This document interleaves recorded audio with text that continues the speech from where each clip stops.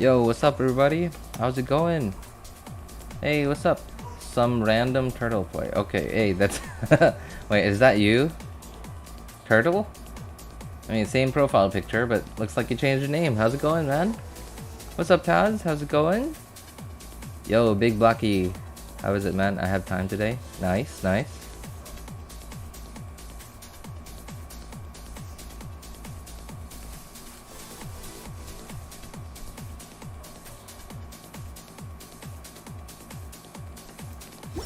So I'm assuming that Big Blackie, that's you, Potato.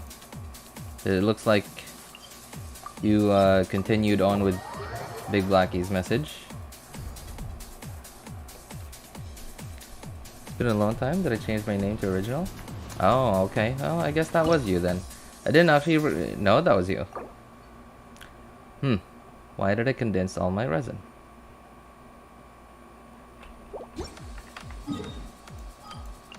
Gonna have to go get this then.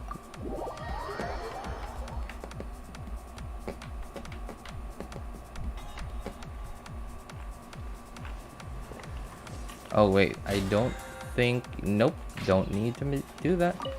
I was about to craft 20 just whatever, just for weeklies, and then I remembered I'm already BP 50, because it's we're coming up pretty close towards the end of 3.8. Are you guys excited? Did you guys see the Genshin Impact like official YouTube page and their official Twitter tweet? Oh, sorry, X. Oh my god. Official X account. It still sounds awkward, man. I can't. It sounds so cringe. How are you, bro? I'm good, man. I'm good. Thanks for asking, man. No Twitter, only YouTube. Yeah. I was surprised. They don't. I don't know. Like, maybe they put. They I don't know. Like, they just don't seem to post on YouTube. Like to put up posts on YouTube. I'm assuming that they did it this time because it's a 0.0 special program. So they wanted to reach out to as many people as possible. I don't know. Just guessing.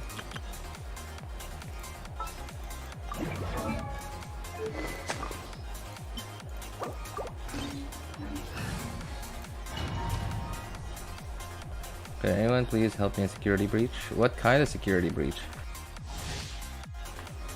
Heard that no Archon 4.0? No, I doubt it. So far they have not released Archons on 0.0 updates. Like in 3.0, for example. 3.0, and in 2.0 they didn't do it, right? They didn't release the Shogun. And oops. Okay, got one in. Oh, got two in actually. Stabilize. Shattered. Quietly now. No, my sword. Rain outlines your. Things are about to get dicey. Let me weave you a verse. Higher, hands on fire.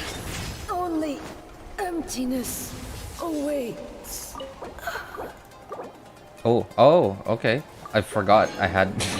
I forgot I haven't used last week's. Okay, hey, that means nice. I can do all 3 weekly bosses right now. Security breach and FNAF. Oh, okay. Well, I'm sorry. I haven't. You know. I wanted to play FNAF. So I borrowed somebody's account for a bit.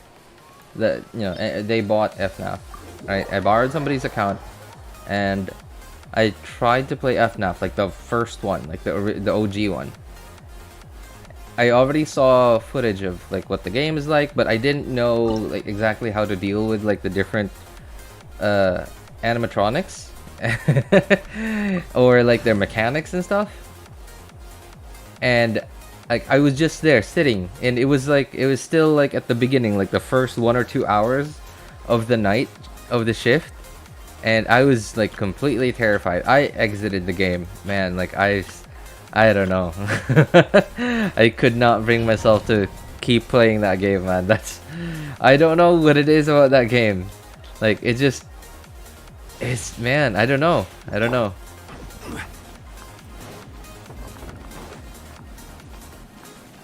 Waiting for Ito. I killed that 412 boss. For all the pain they gave me. I mean, you can kill it with anybody else, man. Ito is not the only one that can kill that thing. Oh geez, Tuesday. I know, because like it's like really simple mechanics. Like I actually saw footage of someone like dealing with it, like playing it and actually paying attention to mechanics and stuff. No touching. But I didn't like pay attention to how it worked, so I didn't remember anything. So I was just going in there blind. No touching. Let's light it up. And I don't know, I think what was so nerve-wracking about it was I think it's a psychological thing, because you're so like limited in what you are able to do. So despite being such a simple game, like the way that they kill you is like really simple. It's just a bunch of jump scares and stuff. There's nothing gruesome, there's no gore or whatever. There's no gore or whatever. But I think it's the fact that it's like you're so limited on like what you're capable of doing.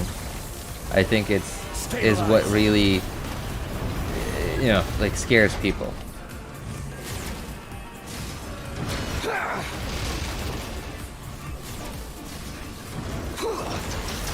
No artifact for Eula, but not God rolls for you. But God rolls for Ito. Okay. I understand, man. I actually have a ton of like def and HP main stat stuff with like double crit that I've just sort of locked away for a rainy day. And I really don't know what I'm saving it for. I'm sort of just holding out on hope that maybe someday there'll be like a really OP character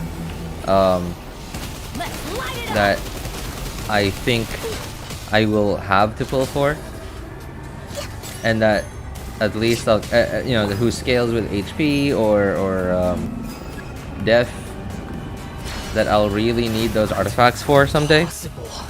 I don't know, it could happen. I still haven't leveled any of them up. Like I think I have like 1 or 2 leveled up, but nothing too crazy. And they're also all off pieces. Let's light it up. No touching.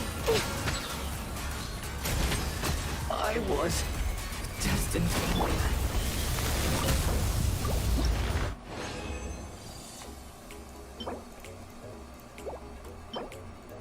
The music sounds really loud to me for some reason. How's my audio, by the way? Can you guys hear me clearly, or is the music too loud? I can't handle scary games, but can watch movies. Yeah. Okay, that is actually a weird dynamic, but yes, I agree. Me too. I can watch scary movies, but I don't know what it is about games. Yo, what's up, Death? How's it going, man?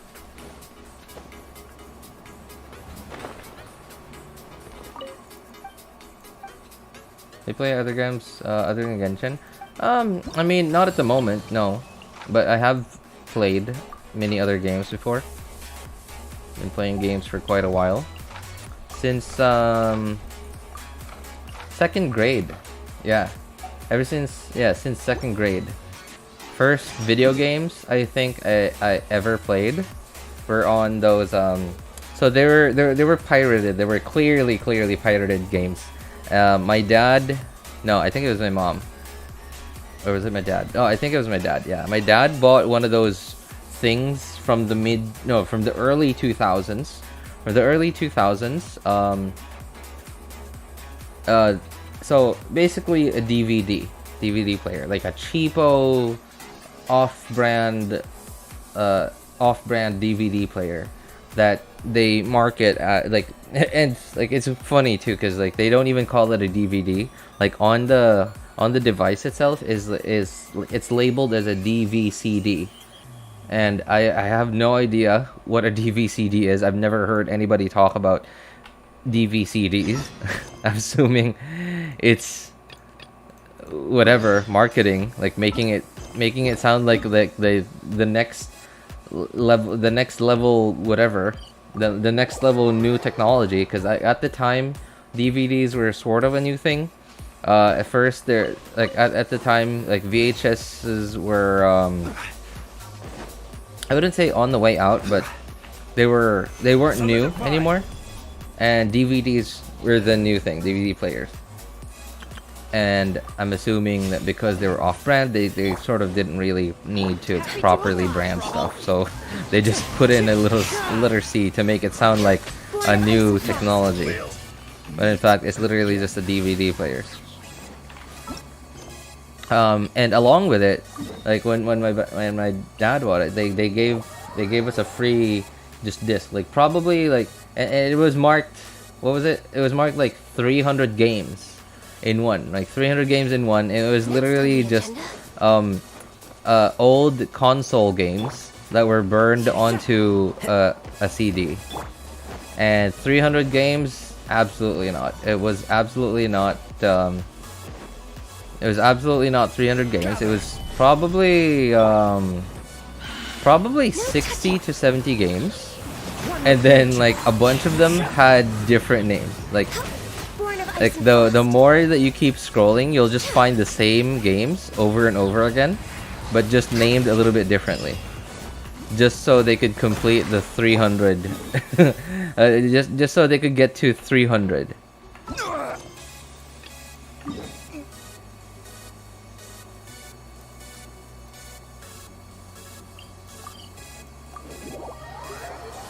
And I remember one of my friends having, they also had one of those DVCD things, and they also got a free disc with burned in, that had pirated old console games burned onto it, and it was the CD was marked 700 games in one, and I highly doubt that it's actually 700 games. It's probably just like the same games that I had that are just copied over and over again and just slightly renamed.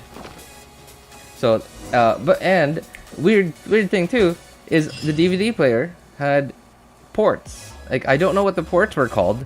I have no idea what kind of ports those were. I don't remember actually what they looked like, but they were ports. The thing itself, the device itself, came with 2 controllers, really cheap. Like, I don't know.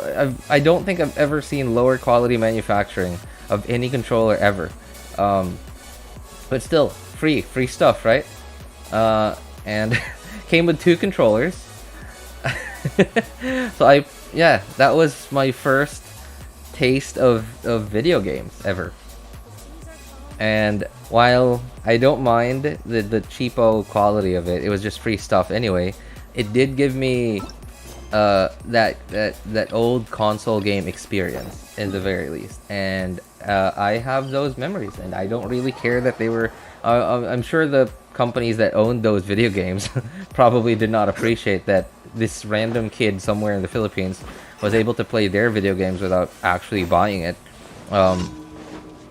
But I didn't care that they were pirated. I didn't care that I had terrible controllers. In fact, okay, funny thing, the controllers were so low quality that the directional keys, no, button, it broke off. So I was just left with the stub, with the trunk of whatever like stub was holding the. It was sort of like imagine like a disc, and then it was just in it just had like indents like shaped to be up, down, left, and right arrows, and that's sort of what the directional button was. Or sorry, not a button, stick. Yeah, it was sort of like an analog stick, and the thing broke off. Like the flat disc on top broke off, so I was just left with a stub. And I was like, well, I mean, it still works. So I kept playing, and it was awful. It hurt a lot. it hurt my thumb a lot, like a lot, especially because like, right, like remember you're a kid, you're like 8, 9 years old, first taste of video games ever, so you're gonna ignore that pain as much as you can, just so you can keep playing.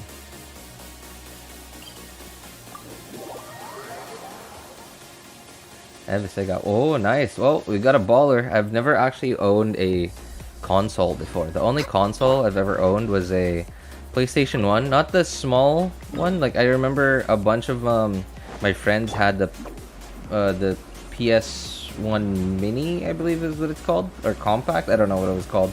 Hey, what's up Chauvin, good to see you, man. And I had the OG like PS1, like the big one. Unfortunately, I don't know what country my dad bought it from, but it had a different. So I had the same plug as like the 2-prong plug that the Philippine outlets had, but I think I think my dad bought it in the USA. Yeah, because I remember within the last year looking up voltages between the USA and the Philippines and like basically most other countries, and for some reason it's just one of those things like that for some reason the USA just likes to be different about. You know how like the USA uses imperial and almost everybody uses metric. Yeah, it's just one of those things that the USA just likes to be different about. So they use like a different voltage for their standard outlet over there. And I think that outlet was, despite having like the same exact 2-prong plug, it was a different voltage. So I had to use like this gigantic adapter along with it. And I hated it so much because it was so big that it would never, the plug would never hold it enough that it would stay in place for too long. After a while, it would just come unplugged on its own, just because the adapter was just so heavy. And it wasn't even like an adapter like one of the power bricks that we have nowadays, like, you know, like laptop chargers or monitor power bricks.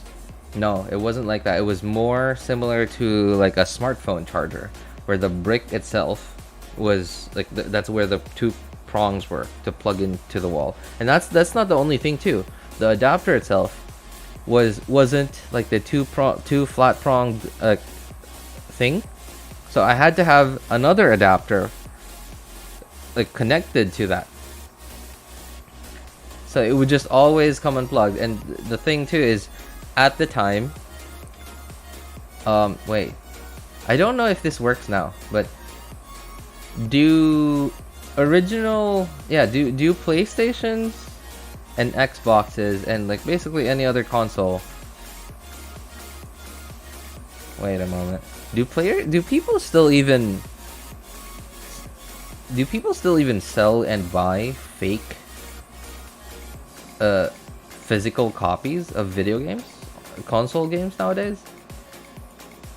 I don't think they do anymore, just because like business models have changed so much.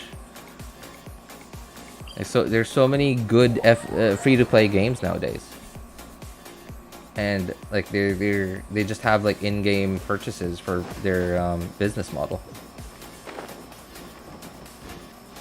So I don't know. I don't know. I just have not heard people talk about buying or selling fake physical copies of console games anymore for like the longest time. So I don't know if people still even do it. I think I touched the PSP. Let's see. The very first one, which is like a phone. I think it was from Sony. Oh yeah, of course it was from Sony. PSP, PlayStation Portable. So yeah, Sony. My little brother had one of those. So my dad bought him a PSP, and my brother was a little too young to be using it. So my brother sort of only played one game. I don't remember what game my brother played on it, but I was the one that mostly played on it. It was Need for Speed Most Wanted. Yeah, Need for Speed Most Wanted, and I don't know. I had a blast playing on that thing. Unfortunately, I didn't know how to put games on it.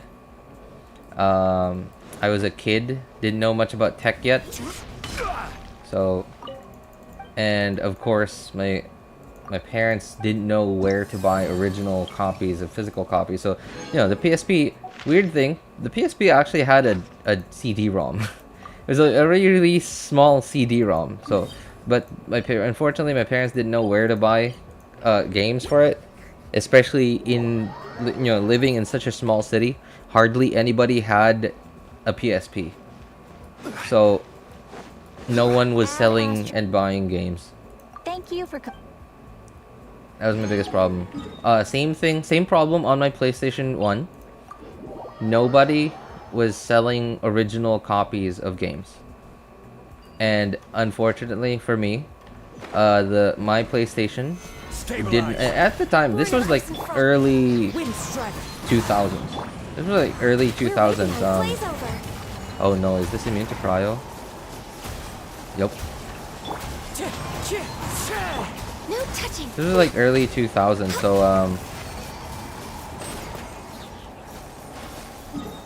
what was I? What did I want to say? Oh yes. So hardly anybody had a PlayStation. So there was the market for it in the city, in my hometown, hardly or probably just did not exist. Yeah, so like, and my parents just had no reason to travel all the way to a city that was 4 hours, because the biggest a big city, the only big city that's like the closest big city to my hometown is 4 hours away by bus. And I highly doubt my parents would be interested at all in traveling all the way just to buy me video games. So I only had one video game on my PlayStation 1, and I didn't even know how to finish it. It was basically about I only as the furthest I ever made it through was probably 20 minutes after the tutorial. Yeah, the game was called Medieval, I believe. And I probably spent, I don't know how long I spent in that video game. What does this mean to? Animo, I believe. Yeah, Animo. Probably spent like hours and hours just going around that tiny area at the beginning, just because I had no idea what to do, where to go next. Does Eula need crit rate? Yes, of course. Any DPS that scales with crit needs crit rate, of course. Your crit damage would be absolutely useless if you have no crit rate. If you have 1,000,000 crit damage and you have 0% crit rate, what's the point? You wouldn't crit. Busted. Take it easy. Here comes the catch. Committed to memory.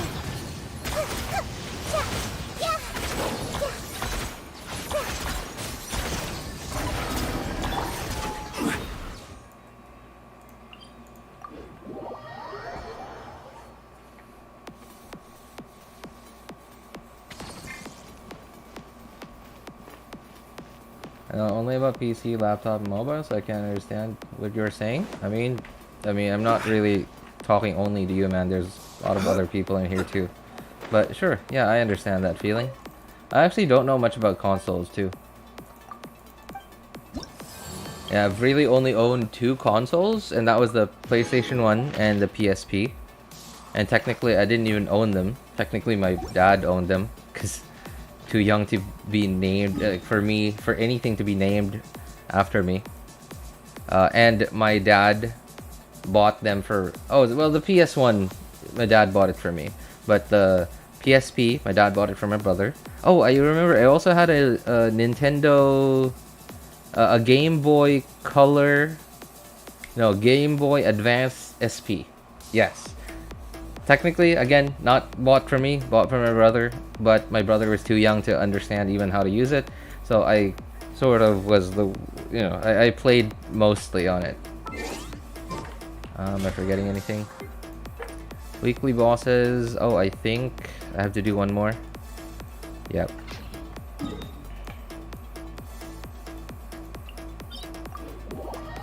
Hey, what's up, Abby? How's it going, man? How much crit rate and crit damage is good? For me, I sort of like a general minimum that I almost always aim for whenever I start to build a character is 50 or 60%. And I sort of maybe not completely ignore, but I mostly ignore crit damage until I can reach 50 or 60% crit rate. Because like I said,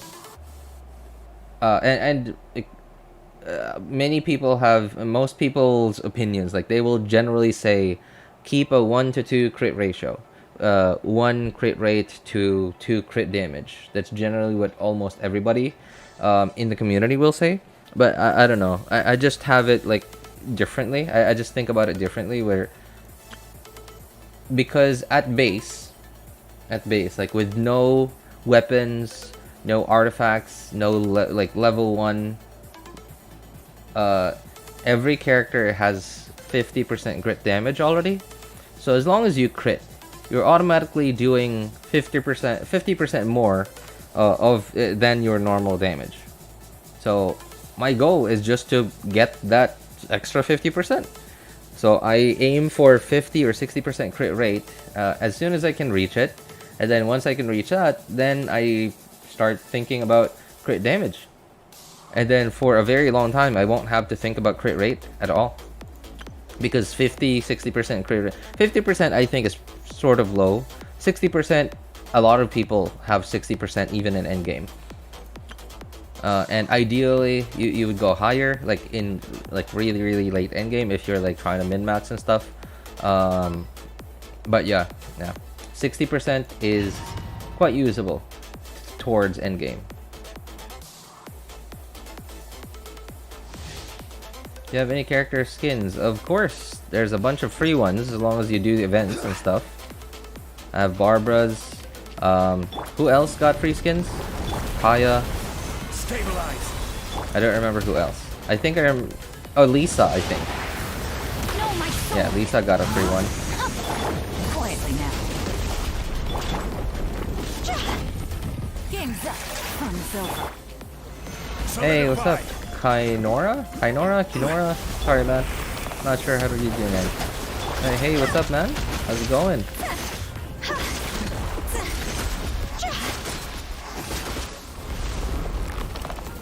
Zero. 1. Swap. Nice. Stabilize. Witness the power of Guwa. Know my sword. Body and mind. Gotcha. Things are about to get dicey. Got Kokomi to 90. Oh, nice. How are you liking your Kokomi? Quietly now. Let me weave you a verse. Yeah, if only I had, like, if only I was a whale, man, I would actually get Kokomi. Rain outlines your If only I was a whale. Having Kokomi is actually, I don't know, I think it's like a nice, not a nice to have thing. But because I can't afford nice to have things on my accounts, because like I'm not a whale, I don't buy Primo Gems ever. So yeah. No, my sword. Things are about to get dicey. Can't afford nice to have things. I can only afford need to have things. Because I already have Mona, I sort of cannot be in a situation where I can get Kokomi just because I think, oh, it would be nice to have Kokomi. Like, no. I mean, like, I've thought about that a ton. I just can't bring myself to do it. Especially not with 4.0 coming. Quietly now. Oh, come on. Solidify. Rain outlines your fate. Okay, there you go. Does Coco heal based on her HP? Yes, she does. Her healing scales with HP. Most healers do, actually. Only a select few healers do not scale off of HP. Here comes the catch. Such as Jean and Sayu, they scale off of attack. Rain outlines your fate. Any healers that... Oh, Noelle scales off of defense. Despite people often memeing on Noelle, she's actually a really... I don't know, I think Noelle's actually a really well-balanced character. I think people just think she's weak just because Hoyo accidentally made everybody else so OP.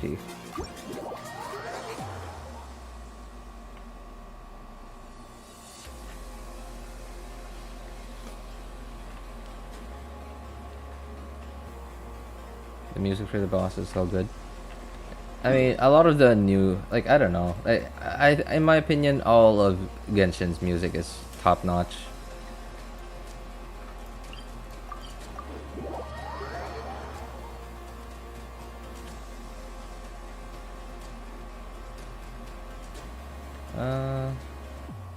Show your Xingqiu build. I'm building this guy. Only getting 2k damage. Alright. So, that's how much attack I have. That's how much, Oh, wow.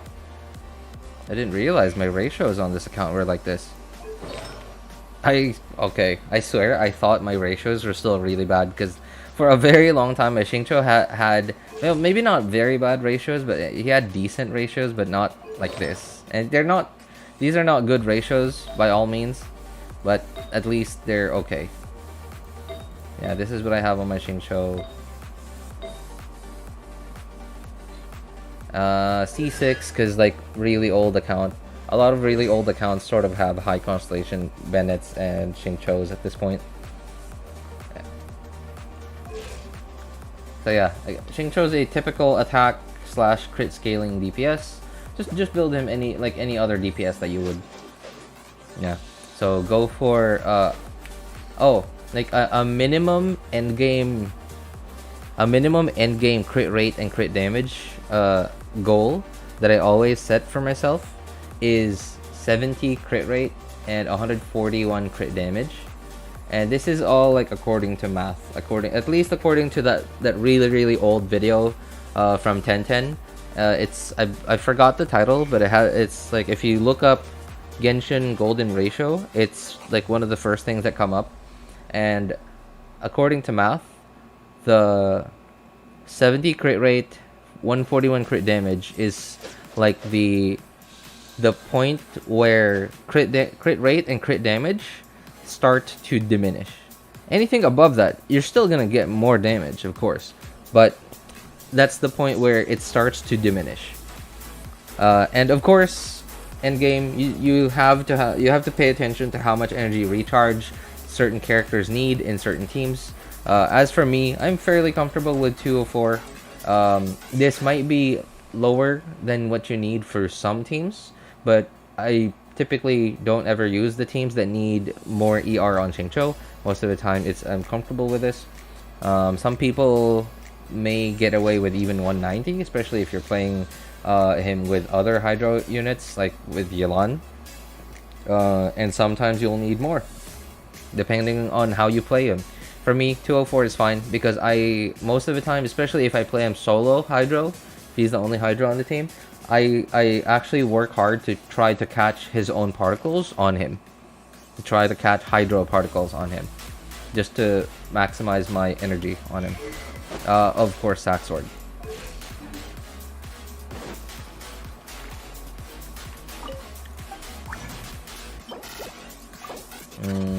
Yep. Are you using Nahida on Ganyu Melt? It's called Burn Melt. Yeah, because Nahida's E procs every time you do anything that's affected by Nahida's E, by the Seeds of Skanda.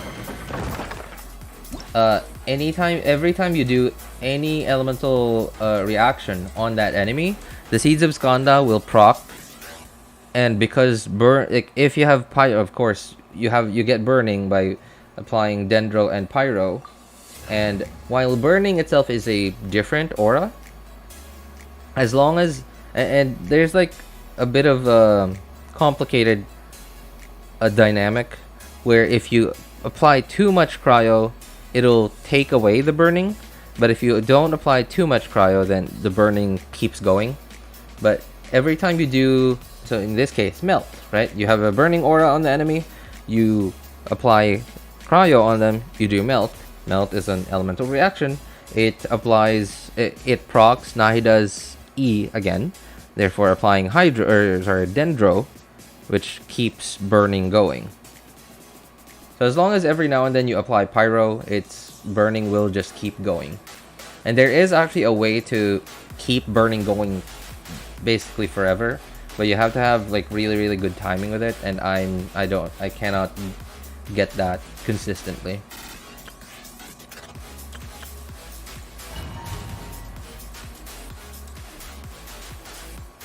After you reach AR60, how Mora? I'm assuming you're asking how much Mora. Recently bought the Luke skin. I got news of Zhongli skin. Ooh, wow, really? That sounds really tempting. Actually, I use Zhongli a lot, so I would actually love to get a Zhongli skin. I sure do hope it looks good. Unlike Ayaka. Okay, so alright, Ayaka's skin actually does not look bad in a vacuum. Like if your goal was just to take pictures of Ayaka and like you really love your Ayaka, sure, it actually looks good. It looks good as like a fashion model, but it doesn't look good when, at least in my opinion, I don't like how it looks when you're actually like fighting and stuff, when you're using the character. I would love to see a Zhongli skin. You know how like in that picture or in that footage of Zhongli together with Ajdaha, like in most of the footage of Zhongli when he's like sort of the Archon, like doing his job, he has those white robes, those white-ish robes. I would love to get a skin that looks like that.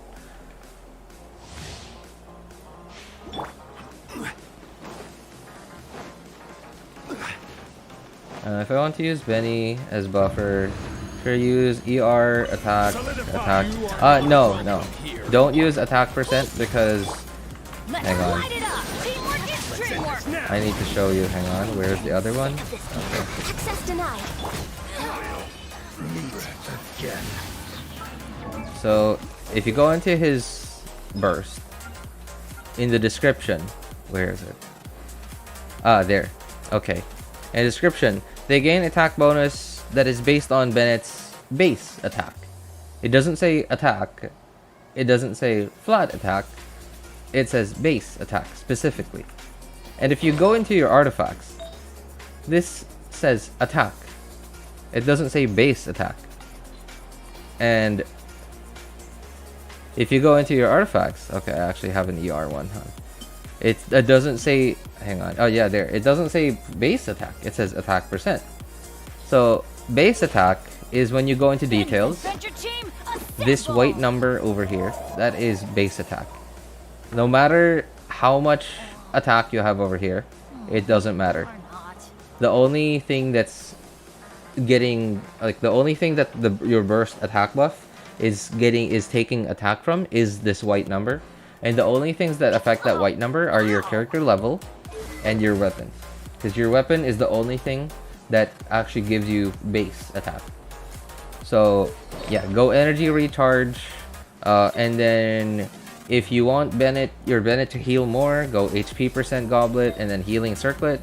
If you want him to be a bit tankier and heal a little bit less, then you can go HP goblet, HP circlet. But if you want him to deal damage, then you could go pyro damage and crit, just like how I have it over here. I just happen to have an energy recharge sands because I have Aquila Favonia that I sometimes use, and if I use Aquila Favonia, I won't have enough energy recharge on him. And okay, most of the time I want to have a lot more energy recharge on Bennett than I need to. Just like in this domain, I need a lot more energy recharge on Bennett if I want to just keep bursting every single time I run the domain. So I need as much rotation or as much energy recharge as I have now with Skyward and an energy recharge stance. Stabilize. You are not I see everything. I'm going in. Let's end this now. Born of ice and frost. Again. Yeah, sometimes though, for some reason, yeah, see? Like, it's just barely enough energy. And I have 260 right now. Some people can actually somehow get a lot more than that. I don't know how they do it. Yeah, but I'm just barely able to get my energy back before I finish the domain. Did you read the news, RJ? Emblem will be added to Strongbox next patch. When you say read the news, is it official now? Is it official? Because ABC, everybody, well, maybe not everybody, but like basically everybody sort of has known about it for some time now. It's been rumored to oblivion already. But so you did say news, so I'm assuming it's official now? Because I remember going to Twitter, now known as X. No more Twitter, guys. It's called X now. Don't forget that. Still very cringe, man. I don't like it. I remember just getting a glimpse of something that said developer talk or developer something developer. I don't remember. I didn't really pay attention to it, so I'm assuming the developers had one of those like pseudo Q&A style announcements, but I don't know. I didn't really pay attention to it. I didn't even look. I sort of just scrolled past it, but I remember seeing something like that. Show me your freeze team's artifacts. Freeze team, sure. 4.0 is already here. I still haven't done that temporary map. Asuna, what? What happened, man? Freeze team. Okay, Ganyu. I have Ganyu most of the time on my freeze team, so this is not ideal for freeze Ganyu. I'm lazy. I don't want to have to go farm Blizzard stuff specifically for Ganyu. In fact, I have Ayaka on this account. I didn't even farm Blizzard for her. I remember farming the Blizzard domain a little bit, like a tiny bit, a long time ago. And this was before the Emblem domain got released, before Inazuma. So I had to farm the Blizzard domain because I had Ganyu, and then I wanted to give Xingqiu 2-piece Hydro. Yeah, and that was sort of the thing. So I farmed the Blizzard domain a tiny bit, and I just so happened to get all the, like, I don't know how in the world I got artifacts like these, but it's in probably 1 or 2 weeks. Yeah, but my Ayaka, I don't even have. Yeah, this one I think I strongboxed this a little bit, and I sort of just gave up on strongboxing Blizzard pieces because I was already happy with my Ayaka. This is what I have on my Ayaka. Ayaka, obviously, I almost always have her on my freeze team. And these are her stats. But don't be surprised. That's mostly only because I have a crit weapon. That's why the crit ratio is so high. C0 because I'm not a whale.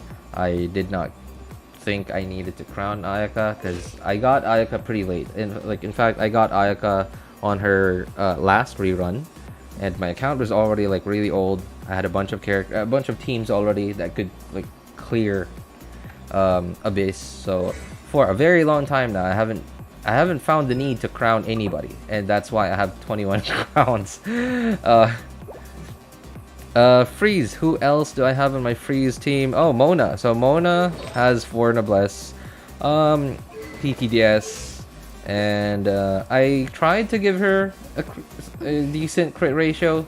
Unfortunately, I don't have a lot of good noblesse good DPS noblesse pieces, so that's why her crit ratio is sort of pathetic. Of course, her attack would be really low with TTDS, and she has energy recharge. Doesn't even have an attack goblet. That's why her attack is so low. But yeah, tried my best. My main focus was to get energy recharge. I wanted to have to try to reach 240 energy recharge on Mona, because like I often find myself in a situation where Mona is lacking just a tiny bit energy before being able to burst, especially when I'm fighting enemies that don't drop particles or like drop very little particles. Unfortunately, I don't have a lot of good noblesse pieces. I haven't strong boxed enough for them.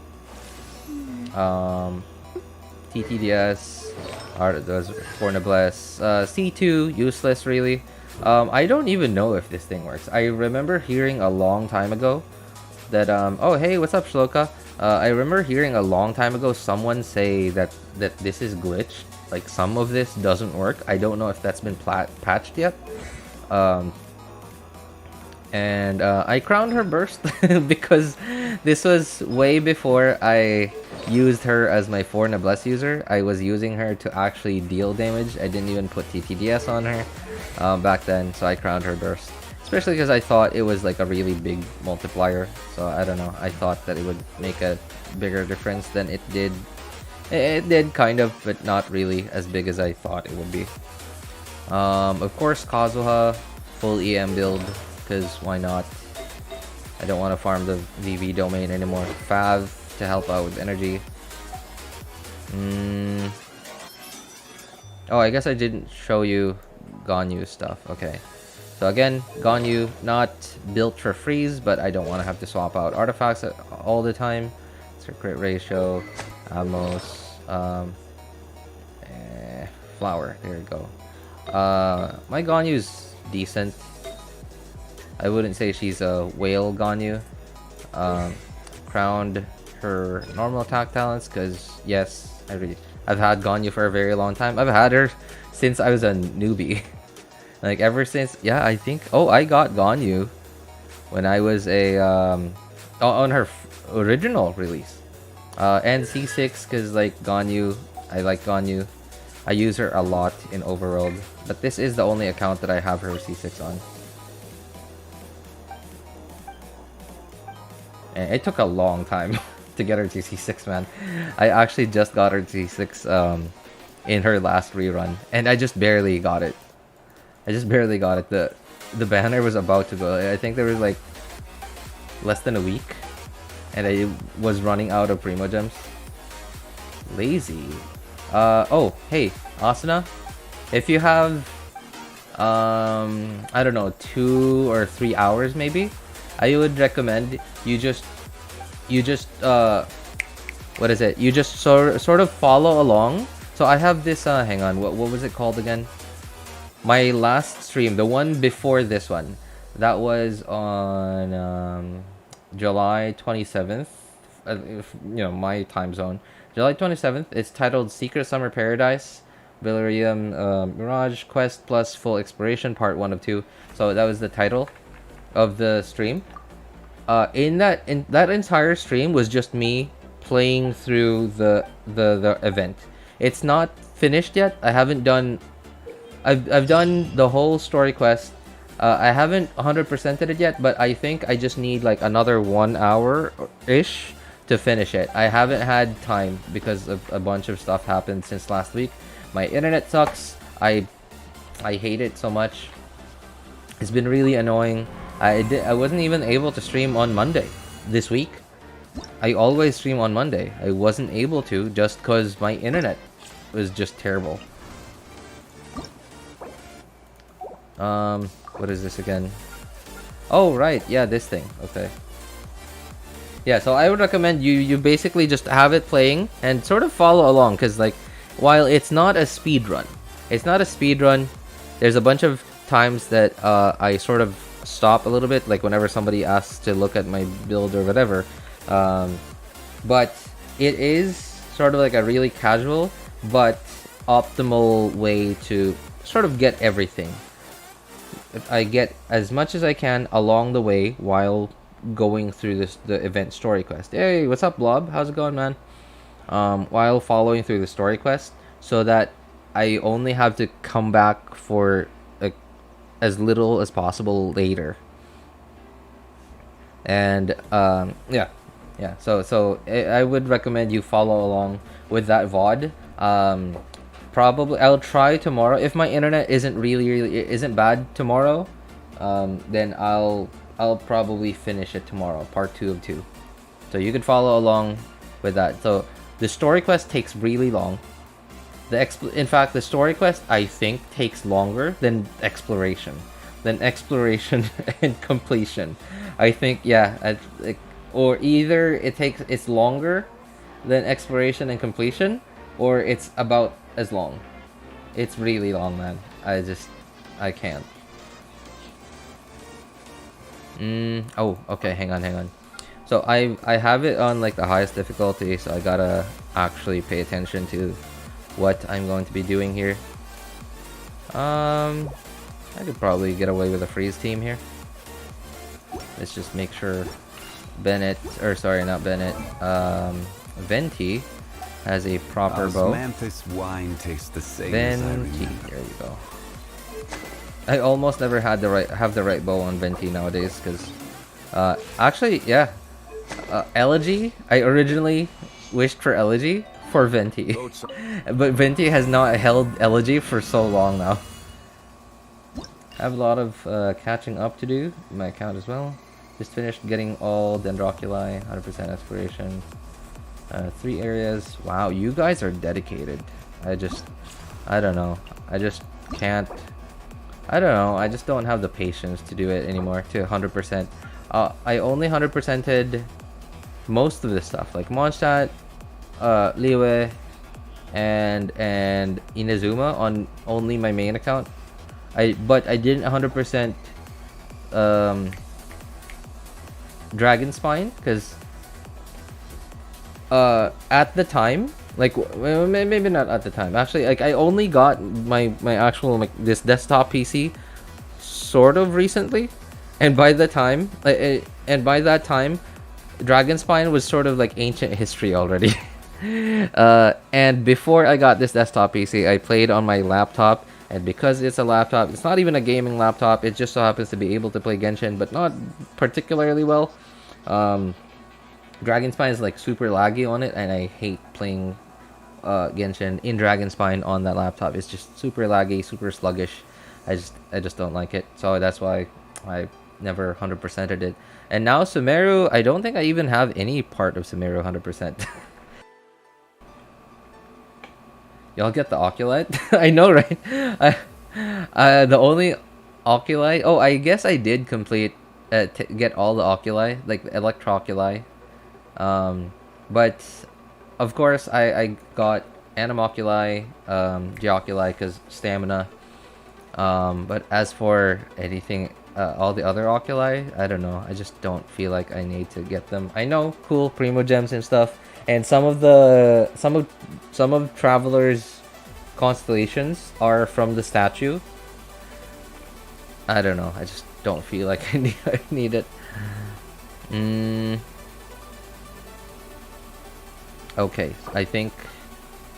Yeah. Okay, I think I've made up my mind. I'm gonna go freeze on this side. Mona, there you are. I hope this works out.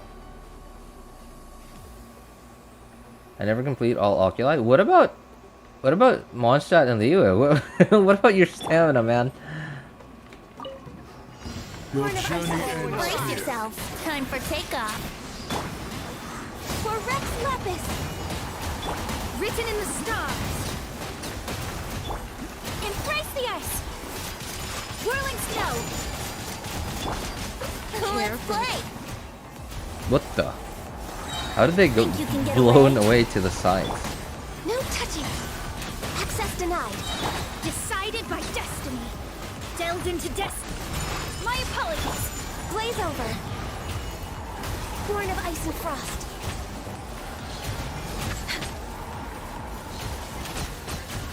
Fine. Some Target practice. Today. Time for takeoff. No touching. For Rex Lapis. Fate is upon you. Okay, Let me and scribe. there we go. Kamisato art. Sometsu. Take flight.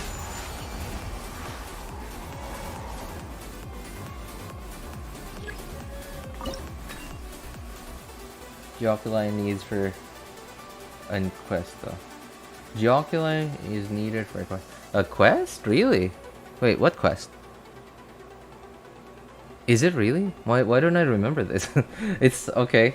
Well, I mean, it is Geoculi, so I'm assuming it's like really from a really long time ago. Probably why I don't remember it, but I actually don't remember. Is it actually needed for a quest? Because I only have one account. Ah, okay. Everybody Makes stand sense. But yeah, oh, hey guys, like for anybody who hasn't finished the Veluriyam, I don't know, Mirage, I would recommend, or for those of you who haven't actually even started it yet, I would recommend you just have my my last stream, just have it playing, like just the VOD. Stop. Stop. Clouds high. Just have it playing and like basically follow along with it. It's not a speed run, but it's also not bad. It's a somewhat optimal way to do everything. It's not finished yet. Part 2 of 2 will happen this week, hopefully, if my internet doesn't suck. Then yeah. I always use Ganyo Blizzard Trader. Oh, I would love to, man. I would love to. Oh no, actually, you know what? I prefer Wander on Ganyu. I don't know why. I don't like 4 Blizzard. It is actually really nice. I think it's a really strong set. I just prefer consistency. Like for example, so okay, now I'm fighting enemies that can be frozen. Sure, so I get the 40 crit rate from it. But then like I set up my build around that 40% crit rate. Oh, gotta go. See you later. Oh, okay. Hey, thanks for hanging out with us, man. Take care, Asuna. Hey, what's up, Scorf? How's it going, man? So normally, like most people would build their Ganyu around the 40% crit rate from 4 Blizzard, right? So they would be expecting, like they would have their crit rate 40% lower than they would without 4 Blizzard. Okay, one moment you're fighting a freezable enemy. Great. Awesome. You get like what, 80-90% crit rate. Then the next moment you only have 50. When you're fighting an electro slime. When you're fighting a pyro slime. You can't apply cryo to it. You can't freeze it. I guess you can freeze a pyro slime, but not an electro slime. Right? So I don't know. I just prefer consistency. Oops. I think that's right. Yeah. Stabilize. Make yourselves at home. Busted. Game's up. Fun's over.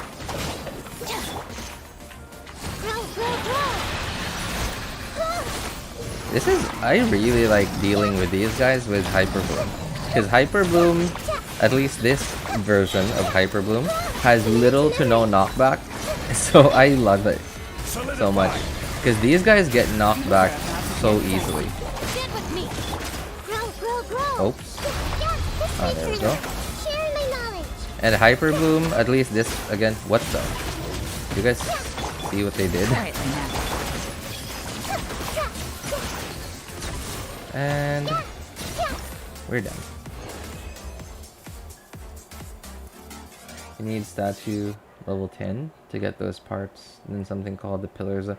Oh, that thing. Okay. I get what you mean now. Although I think you're already gone, Asuna. But thank you. Yeah, you're right. Okay, I thought you were talking about a quest that was actually like necessary to proceed with the main story. But yeah, I get what you mean. That was actually a pretty cool quest, in my opinion. I wish they put more stuff in like that underground cave. Would have been a lot more interesting if they put in more stuff in there.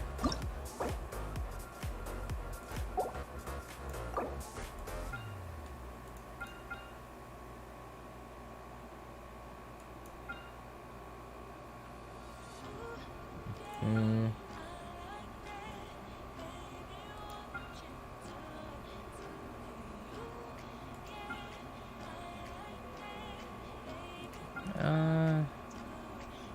Okay. What should I use? Okay, I guess I'll have National on this side. National, Hyper Bloom, and then Freeze. Yeah, sure. Can you tell me why? Or what will be my perfect artifacts? That's for Freeze Team, Ayaka, Ganyu, Kokomi, and Kazuha. Well, there's not exactly a perfect one. So, you did say artifact set. Oh, okay. Artifact set. Sorry. I thought you were talking about like basically everything. No. Okay. So artifact sets, of course, Kazuha, for Viridescent, Kokomi. So Kokomi, it depends. You could, oh, you know what? For Kokomi, for, what is it called? Either for, well, what was that healer thing? Healer set, Clam. Let me weave you a verse. Yeah, for Clam set, or you could go for, what is it called? The, Millilith. There you go. You could go for Millilith, because Kokomi is actually a really good user of 4 Millilith. But it's up to you whether you want Kokomi to buff your cryo or your team with 20% attack from 4 Millilith, or if you want Kokomi to do personal damage with 4 clams. Nice and spicy. Teamwork is dreamwork. Don't wait. Let me weave you a verse. As for Ganyu and, or sorry, not, hang on, who was it you had? Ayaka and Ganyu. Oh, okay. So Ayaka and Ganyu, you could either have 4 Blizzard on both of them, or you could have basically any other set that works on Ganyu and Ayaka. Ayaka and Ganyu are both attack, crit, scaling characters, so because it's a freeze team, 4 Blizzard would be nice, but if you don't have 4 Blizzard for both of them, then just a combination of 2-piece, 2-piece. 2-piece attack, 2-piece cryo, or just 2-piece attack, 2-piece attack. EM would not be ideal, because freeze does not do any damage, and none of those characters can shatter.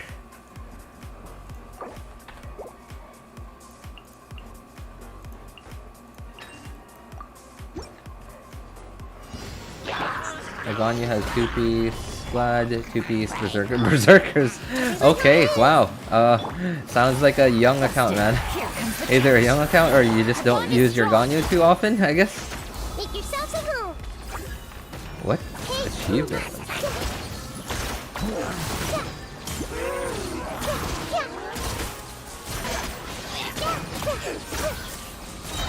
Commit it to memory. Things are about to get dicey.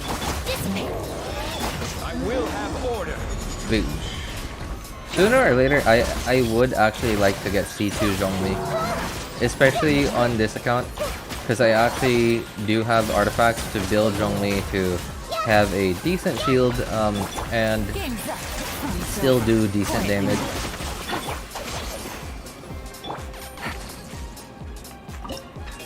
So yeah, I would love to be able to just get the shield by bursting.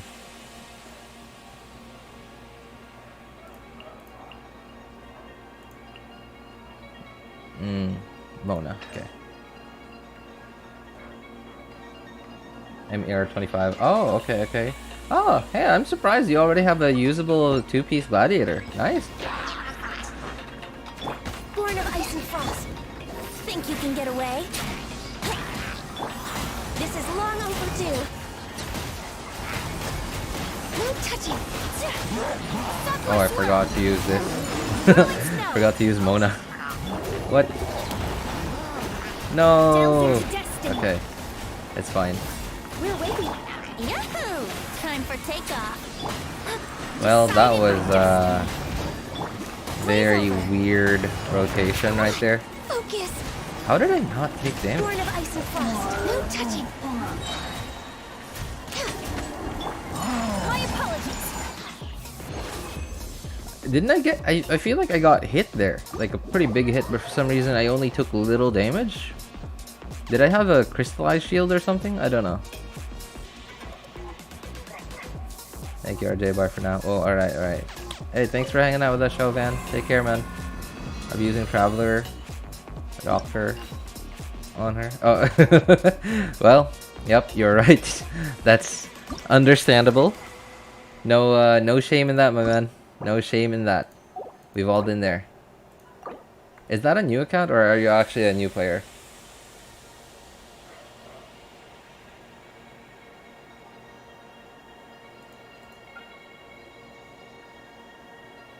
Frog, boar, any of the flyer ones? Crane, finch. What is the finch? What is that? Anybody know what the finch is?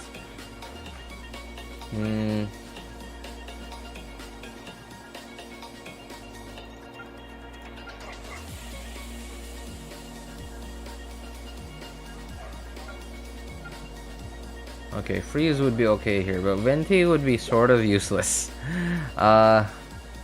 Maybe I'll just go with Diona, I guess. Venti would be sort of useless against these guys. Oh, what about...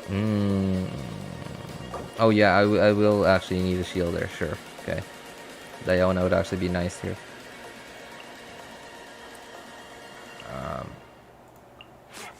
Mona? I guess for just for TTDS, I would have National here and then Hyper Bloom here.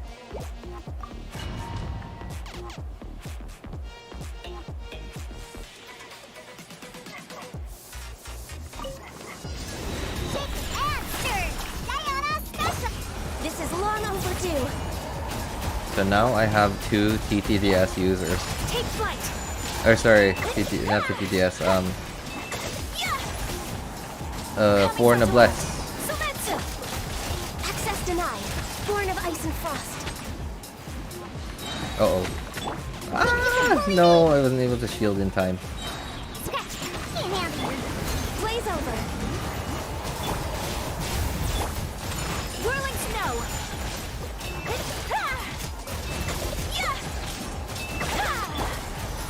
No touching.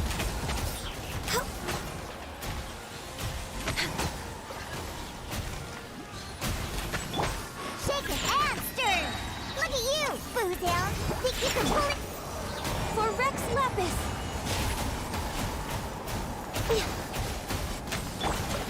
Take flight. Maybe I'll use TTDS after all. Sakura swirl.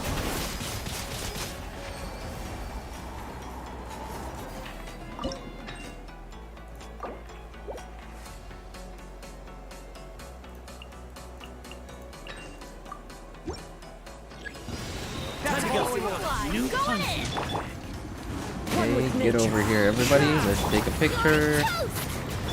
Boom. Oh, didn't kill everybody. As one with wind and cloud.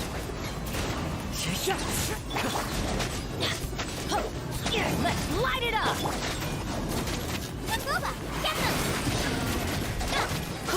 Teamwork is dreamwork! Wind strike.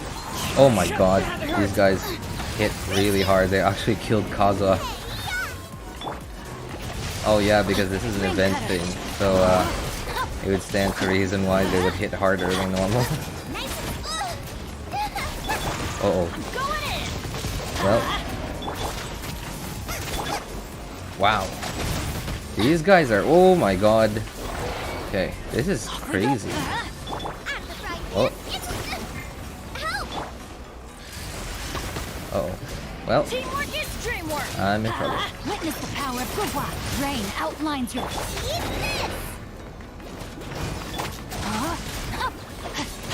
Oh, one's down.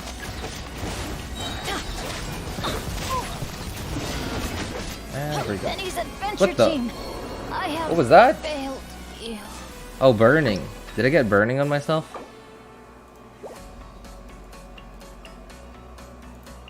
Oh, because I was on Bennett's burst. And I had pyro on myself. Okay. I had pyro on myself and then he put dendro on me. And voila! Burning. Let's just say I forgot my old account password. Oh my god. Are you serious, man? Sharing my knowledge. Well, I mean, why didn't you just forget password or something? Get dicey. Get with me. Don't tell me you know, you put it on some random email that you don't use even.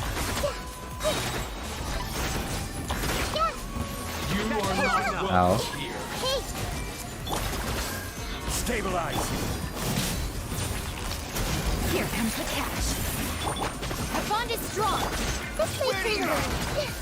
The Temple of Wisdom. That would actually be terrible. What adventure rank was your original account even? Order guide you. Solidify. Quietly now. The game's up. Fun's over. This way. Out of my way. Grow, grow, grow. Be a good audience, won't you? This way, Freedom. This is all. Uh-oh. Did get to hit with Zhongli's meatball.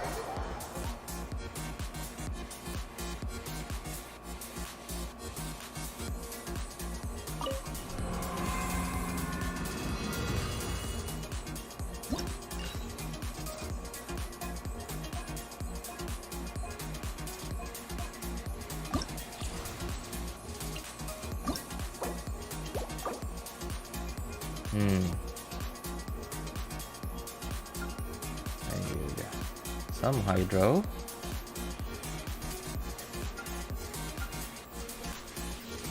I don't know. I feel like freeze might be okay with this. But these guys hit really hard. I don't have a healer with my freeze team, but they can't be crowd controlled by Venti.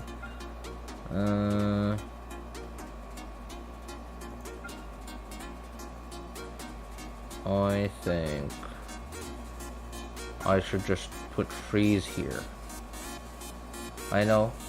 I know there's Whopper Flowers, so increased the cryo enemies, so increased cryo resistance. But hey, I have VV anyway, so should be fine. Let's hope.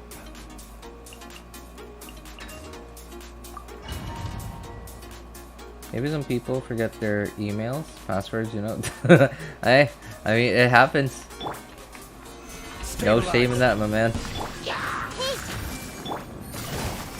Here comes the cash. I remember my well, I guess I can't say I remember. But I don't even know the very first email I made because I had absolutely no idea how to use a computer when I made it. In fact, my friend made it for me. Gotcha. We were at an internet cafe because my friend really wanted me to try out this game that he was playing. He really wanted me to play with him, and I see everything. I will have order. so okay, I went with him to an internet cafe, and I logged in, paid for it with my own. Well, I wouldn't say my own money, but the money that I saved for my allowance. And I sat for about an hour. I had no idea how to use a computer. He made an email for me so that I could make an account for myself. I mean, technically he still made the account for me. I had no idea what was going on. I don't even remember what my email was. I don't even remember what email it was. I think it was Yahoo. Yeah, because Google wasn't a thing back then yet. This was like no, not even mid. Oh, yeah, actually, yeah, never mind. Mid 2000s. Oh no, this was early 2000s because I remember I got my first computer in 2004, I believe. So yeah. Yep, no shame in forgetting about emails.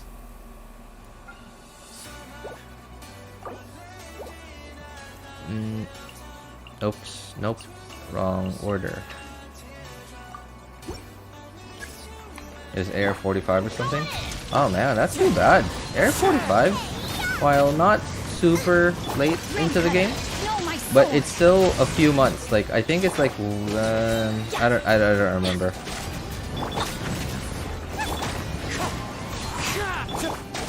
About a month maybe, or less than a month. I don't remember how long it took me to get to AR 45. Birds come. Your toast! Let me read you a verse. Rain outlines your fate. Know my What soul. the? Was that 129k Shingsho E? Or I'm going in!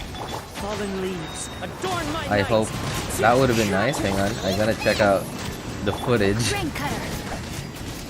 Would have been sweet if that was actually 129k. Alright, hang on. Genshin's gonna freeze for a moment. Just because I want to see that.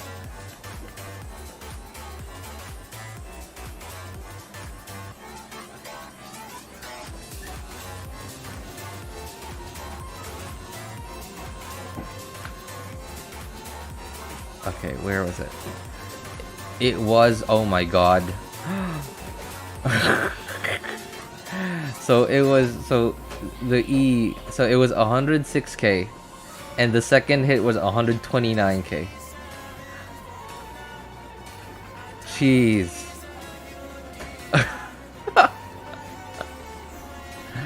I did not expect that. Yo, what's up, Jamie boy? How's it going, man? Hope you're safe from typhoons. Oh, I am. Don't worry, man. I appreciate it. Thank you. Thank you. I don't know which part of the Philippines you're from, Jamie boy. I hope you are safe too. This typhoon, like the one that's like near-ish to the Philippines right now, it didn't actually head for the Philippines, and why that's good and bad for certain reasons. Obviously, it's good because like the eye of the storm never, like, which is where the strongest winds are at, never actually got close to the Philippines. But or like to anybody in the Philippines, but in some parts, like especially in the eastern Philippines, the winds, I'm assuming, were strong enough to just have so much rain that would cause landslides, mudslides, stuff like that, or just to actually like topple down power lines and infrastructure, or even housing. Yeah. I'm safe. Thank you though, I appreciate it. But I can't say the same for my internet. I haven't been able to stream mainly because my internet has just been awful. Another reason is what I posted about, and another reason was I've been really busy because again, it's summer vacation for a lot of kids in China, so that's why I'm busy with work.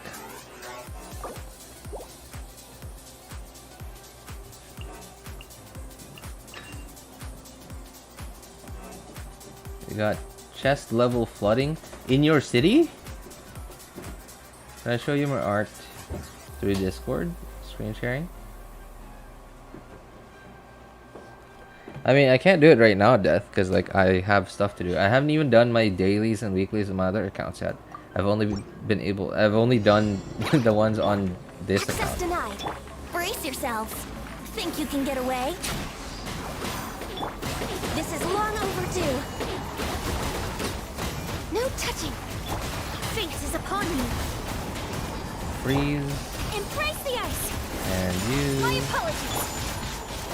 Okay. Time for Oh, I takeoff. missed one of the whopper flowers. Access denied. Blaze over. Let me scribe. No touching.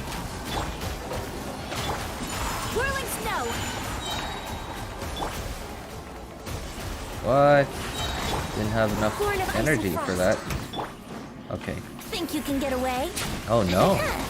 I don't think I'm gonna be able to For finish Rex this. Lapis. No touching. Written in the stars. Shadows of fate. Sakura swirl. My apologies. Born of ice and frost.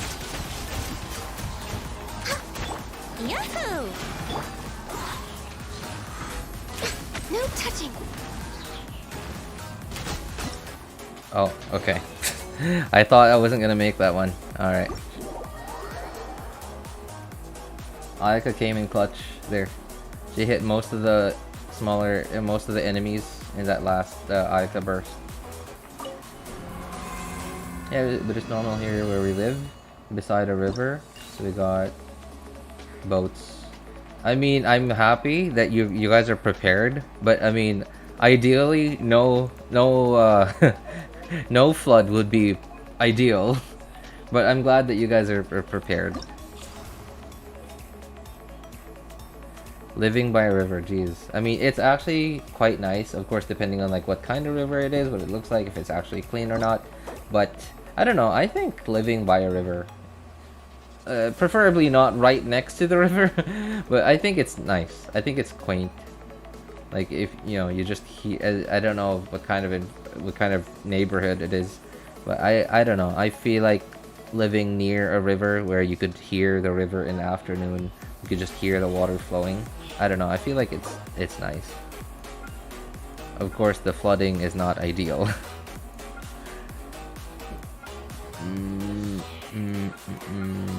Freeze here.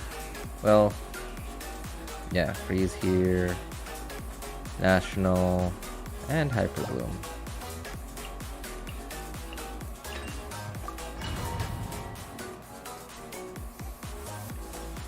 Flood subsides easily as well. Okay. I guess that is a pro. Like, while you're more prone to flooding. Time for takeoff. Okay, I guess it's a preference at this point. Oops. Born of ice and frost. I guess it's a preference. Brace yourself. Because so some people prefer Think you can get not away? not having bad stuff happen to Here we them, go. but still This is long but overdue. but also You're not right behind have the schedule. good stuff happen to them. Well, not a lot of good stuff at least. Yahoo! And some people prefer bad stuff happen to them, but also good Time stuff for happen. takeoff. And I guess it's a preference at that point. This is weird. Brace the ice. Melt Ayaka! Whirling snow.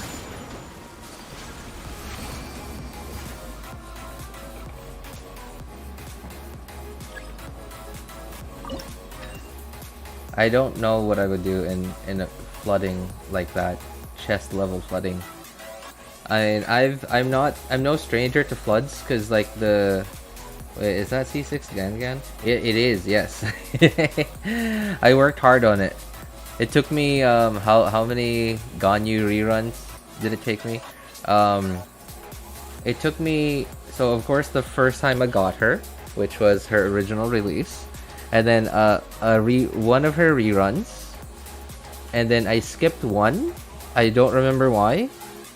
And then I finally got her to C6 in her last rerun. So yeah, I worked hard on it, man. But yes, it is C6 Gangan. Everybody stand back. Into the wind. Hey, yeah. Nice and spicy. Rain outlines your fate. Man, I love finishing off enemies with Xingqiu E. It's just The wind knows. so satisfying. Teamwork is dreamwork. Clouds high. The birds call. Hold E. Into the wind. You're toast. Let me weave you a verse. What the? Where'd it go? Rain outlines your fate. Know my soul. One with nature.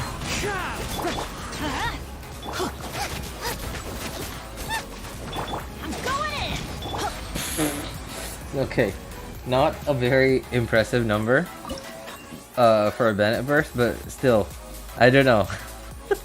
I just thought it was satisfying. 65k Bennett burst, not the biggest one I've seen so far, but just as a finishing move, it just feels nice.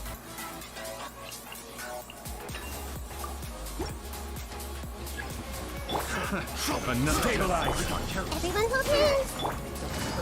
So yeah, like I was saying, I'm no stranger to floods. The street I grew up in is actually like just one block from here, from where I live right now, and I don't know why.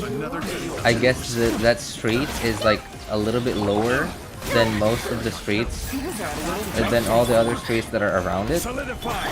So that one street just gets a lot more flooding compared to all the other streets that are next to it. In fact, like I'd say 80% of the time that street floods, like hard.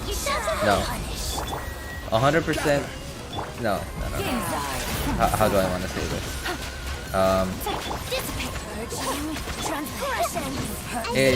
That street almost always gets flooded, but like any other street apart from that almost never gets flooded. Power flows through me. Stabilize. Order guide you. Grow. Busted. Things are about to get dicey. Our bond is strong.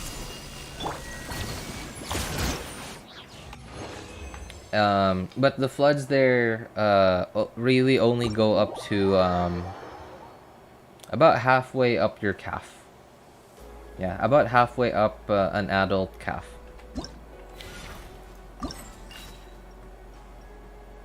I think that's the last one. Yeah, okay, that is the last one. Oops. Well.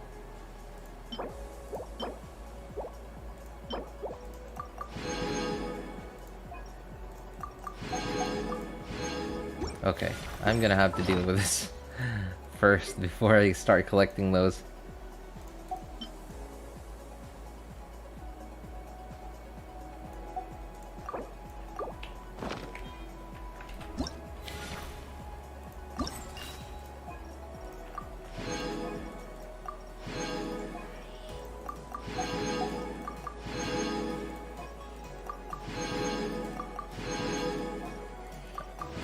But the street I live on now is the owner of this house and like the other tenants here said that this street has never gotten flooded before, and apparently, so Christmas Day, I think I've already told this story about a week after Christmas Day of 2022, and this street got flooded for the first time, at least according to my neighbor, and boy was it wasn't as bad as floods, you know, in the house of where I grew up in, because that street seems to be at a lower elevation compared to all the other streets next to it, but it was almost as bad. And what made it worse was I'm not a kid anymore. So it's my job to clean up the house now. Whereas the last flood I experienced in that street was I was a kid, so it wasn't my job to clean up the house. I did sort of help. I think... Oh, okay. Time for expedition. Hang on, to reset expeditions. 20... Okay, I think that's right. Yep. Alright, we are ready for tomorrow.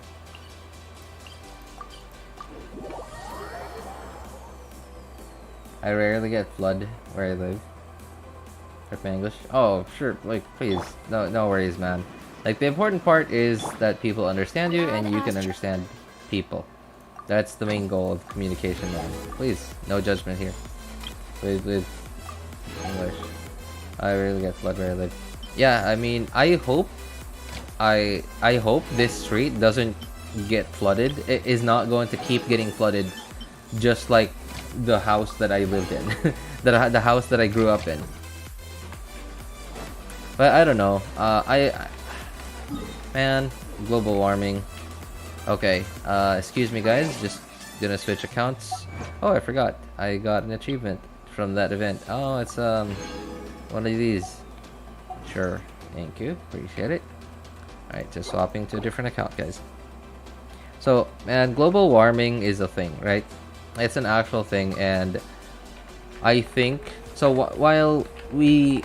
From 20 years ago to even maybe 50 years ago, we did get typhoons and superstorms and like weather phenomenon as bad as we have now. We did get them occasionally, but nowadays it's just coming so frequently that it happens basically every year now.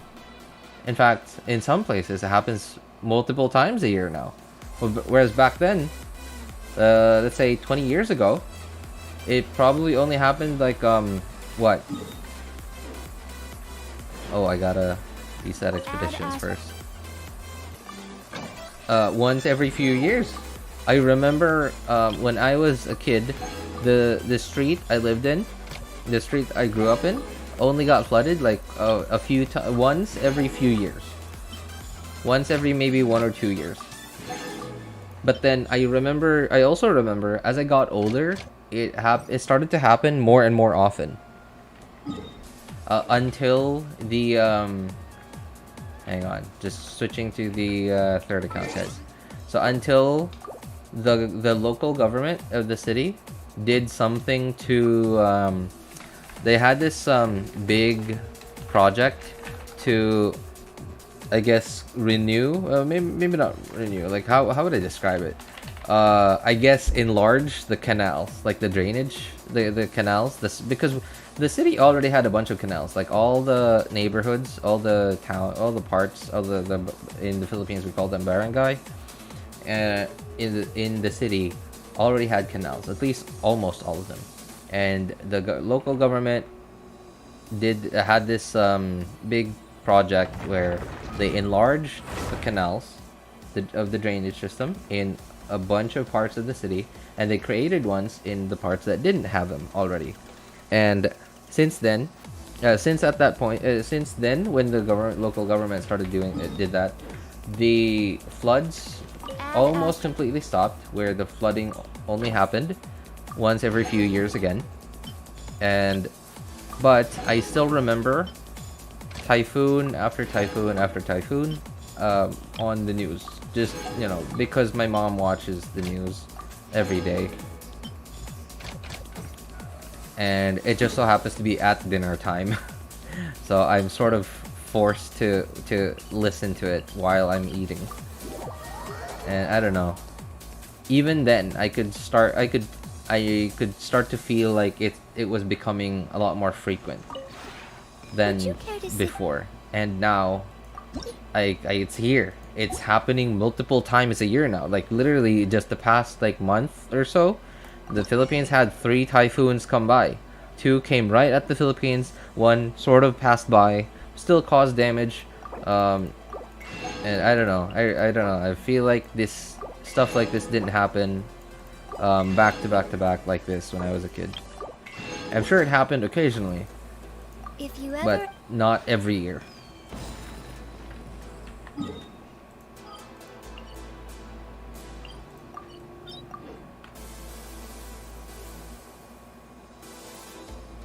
Philippines do be eating all the typhoons. I mean, like it's like, you know, I mean, like, look at Japan, right? The Philippines has to play its part. Japan takes all the earthquakes. Japan takes all the tsunamis. So, and we are a coastal city. We are one of the sorry, not city, country. We're a coastal country. We're in front of the largest ocean on Earth, with the Pacific Ocean, and Hawaii is one of them. California, and Japan, New Zealand. I don't know. Like what is down south? I guess Australia. Yeah, Australia, New Zealand, and whatever other islands are there. So yeah, Philippines has to play its part, man. Unfortunate. I mean, I'm making a joke out of this, but it is actually unfortunate. Especially for a lot of the cities that are on the eastern side of the Philippines. And I remember thinking about this last year, I believe, because last year is sort of when I really started to learn a little bit about weather patterns. And when I say maybe not weather patterns, but like the pattern of like how the climate goes every year, and the dynamic of how all of that is related to each other. Like, for example, the main idea, not the main idea, like the basic logic of how typhoons form, and why they form in a lot of them form in the Pacific Ocean, in the Atlantic Ocean, etc. Because large bodies of water, and a large difference, a difference in temperature of large bodies of air, and then certain movement because of I don't know like all the terminology and stuff, but basically all the winds of Earth are sort of moving around in different directions, and in some places seem to be in the middle of two giant masses of air that are moving in opposite directions. That starts the turning motion, and then because hot air is lighter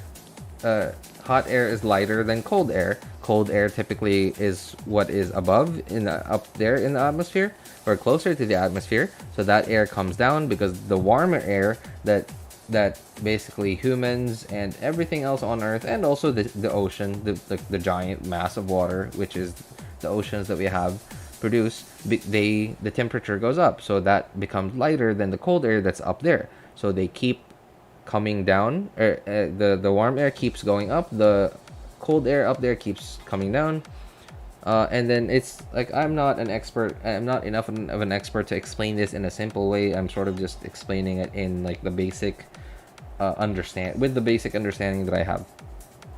And RJ, thank you for teaching me geography. I appreciate it. I wouldn't say this is geography, but I'm guessing whenever I get into this train of thought, I'm guessing that sooner or later I will actually start to get into geography. This is more what's the word?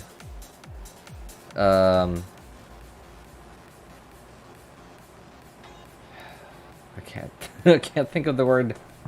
Meteorology? I know, maybe not meteorology. I know that people who work with the weather are called meteorologists, but I don't think the topic or the subject that they're dealing with is called meteorology. I think that actually has to do with meteors. Climatology? Weather. I feel like it might be climatology. I don't know. I made it up. Weatherology.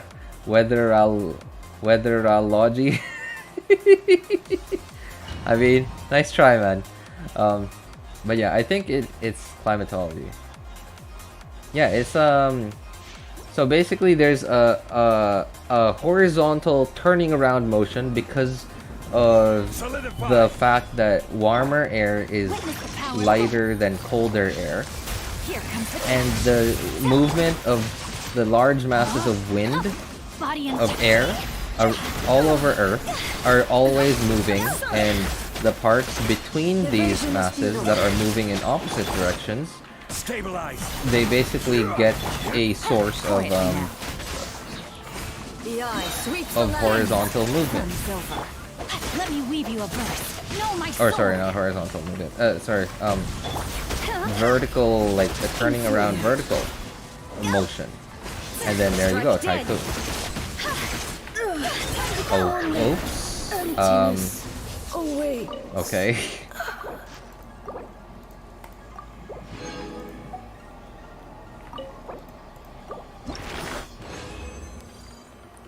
And it just so happens to happen a lot more over large bodies of water because I don't quite understand why.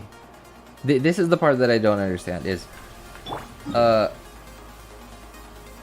air seems to get warmed up a lot over large bodies of water. So the air that was once cold from up there, from like a high altitude, it's heavy again, so it comes down. It's heavier than warm air, so it comes down. And then once it comes down here, a lot of it seems to get warmed up a lot more over large bodies of water than over land. And then that becomes warm again. The air that was once warm down here, that went up because it was lighter than the cold air that was up there previously, this air is now going up and going down, and then now you have this circular motion that is just replacing each other up and down. And then typhoons, which is why most of the typhoons, I don't think I've I even remember a typhoon coming from the west of the Philippines. I know there's like a big body of water over there too, but there are just too many bodies of land on the west side of the Philippines that if there was a typhoon coming from that direction, it would hit those bodies of land. Like what's to the west of the Philippines? Like Indonesia, I guess. Indonesia, maybe not Vietnam. Vietnam's towards the north-ish. Yeah, Brunei, bunch of other countries towards the west of the Philippines. So it would hit them instead of the Philippines. So all the typhoons that hit the Philippines are from the Pacific Ocean. Man, I wish they actually taught stuff like this when I was a kid. Like, while it doesn't really help me other than just to know why I'm experiencing what I am experiencing. Like, for example, in my city is actually like geographically, it's actually really, really nice. Like, the city I live in is actually geographically awesome. Other than I don't know if there are any major fault lines over here, but I grew up in, this is actually my hometown. My parents moved here from when I was 1 year old. Grew up here. I've moved out of the city a few times after I finished college, but ultimately here I am. I'm back here. Been here for a while now.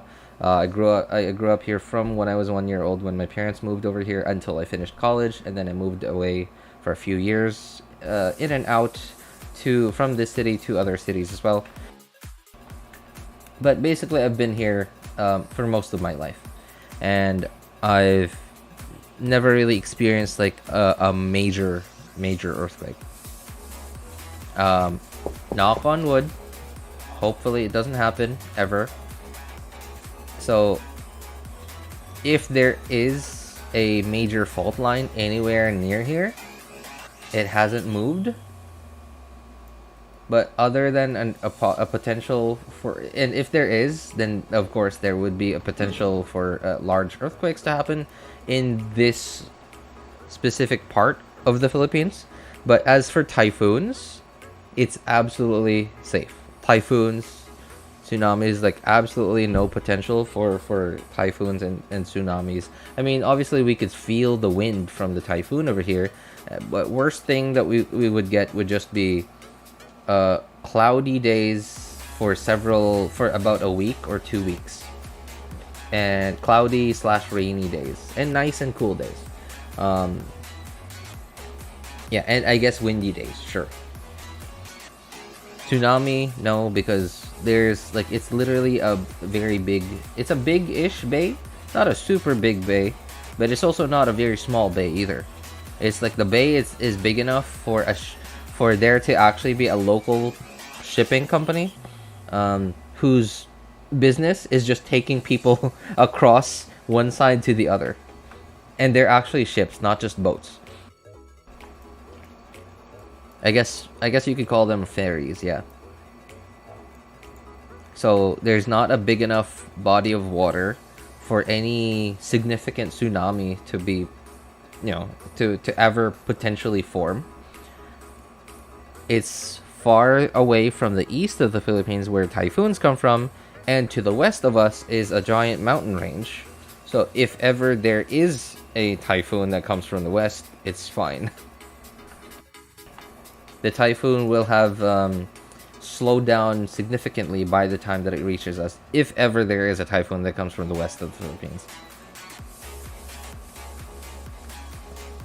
Word salad may describe a symptom of neurological or psychiatric conditions in which a person attempts to communicate in an idea, but words and phrases that may appear to be random.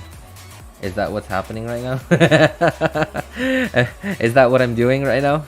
I mean, I honestly, because again, I'm no expert at all in the topic that I'm talking about, I'm sort of just trying my best to simplify and sort of arrange my basic understanding of this topic.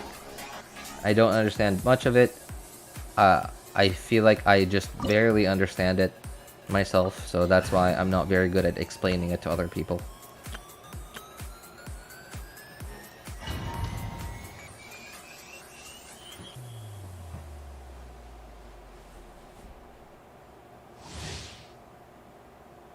Also, Zayalas, please don't think I ignored you, man. I was just rambling for a bit. Ever-changing world is always changing. Yep. I don't know who coined this phrase, but the only thing constant, the only constant in this world is change. I don't know who coined that phrase, but it's someone smart, so I'm saying it again, so that I can pretend to be smart.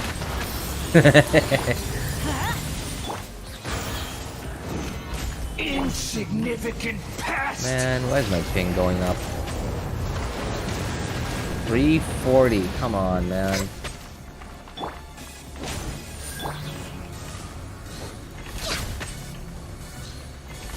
My endless cycle Begins. Gather. 1,000 eons, mine to dominate.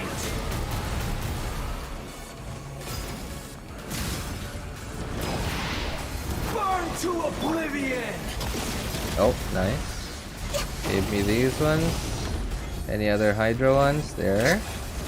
Uh-oh. Ah, get out! Uh-oh. Uh-oh. Okay. Alright, we're fine. I think we'll be fine. I hope that hits him. No, I think one of them disappeared. Solidify.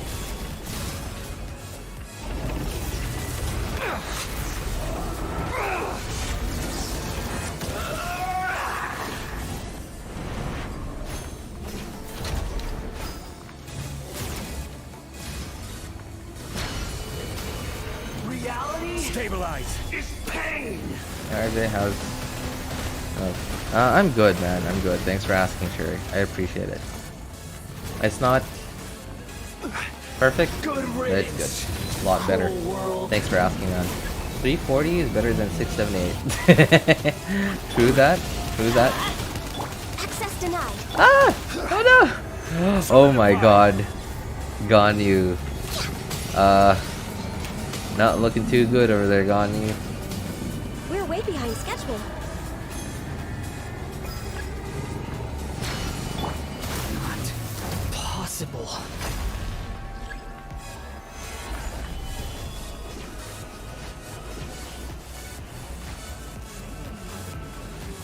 Well, I'm gonna have to use this then. Committed to memory.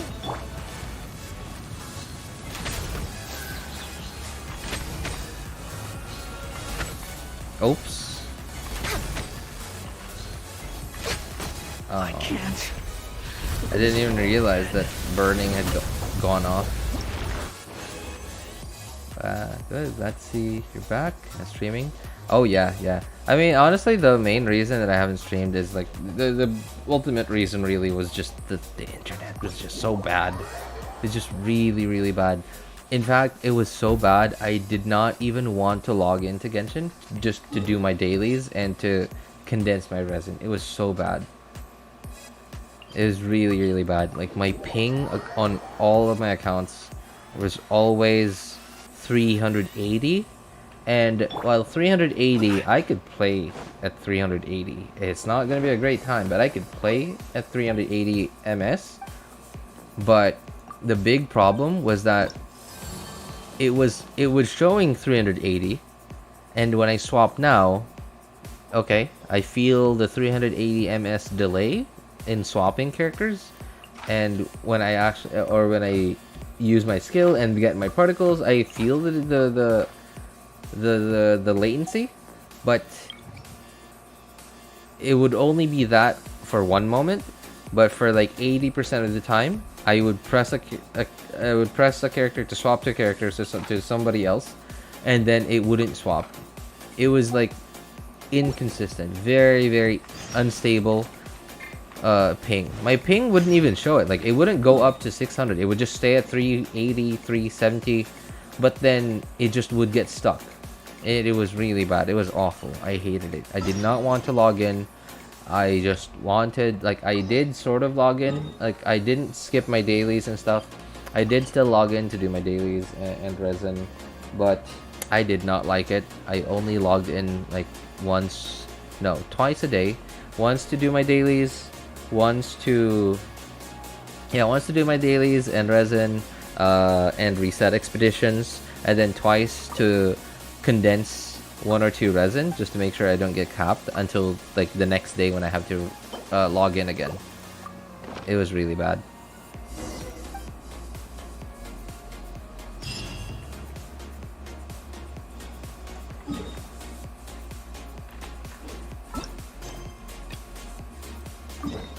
Oh, I keep forgetting that when you press navigate now, it just opens up the map if you're far away from the quest. I keep forgetting that.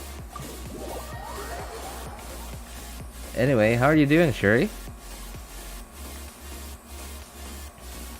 So did you guys hear? Did you guys see on X, not formerly known as Twitter?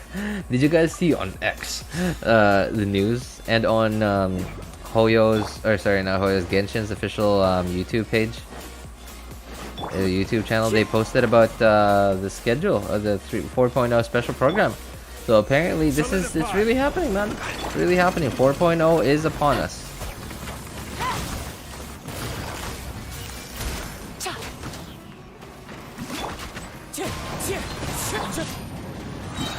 Things are about to get dicey. Busted. Wind strike. Come on, kill it before the burst. No. Gather. Man. Quietly now. Here comes the catch.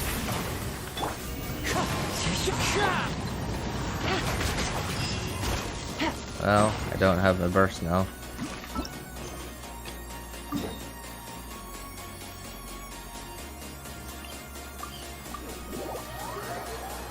Skipping 3.9, direct 4.0 gives me OCD.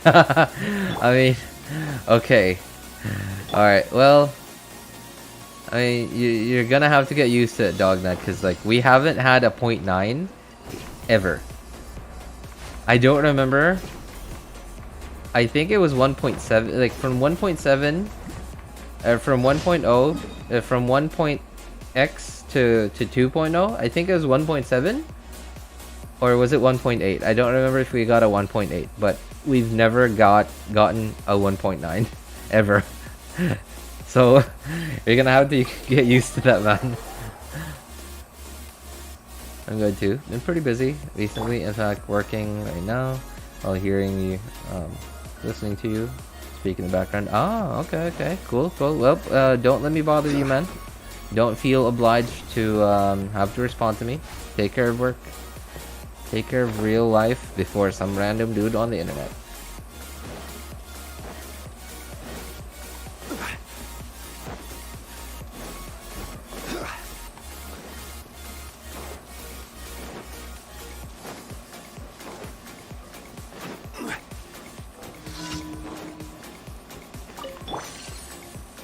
Oh, thank goodness. My ping. Okay, thank goodness. Well, it's not the lowest it can be, and 250-ish ping is not ideal for me, but it's better than 340. Yeah, that's sort of been what my internet's been like. I mean, this is actually the best my internet has been in more than a week now. This is the most usable my internet's been. And it's weird too, because, like, it's really only affecting certain things. It's not affecting everything. It's not, like, I don't know what it is. And this actually quite often happens, especially during typhoons. Especially back-to-back typhoons, like what just happened. It's weird because, like, it's only slow and unstable for certain things, but all the other things are fine. Oh, what is this immune to? I didn't pay attention. Dendro. Like, for example, my work stuff is mostly fine. Sometimes though, opening PDFs takes like a really long time, and it's okay, I guess. It gives me a chance to take like short breaks within classes while waiting for the PDFs to load. But thankfully, work is mostly fine. It's unaffected. I'm assuming it's probably the however my ISP transmits data to certain regions, to certain parts of the world. Maybe those infrastructure that head to certain parts of the world, certain regions of the world, get affected by typhoons. Wind strike.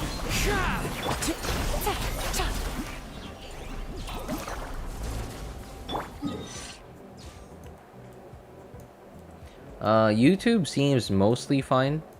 I'm assuming it's probably because YouTube is such a big platform that they just have so much infrastructure that, let's say for example, okay, so let's compare it to a smaller service, like okay, in this case Genshin, for example. So Genshin, pretty big game, right? A lot of players, but definitely not as much traffic as what something like YouTube would experience.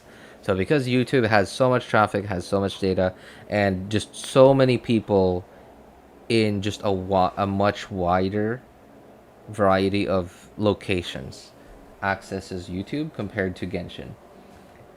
YouTube has more of an incentive to build infrastructure closer to almost everywhere compared to Genshin. Genshin's like Asia server, from what I understand, is located in Singapore, or is it Japan? I don't know.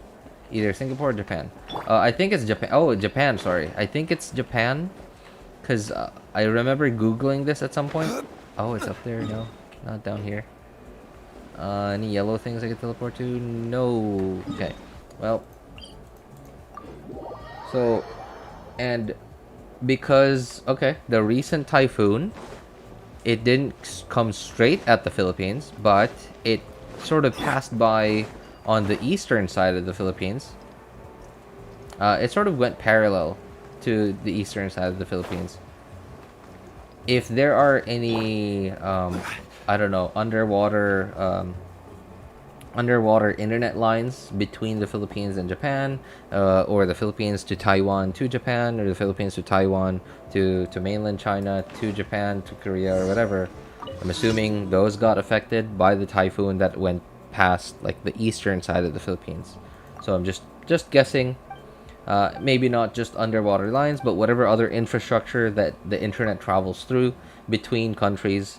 I'm assuming that got affected, because most of the other stuff that needs to get routed to either just straight north from the Philippines or towards the west of the Philippines, like for example my work stuff, I'm guessing, I can't be completely sure about this, but I'm just guessing that the traffic for my work stuff gets routed to China, which is just straight north from the Philippines. So I'm assuming the traffic goes, it doesn't have to pass through where the typhoon was going, Quietly now. or where the typhoon was at, or the areas that were affected by the typhoon, which were in the eastern side of the Philippines.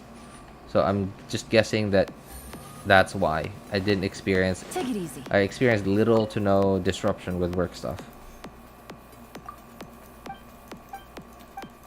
I gotta go, sadly. It's alright, man. Hey, I appreciate you coming by hanging out with us, Dognut. Take care, man. Sayonara. I'm good too. Been pretty busy. Oh, and it helps me not get bored while working on something boring. Okay, can't blame you, man. Cannot blame you. Wasn't there one more quest that I didn't do? Oh, yes.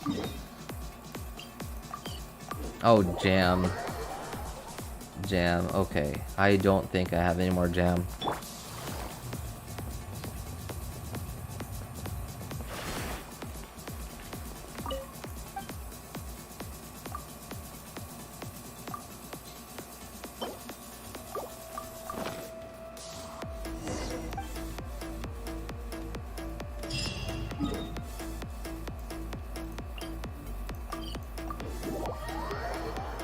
Oh, in fact, my ping has been so bad that okay, on my I typically don't do like smaller events. Like, hang on, let me just get this there. Okay, I typically do smaller events like this one, like as soon as each part gets unlocked on my second and third accounts, but I hold off on doing it on my main account until all the parts are unlocked, just so I could do it all in one go in one stream, which is what I did just about half an hour ago or an hour ago on my main account. But because I was doing it, you know, as soon as each part of it gets unlocked on my second and third accounts, which is I'm on the third account right now, I didn't even, like, because my ping was so bad, I didn't even want to even try to do the highest difficulty with like 400 ping. I just wanted to get in there, log in, do my stuff, and log out.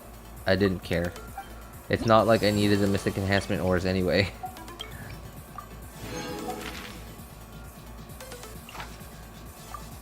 And frankly, now you guys saw it. My ping still went up randomly, and it's even worse on my second account too.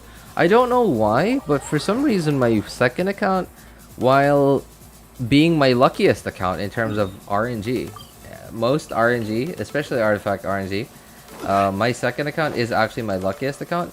But for some reason, my second account most of the time has different ping from my other accounts. It's most of the time it has worse ping. Now just testing my patience.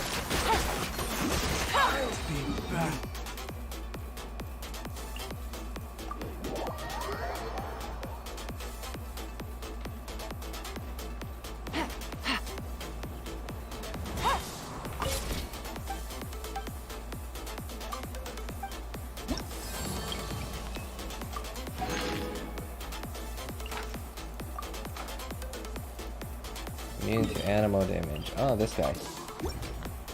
Are you planning to play? Are you planning to play other games like Star Rail, Valorant? I don't know why I'm asking this. No, it's alright, man.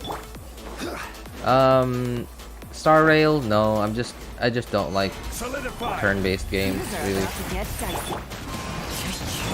I mean, if I was just, you know, like when I was if I was like maybe in high school or college right now, I might, because like I just had a ton of time back then, but not as I am now. Plus the fact that I don't like turn-based games.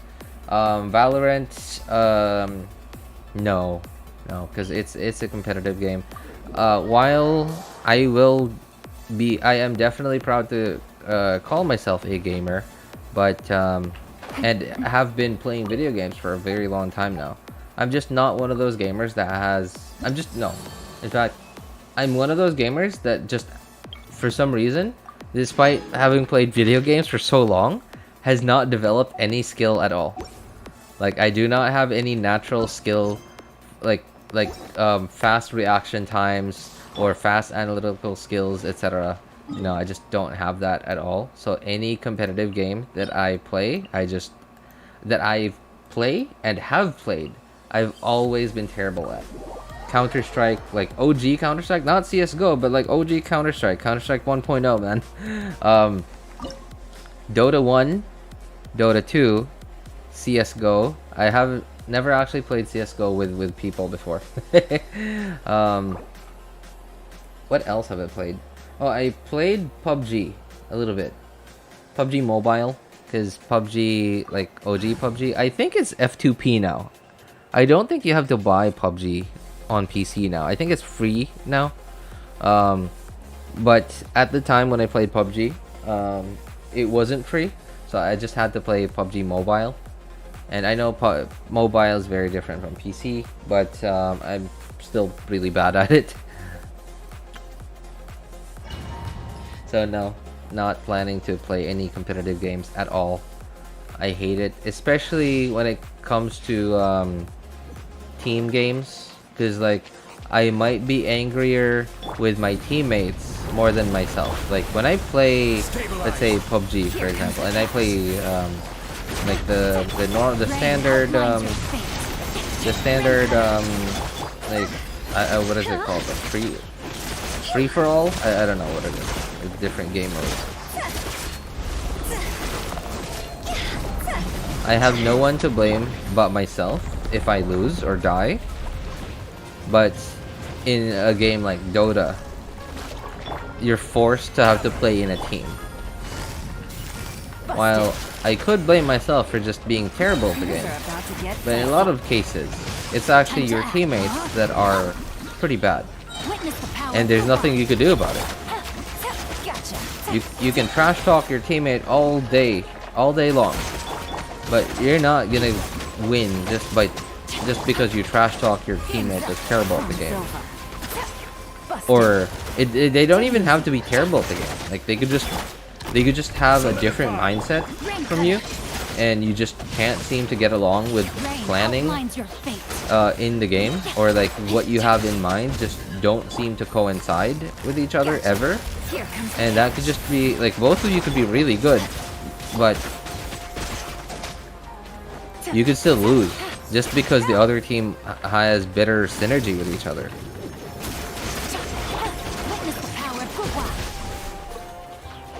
And that's like a major frustration of mine when it comes to these competitive team play games.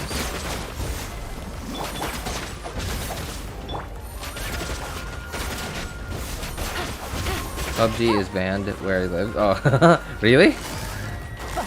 Oh wait. Are you? No, it's not banned in India, I imagine. Oh wait, I think it is. Are you from India, Shloka? Your name doesn't sound Indian though. Sounds European.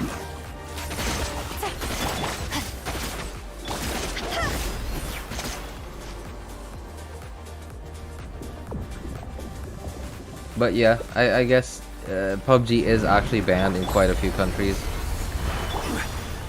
I remember hearing news of India banning PUBG some time ago, but I also vaguely remember that they removed the ban.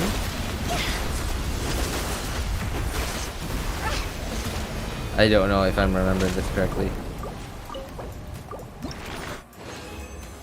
Oh, you're from India. Oh, okay, cool. Oh, nice.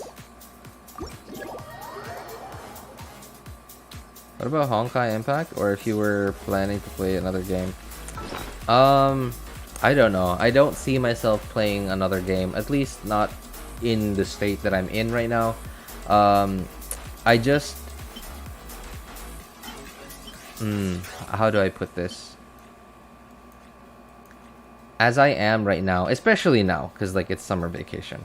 But after summer vacation, I might have a lot more free, maybe not a lot more, but like a bit more free time than I do now.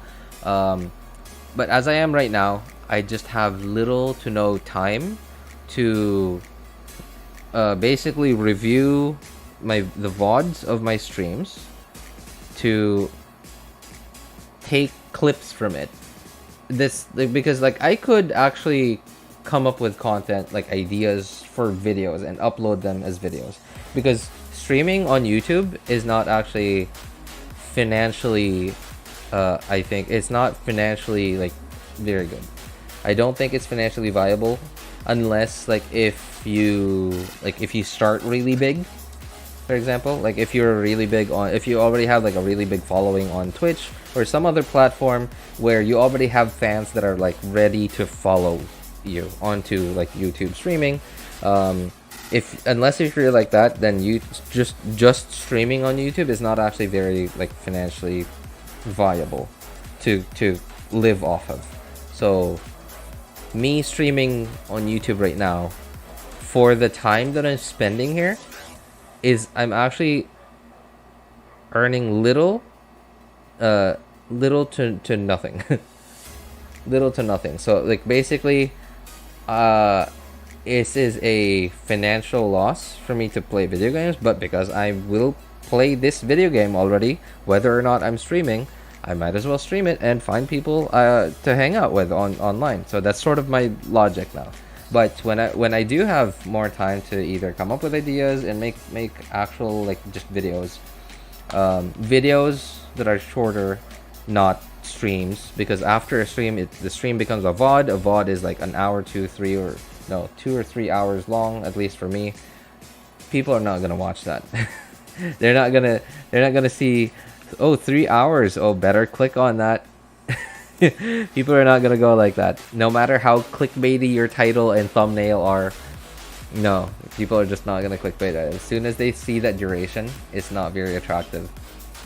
So yeah, actually uploading, making videos, nowadays clips. Yeah, like if you stream, then like at least, like as far as I know, an easy way to come up with short-ish videos is through clips. Taking clips from your own streams and cutting them up in a way that they are easier to digest for viewers. And once I have time to actually do that, basically after streams to go and review the VOD and take clips from it, because like I can't afford an editor. I barely earn anything anyway right now, so I would have to actually do it myself. Taking like reviewing my VODs and taking clips from it and then uploading them as their own separate videos. And if that happens, like if it goes well, if it actually becomes financially viable for me, then I might actually start dedicating more time to YouTube, and it would allow me to play more video games. But as of right now, no, I don't even have like any video games that I'm like really interested in. Oh man, I mean, it's not terrible, it's not the worst thing ever, but it's not great either. I'll just keep it for now, I guess.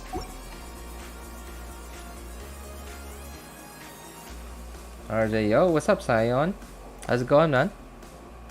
Is special program announcement out, RJ? Yes, it is. So Bozan, it is Twitch. What time is the Twitch one again? Hang on. Let me go check. I don't remember exactly when the Twitch one, because I sort of just don't care about the Twitch one. Because most of the time the Twitch special program happens too early for me. It most of the time happens during my work time. So hang on, let me go find it for you. But YouTube is 8:30 p.m. GMT plus 8 this Friday. Genshin Impact. Where are their posts? Community. Ah, there it is. Okay, so Twitch stream is 7:30. Yes, there it is. Found it. So 7:30 p.m. this Friday, GMT plus 8. So that's 7:30 GMT, 7:30 p.m. GMT plus 8. GMT plus 8 is like Hong Kong time. And 8:30 p.m. same time zone, Hong Kong time, on this Friday for the YouTube one.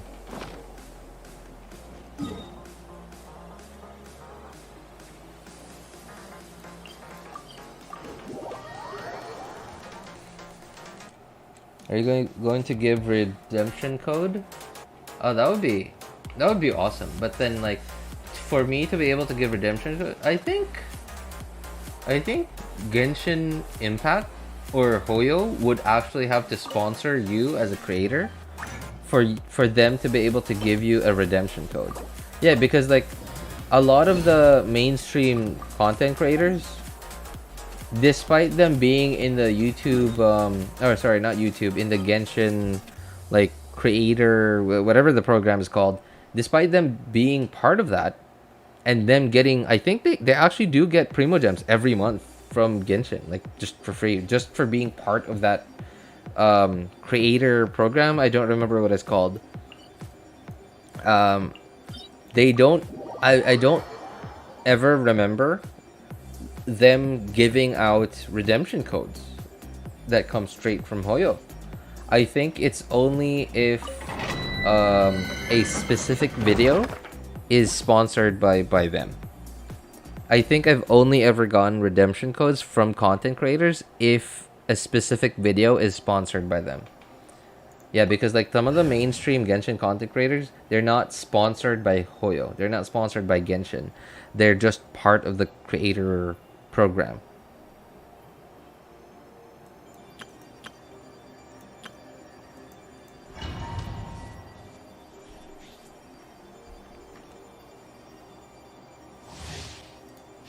Time to go.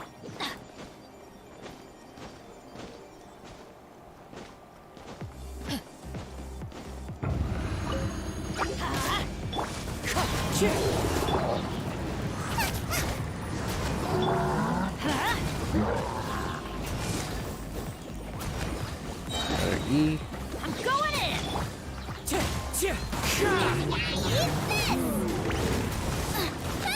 Oh. Rain cutter. Know my sword. Time to rain outlines your fate.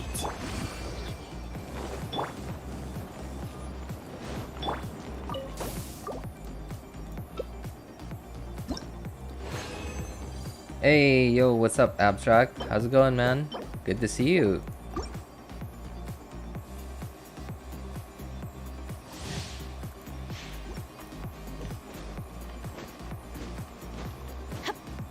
Hey, Abstract, do you still play Genshin? I don't know, I feel like Off we go. you don't.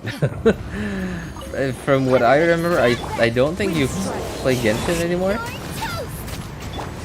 Witness the power of Gugwa. I don't know.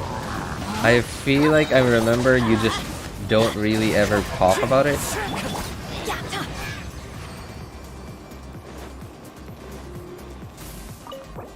If you still do though, that's great.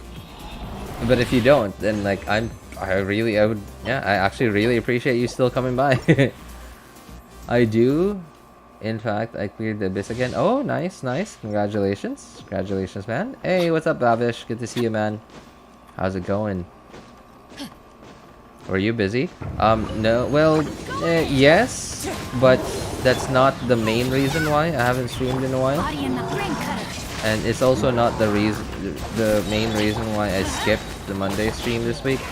The main reason was just my internet.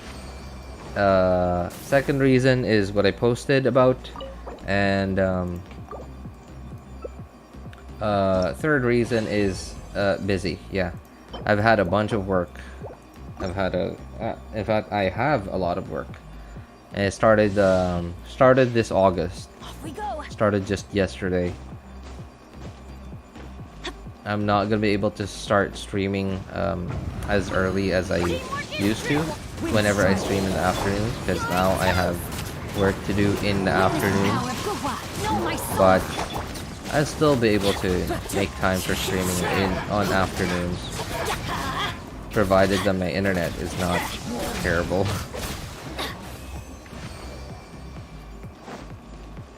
You show me original, what did I say? Original? Your Shangling build and Wanderer build.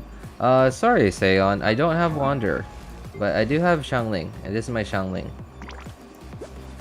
Not a lot of attack, but here's her crit ratio.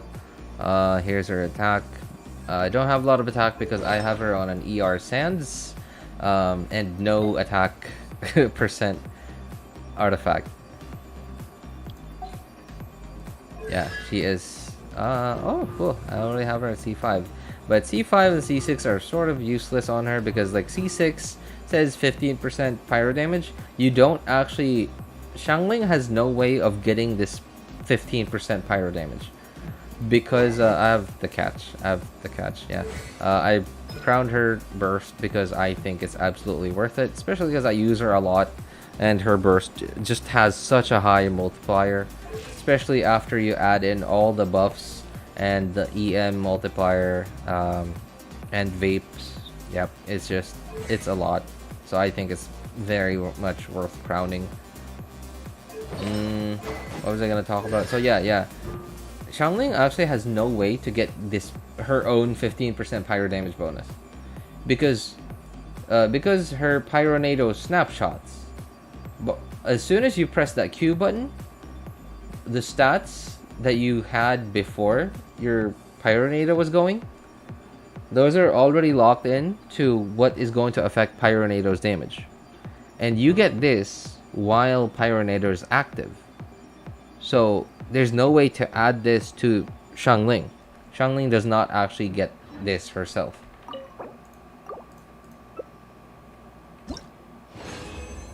I can't, I have the catch in one account. That would be awesome. That would be just awesome. If we could choose to have more than one catch, right? Like, imagine, oh my god, imagine if, so instead of, like, from the fisherman that you get the cat, that you buy the catch from, and the refinements, imagine if instead of getting refinements, instead of buying refinements, you actually just buy multiple copies of the catch and then refine it that way, and then in that way you would have the option to have 5 the catch on your account. I mean, it wouldn't be as strong obviously as an R5 one, but the fact that you have more than one the catch, if you have, yeah, you could put one on Shogun, you could put one on Xiangling, or some other burst reliant polearm character. That would be awesome.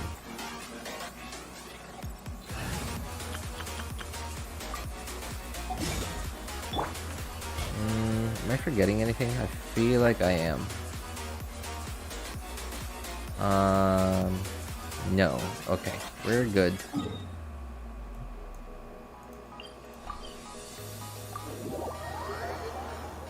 %12% crit rate, just OP. I know, right? Especially because there are actually quite a lot of burst reliant polearm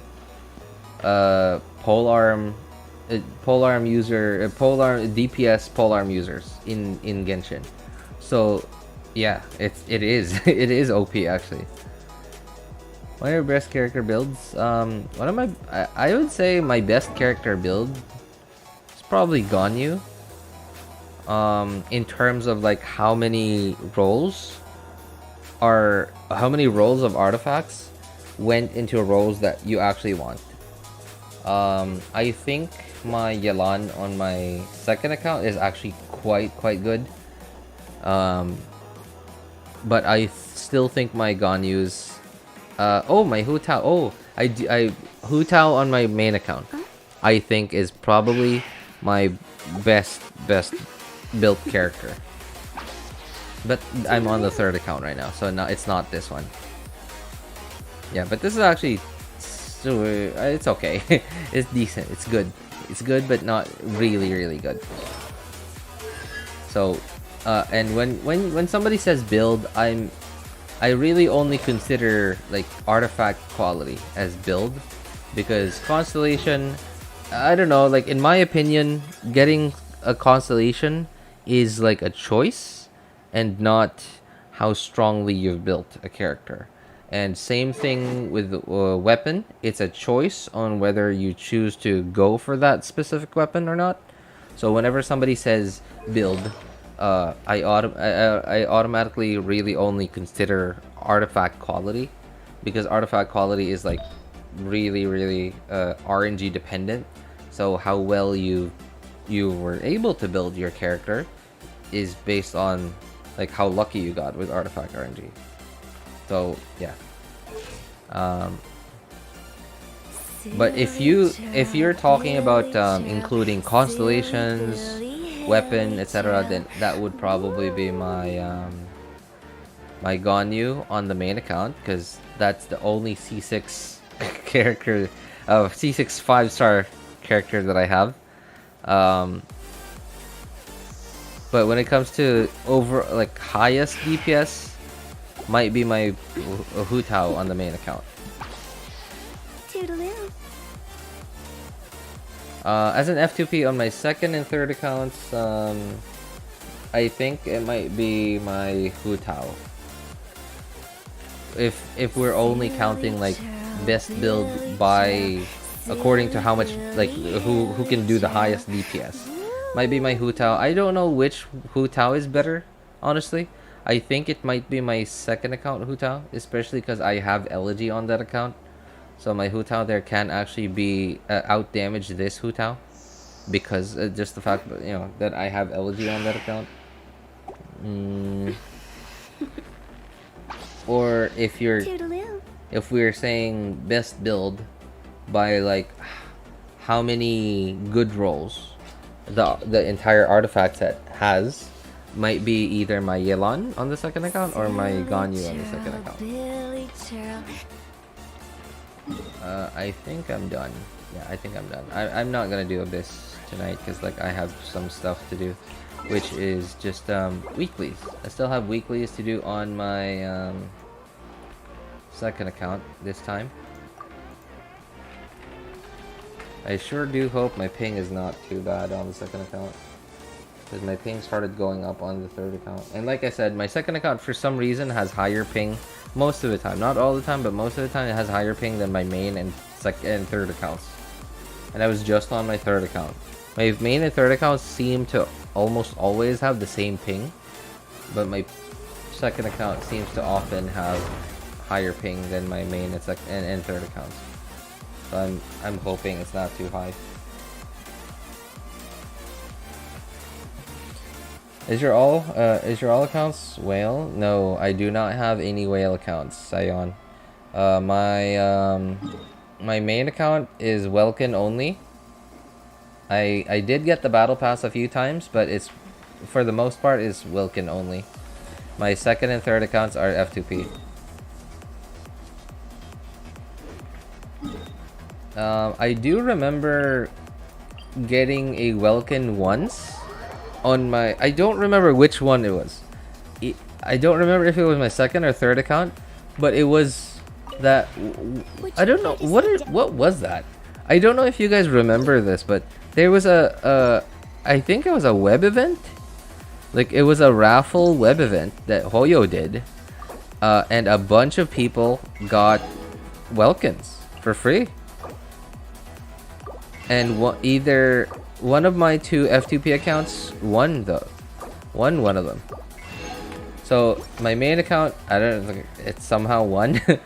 And either my second or third account won. But one of my F2P accounts didn't get it. I don't know which one.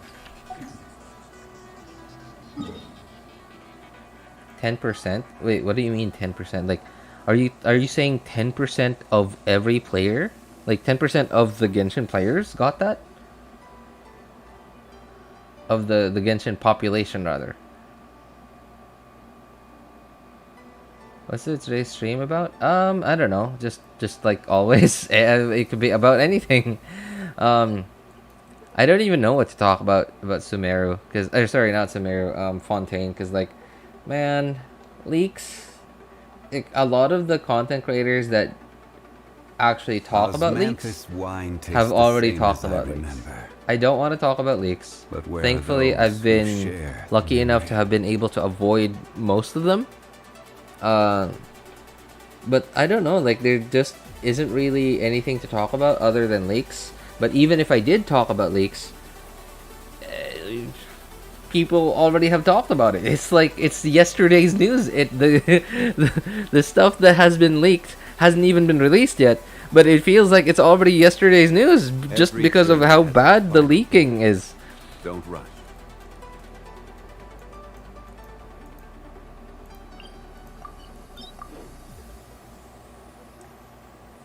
%, Genshin community got it. Only 10%? Are you for real?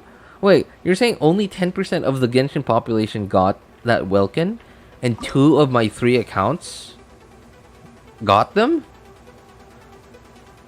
What the? How lucky was I then? Wow. I'm still here. Interesting name, my friend. I think people also got Welkin by Genshin Anniversary. I don't know which one. Did we? No. So I remember we didn't get anything from the first anniversary. No, I don't think. No. We didn't get Welkins for the anniversary. As far as I remember, that whole like Welkin to 10% of the Genshin population thing was I think it was some kind of award that Genshin won. from some like award organization. I don't know.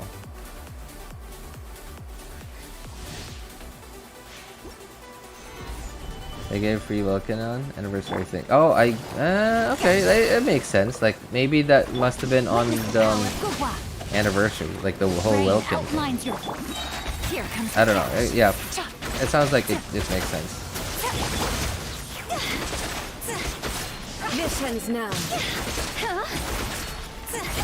over. The eye sweeps the land. No, my sword. See?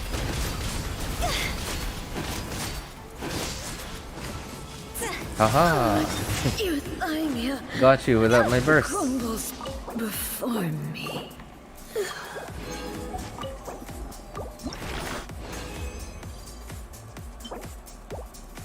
Oops.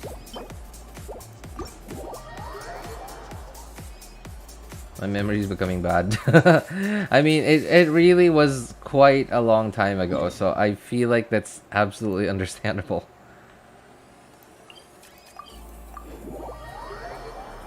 I don't know if we got Wilkin. I had seen a reel about it. I think you might be right. I'm still here. Yeah, I think the Wilkin that some people... Because I remember not everyone got it. I remember it was only like a portion of it. I think... I'm pretty sure Bozan is right that only a portion of the population got it. I just don't remember what it was for. I think it might have been... Yeah, I think you guys are right. I think it might have been the 2nd anniversary.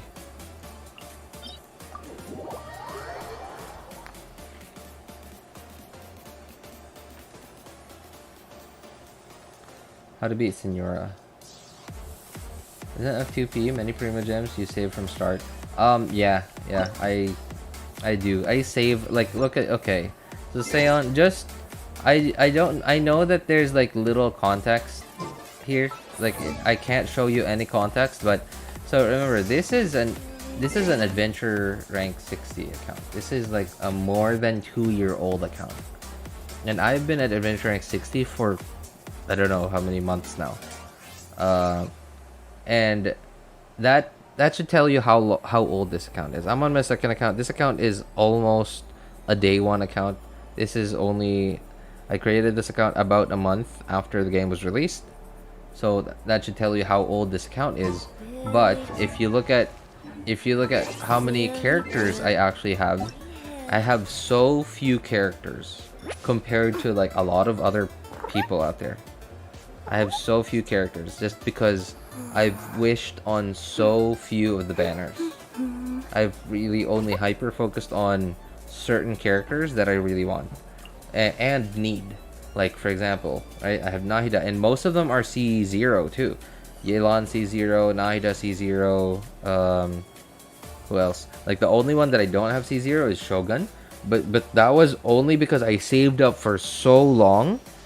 And I was planning on getting Shogun C0 and Engulfing, and I was like, well, I still have a bunch of Primos, so I'm like, okay. I went for C2, and then that's it.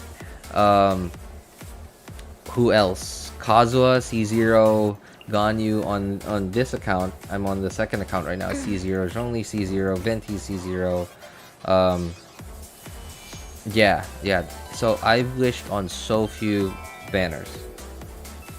It's like, especially for how old this account is. So that should give you some idea of how much I've saved.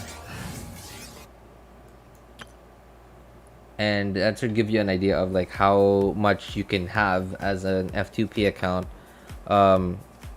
playing for 2 or more years.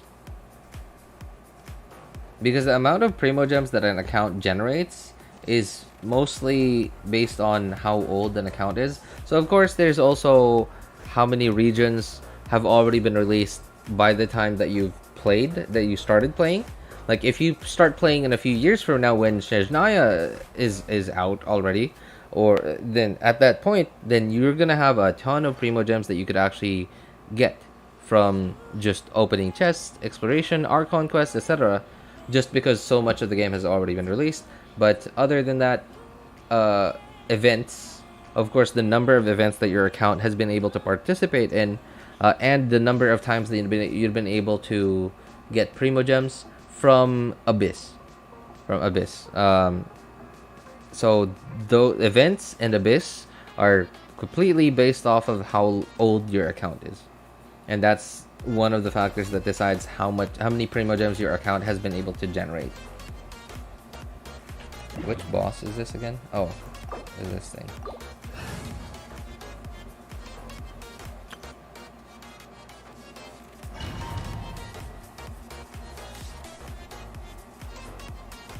You got, trust me, only 10% got it's fresh in my memory as I lost, and all my friends got it. All your friends got, okay, so alright. I'm definitely taking your word. Definitely, yeah, I absolutely believe in you, man, because like, so psychologically that is actually absolutely accurate. It is a lot easier to remember things more accurately when you are sort of in pain or in like have like negative feelings about something. Like for example, I think I've told this story a few times on stream already. But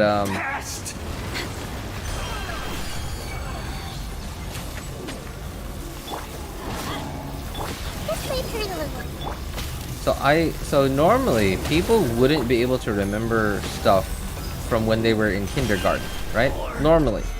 But I remember a few things from when I was in kindergarten.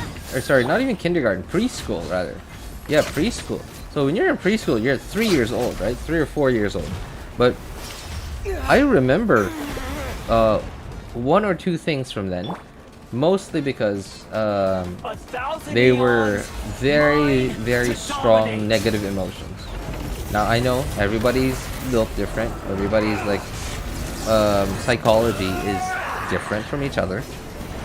But for me, that's sort of how it works. I remember things more clearly, and I remember more things when they're associated with strong negative emotions.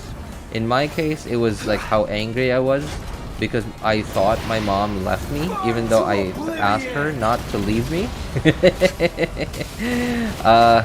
And how badly I felt at the crayons that I broke because I was angry at my mom.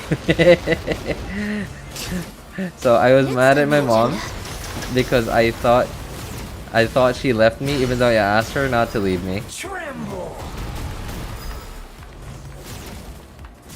Oh no. Absolutely the wrong direction. Okay. So because I was so angry because I thought she left me. I thought she left me in school. I broke all my crayons. Even like and I feel really bad even until today. I still feel very bad for my poor behavior on that day. I feel really bad that those 7, it wasn't even like a big pack of crayons because like you know, my parents were not rich. My parents made do with what they had. And I needed crayons, obviously. I was a kid, I was in kindergarten and preschool, so my mom still bought me crayons, but she didn't buy me a 16, or no, what is it? What is the bigger pack? Is it 16? I think I remember I only had like 7 or 8 colors. Like the small like 1 row, the pack of Crayola crayons that only has 1 row of crayons, and not the ones that have 2 rows. And I think it had like 7 or 8 colors. And even until today, I still feel really bad for breaking them all just because I was angry. So yeah, I absolutely believe you. In that situation, that's like a really strong negative emotion. So I'm willing to bet that how accurate your memory is of that experience would be quite accurate, just because you didn't get it and all your friends got it.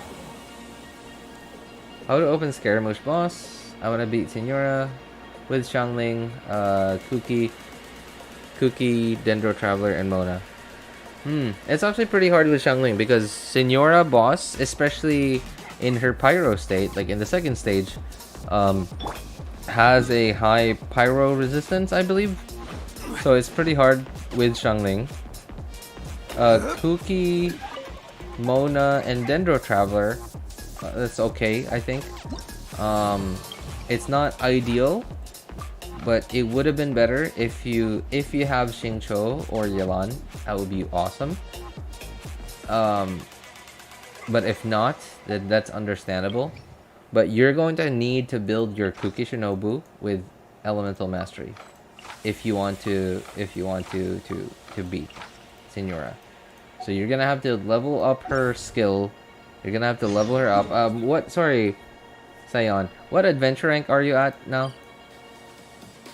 I think I remember you asked me for help once before, and I'm not sure if that was you on Discord that I recently helped or if there was somebody else. But I think I remember you asking me for help not recently, but like in one of my recent streams. I keep looking and I can't remember for some reason what this is immune to. Electro. Okay, there we go.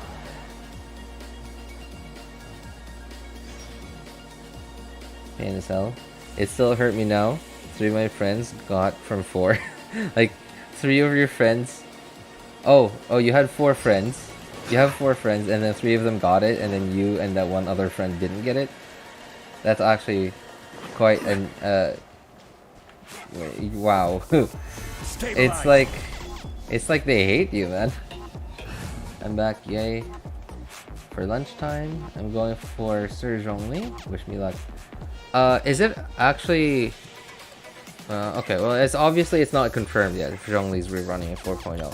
But you seem confident that he is. I had 208 crit damage in Dendro Traveler. Dendro Traveler does not really do a lot of damage. So your team, you actually have 3 pretty decent characters that actually go somewhat decently well together. So that is Kuki Shinobu, Mona, and Dendro Traveler. So ideally, your Hydro character, ideally would be Yelan or Xingqiu. So if you have Yelan or Xingqiu, replace Mona with Yelan or Xingqiu, or replace Xiangling with Yelan or Xingqiu, because Xiangling in that team is actually causing more harm than good, especially against the Signora boss, because Signora's second phase has a high pyro resistance, which means your Xiangling is not even doing a lot of damage to her. And what your Xiangling is doing is she is turning some of your blooms, the blooms that your Mona and your Dendro Traveler are creating. Your Xiangling is turning them into Burgeon, but I'm guessing that your Xiangling is not built with Elemental Mastery. I'm assuming that she's built with, just typical crit. So yeah, Gotcha. Here comes the catch. if you have Xingqiu or Yelan, I would recommend you replace Xiangling in that team with Xingqiu or Yelan. If not, then just don't use her burst, especially when you are or maybe just replace her with somebody else. I'm getting sick of this game.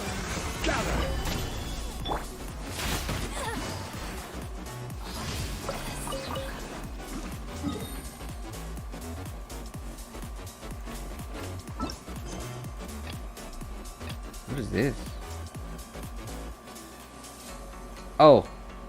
Oh, this, okay. That's part of the event. Alright, never mind.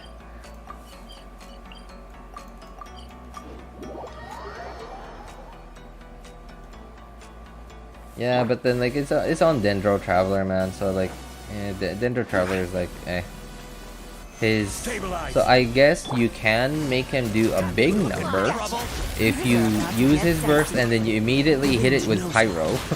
But then now you don't have any Dendro application because you popped your burst.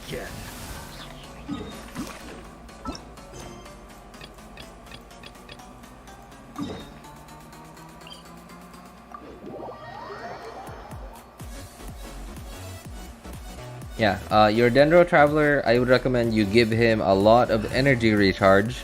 Like if you can, like maybe give him like 250 if you can reach that high, like 230, 250 energy recharge. And then build your Kukishinobu with Elemental Mastery, because your Kukishinobu is going to be the one to hit the blooms using her E. She's going to hit the blooms and then turn them into hyper blooms. And because she's the one that's making the hyper blooms, it's her Elemental Mastery and level that are going to be calculated to see how much damage your hyper blooms are going to do.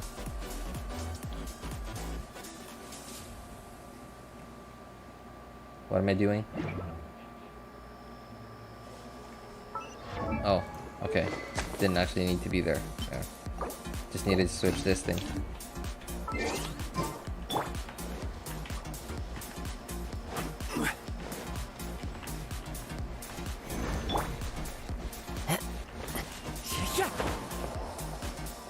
Time to go. I'm on 50 pity and 10 pull. 50 pity and 10 pull? What do you mean?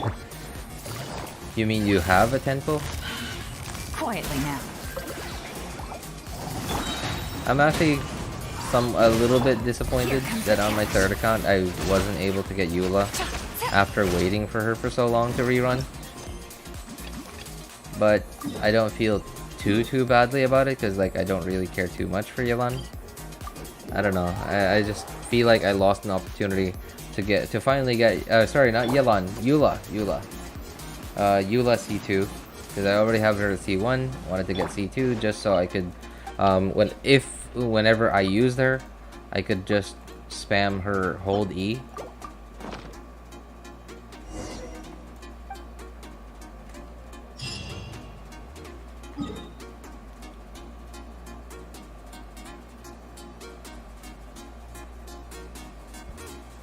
Zero pity and 50-50. Gs. That sounds rough, man. Having 85 pulls, like you see how many Primo Gems you have or how many Fates you have, it makes you feel confident.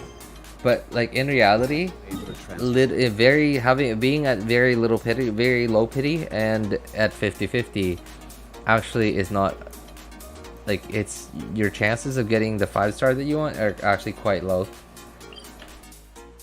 But I guess 85 is definitely enough to get you 2 hard pity once, and then now you just have to win that 50-50. But the problem is if you don't, then you're gonna have to have another 70 to 80 or more Primo Gems to get the character that you want. And that's exactly what happened to me on my third account recently with the Eula thing. Okay, is there a difference between bargain?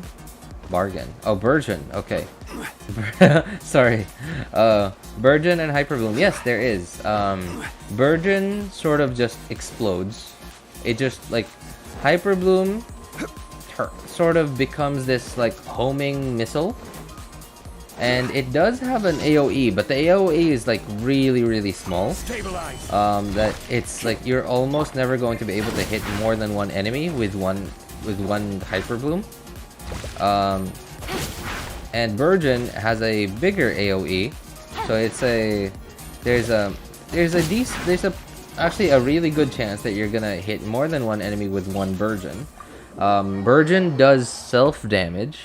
I think Hyperbloom also does self damage, but again, because the AoE is so small, the chances of you being able to do self damage from your own Hyperbloom is just very low. I don't know if Hyperbloom actually does self damage, but I do know that Burgeon does. From what I remember, I think Burgeon also has a higher multiplier than Hyperbloom. The big difference why a lot more people play Hyperbloom instead of Burgeon is because with Burgeon, if the arrangement, sorry, not arrangement, if the order in which, like, how you hit the enemies with elements, if it gets messed up even once, instead of Burgeon, you're gonna end up with Burning, which is not ideal compared to Here comes the cash. compared to with Hyper Bloom. If the order of elements being like the elements that the enemies are getting hit with gets messed up, then you just end up getting quickened, which is good compared to burning. So that's a major difference.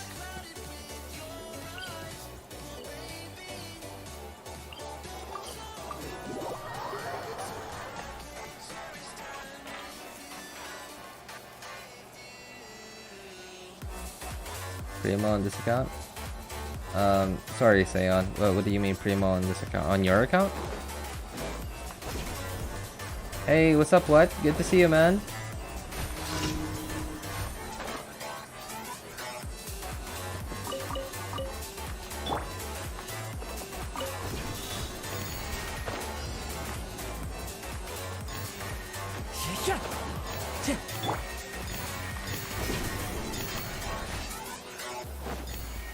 I got 50 CV animal damage.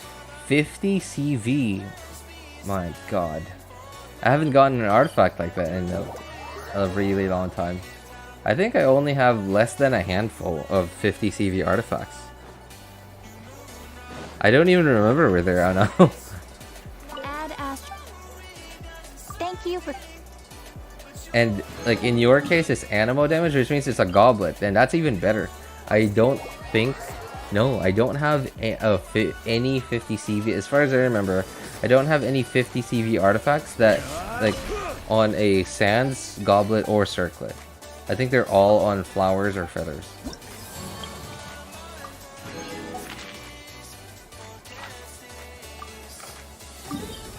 Immune to animal. Okay.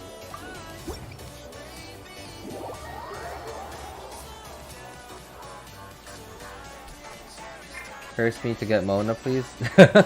Okay, I can definitely feel that pain, man. I can definitely feel that pain of not having, well, not exactly Mona, but what it is that Mona provides. Mona and Kokomi is off-field AoE Hydro application.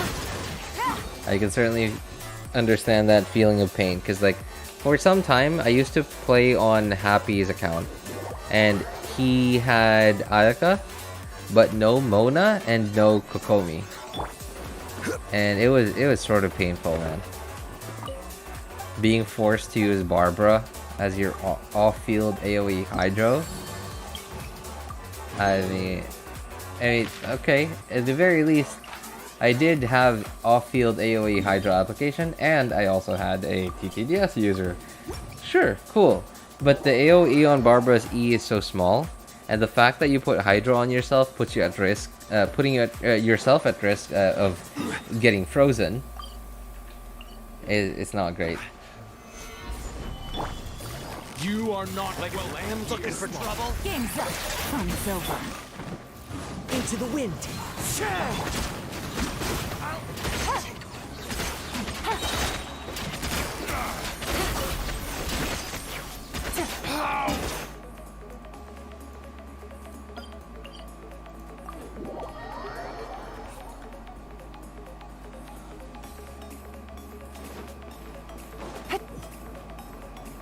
Two animal pieces have 32 CV and 32 crit damage and 20 and 10. Oh, nice. Pretty good, man. 20 and 10. So I'm assuming that's 20 crit damage, 10 crit rate. So that's 40 CV. Nice. Why do you have so many animal damage though? You have Zhao or Wander or something?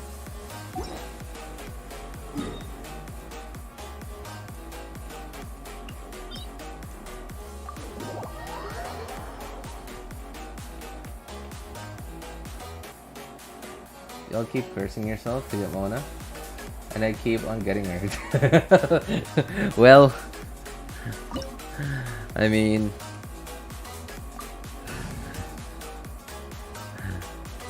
I guess I feel the same way about Jean. On my third account is F2P, right? But it loses 50-50 so much, and for some reason, I keep getting Gene. Like, it's a free-to-play account, but it has C5 Gene. How nuts is that? I have Jam. Oh, that's why. That's why. I see. So that's why you have so many animal pieces. Nice. I lost 5 50-50s on Mona. Not ever winning 50-50 my lifetime. Jeez, that's terrible, man. Body and mind. Stabilize. Ring cutter. Here comes the catch. Oh, No, my sword. wait a Rain moment. outlines I your just face. saw. Okay, I don't think newbies would understand that video. So today I saw a video from I forgot what his name was, but it was a smaller creator. It was a smaller creator, and it was basically a video explaining how to well, most of the video was just explaining the probabilities of the artifact probabilities and the main stat and substat probabilities. That was most of what the video was talking about, and it was explaining it through math. Like I don't know why. It feels really weird, but for some reason, the whole time I was watching the video, for some reason, it felt like I was seeing math. I felt like I was seeing art being turned into math, or like art being explained with math. I don't know why I felt that way, but I did. About to get dicey. No, my sword. Ring cutter. Quietly now.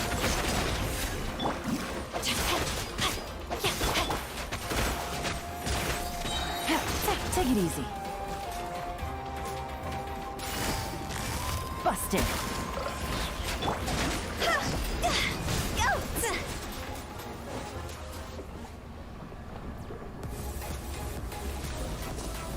Not only animal. I also have Pyro at 35 CD, Fire at 32 CD, etc. I'm lying, you can watch it if you want. I mean, why would I assume you're lying? Do I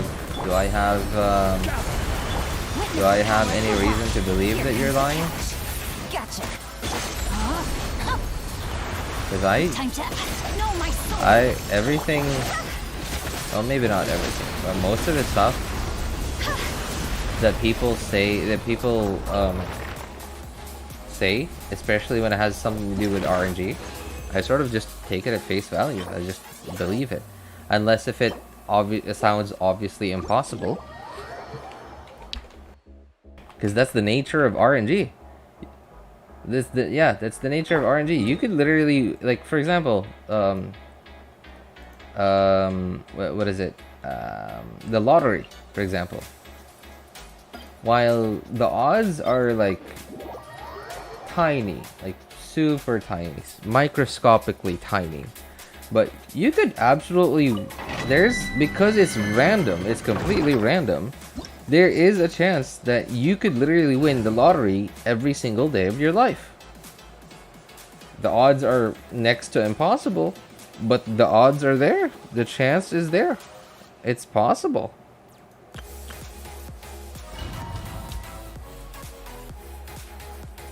So why would you assume that people don't believe you? Can you increase your microphone volume, please? Oh, sorry. Yeah. Hang on.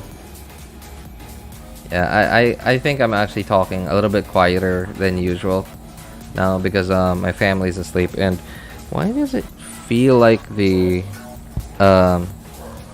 feels like the microphone volume isn't as loud as it normally is? I don't know.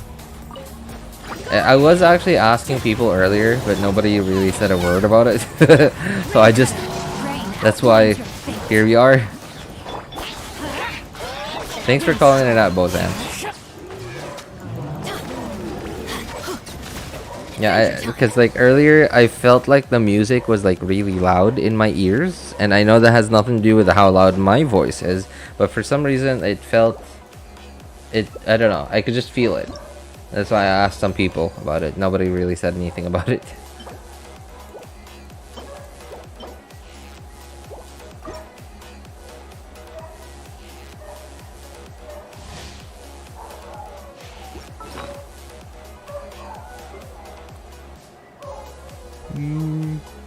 What was that again? Oh, Shiminawa, yes.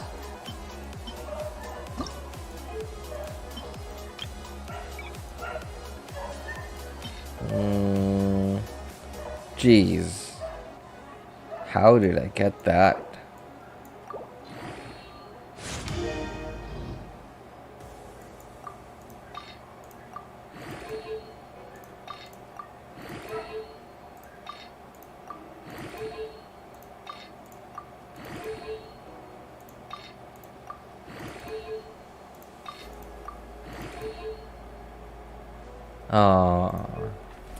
Could have been better, but not bad, not bad. Could have been better, of course, but at least it's usable.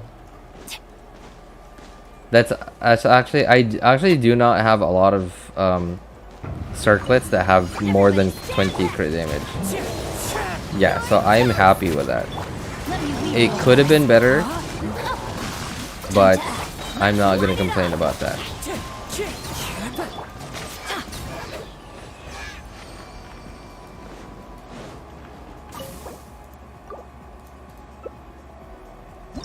Give me 2M Mora. If only I could actually give away Mora, man. If only that were actually possible, I wouldn't mind. I would not actually mind. Although I am curious though. I'm curious to see the day that I reach 100 million Mora. My Mora has, ever since I hit AR60, my Mora has been just going up and up and up. Ever since I hit AR60, and when I decided that I would increase my my standards for artifacts.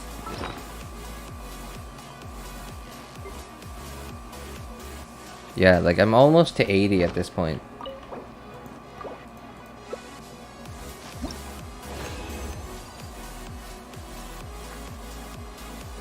Dogs barking in my area.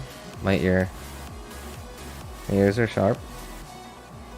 Can you actually hear dogs? I don't hear any dogs. All I hear is just... Oh, okay, okay. I guess it's because I'm wearing a headset, lol. Yeah, but all I hear right now is just the steady hum of the air conditioner and the game and music.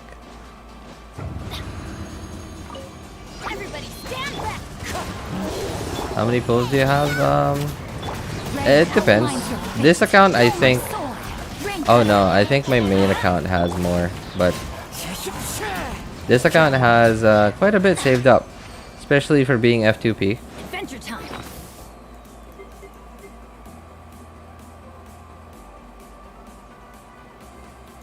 Yeah, I have quite a bit saved up. Although I think I'm pretty low in pity.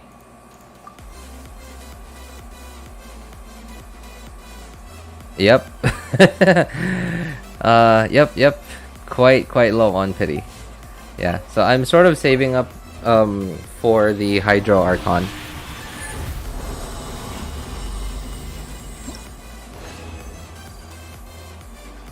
I don't even have 6 million more. Don't worry, man. Mora sort of just starts to come at you when you get to the point that you're happy, that most of your characters have artifacts that are usable, and most of your characters have the weapons that you want to be on them. It sort of just slowly starts going up and up and up when you reach that point.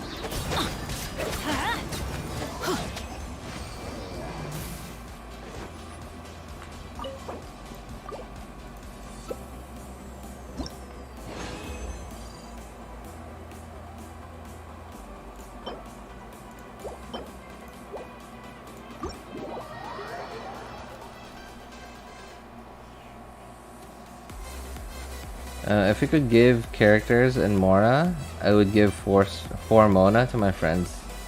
Oh, and maybe your 4 friends could give you their Welkins. I'm sorry. I'm so sorry, Bozan. I did not mean that. I did not mean to say that. It actually just came out. That was mean. That was actually mean. I was so sorry, man. But I mean, like, you never know, right? You never know. They might say, like, hey, give me your Mona. Give me one of your Monas, and then I'll give you a Welkin.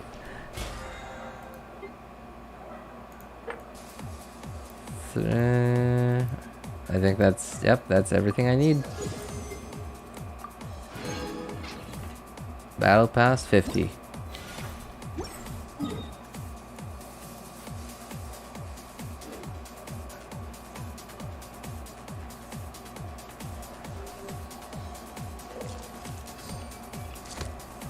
Oh, I think I hear what you guys are hearing. I'm hearing dogs now. Yeah, I can barely hear it, but like, wow, for some reason, my microphone can hear it better than I can. Letter from an informant. Looks like the situation has changed again. What type of headphones are you even using? What was that? I can't hear any dog. He's probably hearing like, he's probably using like in-ear earphones. Yeah, like you don't need like a really good pair of a really good headset actually, like to hear like as much sound as possible. All you really need is like a decent pair of in-ear earbuds. Not like, and when I say in-ear, like one of those earbuds that have like those like silicone tips that go into your ear. Aren't my ears good as heck? I mean, like I really only started hearing them now.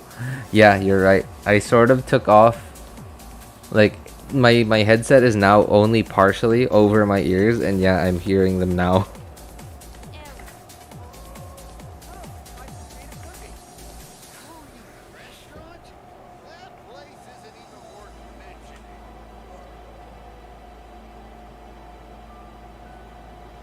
I'm using a $1 earphones.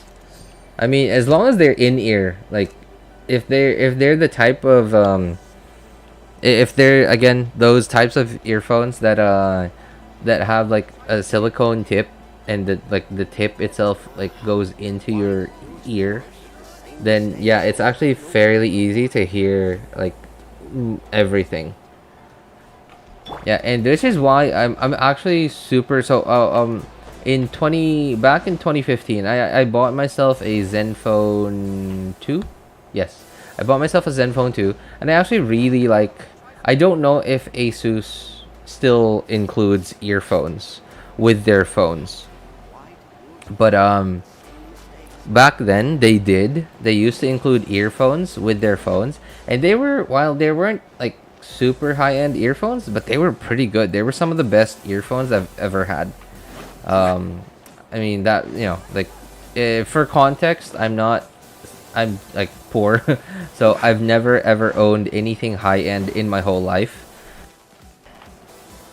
So that's for context. Yeah, I'm really super disappointed that I lost the pair of earphones that I got from the Zenfone 2 that I bought.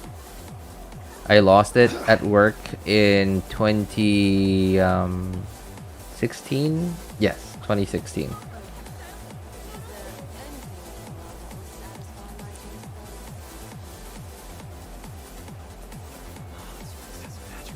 I'm sure that would be an interesting photo, Bozan.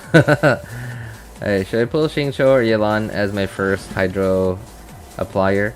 I don't know. I think it's pretty hard to pull for, when you say pull for Xingqiu, it's really hard to pull for a 4-star, man. So I don't know if you'd actually be able to pull for a 4-star, but sure, you could definitely try. Yeah, you definitely try, as long as you don't mind getting the 5-star, because like there's absolutely a chance that you could get the 5-star of the banner and you still don't get the 4-star that you want, even if it's on the banner. I don't know if I want to do it. If I want to do Abyss now. It's like, it's quite late. Yeah, well, anyway, I'm just gonna chat with you guys for a little bit more.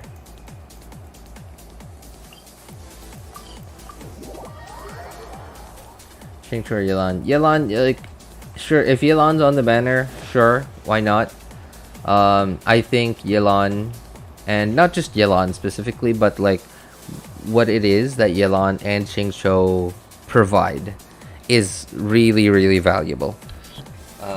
And what that is off-field hydro application. And I don't know, like even Mona and Kokomi are really valuable just because of that. Navigating the world is a whole lot easier with a few different identities to choose from. Need me to come up with some for you? Although I sort of put them in different categories. Mona and Kokomi, like I see them differently from Yelan and Xingqiu, because Yelan and Xingqiu are Yelan and Xingqiu are burst dependent, and they're single target, and you can make them do good damage. Whereas Mona, you can make her do good damage, but most of the time you won't, because you want her to be the buffer, like you want to put TTDS on her and stuff. But Mona will let somebody else do a lot more damage, whereas Kokomi is both the healer, you know, aka your like defensive option, and at the same time your non-burst dependent AoE off-field applicator, and it's slow hydro. Yeah, but you know, like if you're on reruns, sure, I would highly recommend you pull for her. I got a new letter from an informant. Looks like the situation has changed again. I'll pull for Yelan just so I can use Hu Tao. Yelan alone actually does not have enough hydro for Hu Tao. Like if you just put Yelan and Hu Tao alone on the team, like with nobody else, Yelan actually does not have. She does not apply enough hydro to keep enemies applied with hydro for Hu Tao. I think it might be enough if you had C2. Because C2 gives you like an extra barb every now and then. But Yelan, like C0, does not actually apply enough hydro. Like for example, just a rough estimate, I think before even the halfway point into your Hu Tao's infusion, your enemies will start to have pyro on them, which means you know you're not vaping anymore.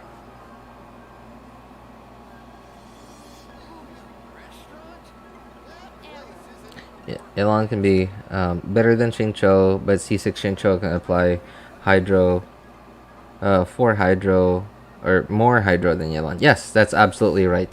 No, I mean like no, not even C6 Xingqiu. Like C0 Xingqiu can easily apply more hydro than C2 Yelan.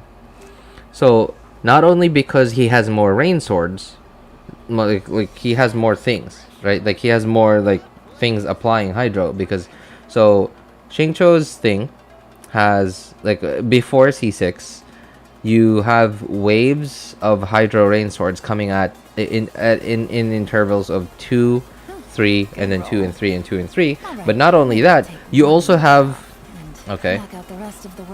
Hang on. Main knowledge. You also have these things around you. And these swords, they apply hydro when they touch enemies. So not only are your rain swords applying hydro, but as long as you're next to the enemy, those swords that are surrounding you also apply hydro. So yeah, C0 Xingqiu easily applies hydro a lot more. Well, maybe not a lot more, but more hydro than even a C2 Yelan. Can I go catch up on my sleep?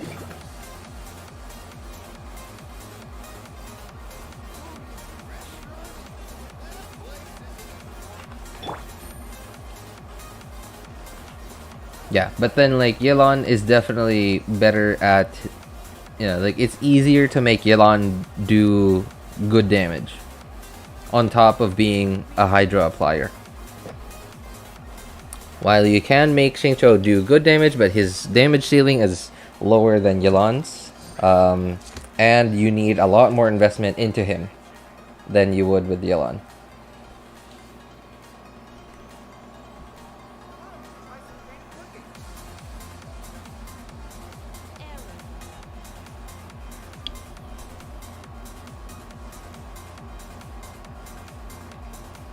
Yelan or Hu Tao, F2P, but we'll try to pull weapon. That's a rough choice, Aniket. That is a rough choice. I thankfully I did not have to make that choice in Yelan's last rerun, because at that time I had a lot of Primogems saved.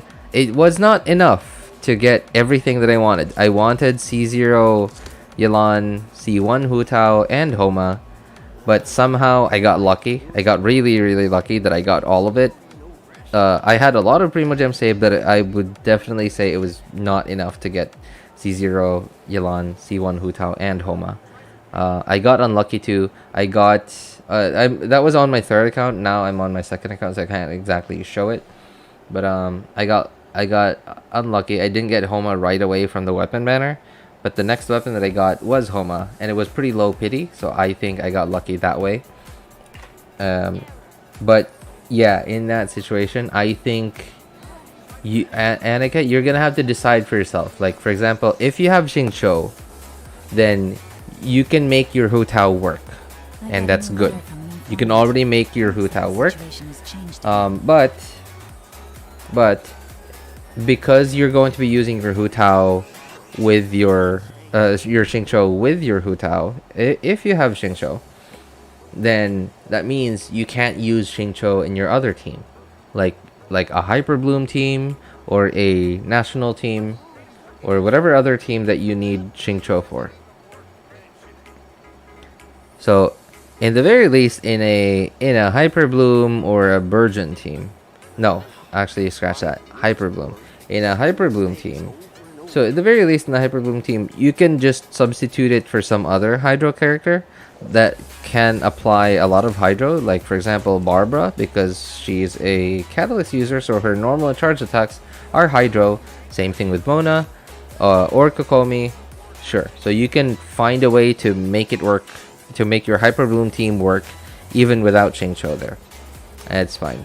But as for any other team, like a Burgeon team, for example, Burgeon, I don't think Burgeon would work really well. I think it would just be somewhat dysfunctional if your Hydro applier was a slow Hydro applier like Mona, Barbara, or Kokomi. I think you would need Xingqiu to make Burgeon work. And because if you have Xingqiu, you're likely going to be using Xingqiu with Hu Tao, then that means you can't use Xingqiu in any of your other teams. But unless if you don't mind using Hu Tao in a mono pyro team, like if you have Kazuha, for example, then you could put Hu Tao together with Xiangling and whoever other pyro character.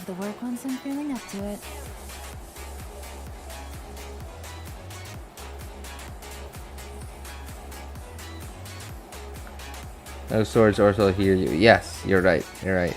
So yeah, Yelan definitely is easier to. It's easier to make Yelan do good damage, with definitely a much lower investment than Xingqiu. But the thing is, Xingqiu has a defensive option, whereas Yelan doesn't. So yeah, and that's why people sort of.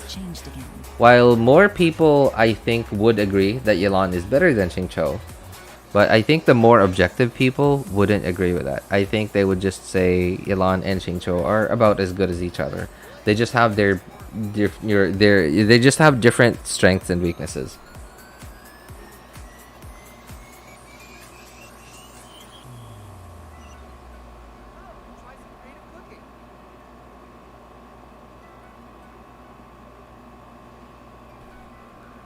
Zhongli is the only character with a good shield. I would say so. I mean, like some other characters do have decent shields. Like I think, well, of course, depending on what you need it for.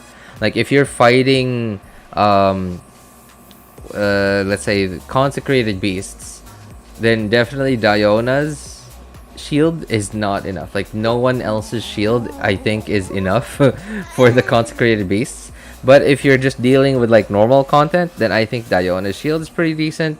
I think Layla's is even okay. Like I think Layla has a slightly stronger shield than Diona's, but Diona just gives a lot more versatility to the team. She's a shielder, she's a healer, she's an AoE off-field cryo applier. Technically Layla is too, but yeah, well, Layla doesn't heal, so yeah.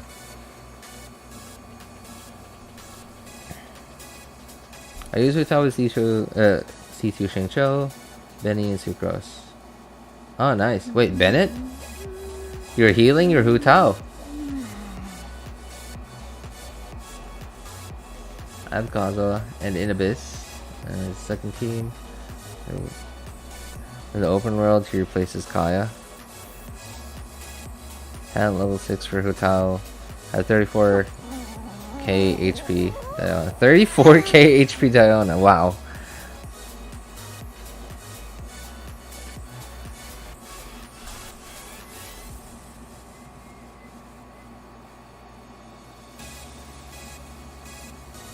Benny for Noblesse.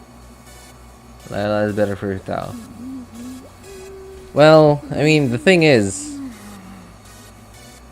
Hu Tao doesn't benefit too much from Noblesse. Because, okay, Hu Tao actually has really low base attack. Especially for a 5-star. Because, like, look, she has 17, and this has Homa. Homa, while not a super high base attack 5-star weapon, but it is a lot more base attack than most 4-star weapons. Right? So, and look, she has 715 base attack. Let's compare that to somebody else. Okay, that's a support. And not even a leveled weapon. Okay, Cookie, okay. 722. So, Cookie Shinobu on an Iron Sting has more base attack than Hu Tao. Hu Tao with Homa. Let alone, okay, this is on Black Tassel. Alright, hang on. Who has an actual weapon here? Let's see. Okay, Kazuha has Fab. Okay, that's a very low base attack weapon. Let's see. 749. Has more base attack than Hu Tao. Okay, let's find a normal attack scaling character. 733. Okay, Xiangling, that has the catch, has more base attack than Hu Tao with Homa. How about Ganyu? Ganyu definitely has a lot more base attack, yeah. Right, so, yeah, Hu Tao has very low base attack, which means you have much lower, a much smaller number to multiply your Noblesse buff over. Toodaloo. So, Hu Tao, while, yeah, sure, you're still gonna get the Noblesse buff, but it's not as beneficial on Hu Tao as it is on other characters. Plus the fact that you run the risk of healing your Hu Tao to over 50% HP. And if your Hu Tao is above 50% HP, then you don't get this. You don't get 33 pyro damage.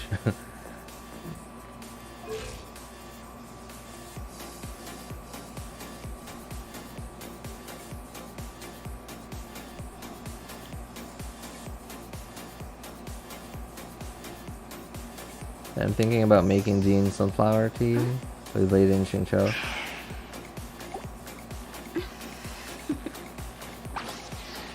Toodaloo.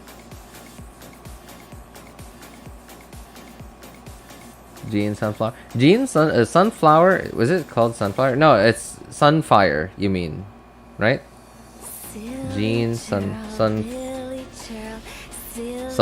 What is that? Raiden and Xingqiu. I'm assuming you're talking about Sunfire. Sunflower, that's funny. Okay. Yeah, Sunfire Jean was actually really good against 3.7 Abyss. Right? Like you guys remember the double Toodaloo. the Cryo Heralds? Yeah, the Cryo Heralds, the double Cryo Heralds and the Hydro Herald. Sunfire Jean was actually really good against those guys. Silly churl, Billy churl, silly Billy, hilly churl.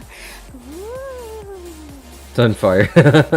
Yep. You free now? I'm sorry, Death. I'm actually just chatting a little, just for a few more minutes before I get off. It's actually really late, and honestly, I should have gone to bed like an hour ago, but hey, I missed you guys, so I'm still here.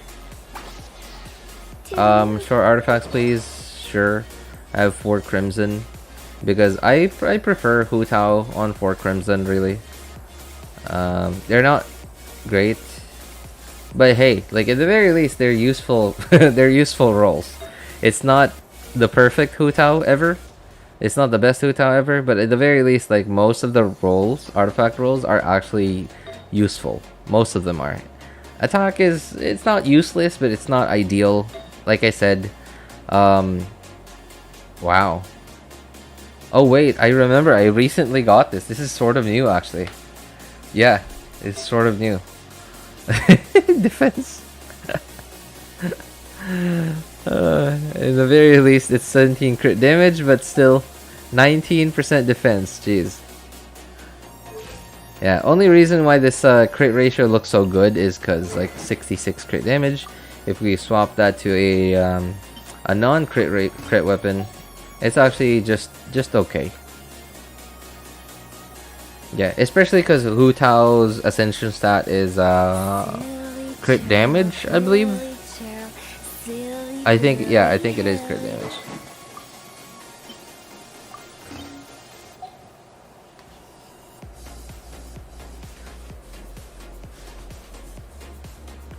Yeah, I'm actually quite happy with that goblet. I recently got that. I haven't gotten an upgrade on anyone in like the longest time, except for like Hu Tao's goblet recently. Yeah, unfortunately, this Hu Tao has 0 elemental mastery, so it's not as strong as you guys think. Like despite that insane looking crit ratio, it's not actually as strong. Especially because like I have 0 EM. Thankfully though, I do have Elegy. So Elegy certainly helps with that a little bit because you get 100 elemental mastery from Elegy. But I actually don't, like most of the time I don't use Yelan with Hu Tao, because most of the time Yelan and Xingqiu are not, like I just can't afford to like put them together in a team. Because most of the time I need Yelan for Hyper Bloom, or most of the time I need Xingqiu for National. So I hardly ever get to use Yelan and Elegy together with Hu Tao.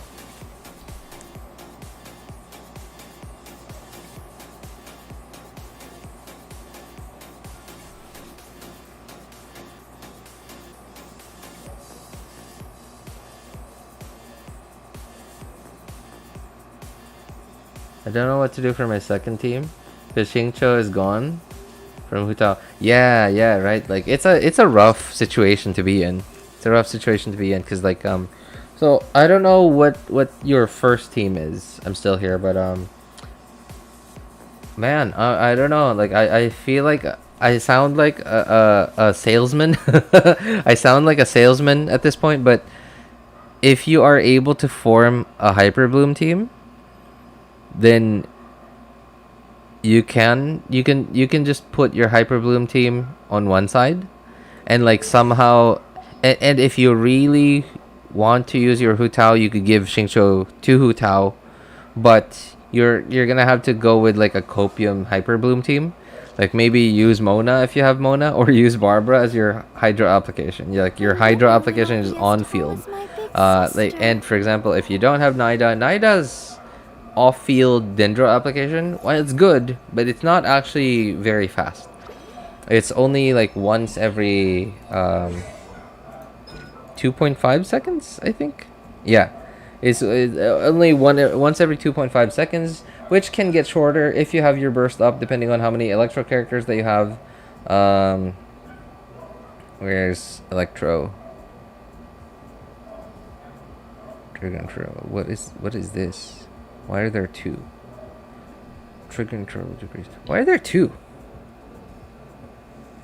Trigger interval decreased. Trigger interval decreased. Oh! It's telling me about if there are two characters. Okay, so 0.6. So if you have one Electro character on the team, then instead of 2.5 every 2.5 seconds, it's more or less like 2.1-ish seconds, somewhere around that. But still, it's not fast. And I think Collie's Dendro application and Dendro Traveler's Dendro application are faster. Like just off field. Of course, Nahida can apply a lot more Dendro if you're on the field with her, if you're normal attacking with her. Sure, of course, there's obviously going to be a lot more Dendro. But if you could try to sort of like make a Copium Hyper Bloom team. So if you have Kuki Shinobu, of course, just still build her like you would typically in a Kuki Hyper Bloom team. But instead of your Hydro being off field, you're gonna have to run your Hydro on field, and then your Dendro is going to be off field. Like you're gonna, you could put Collie and Dendro Traveler together. Where's Traveler? Yeah, Dendro Traveler together. They would be both your Dendro applicators, and then your Hydro would be on field. And then you could somehow make it work because now your Xingqiu is free to be with your Hu Tao.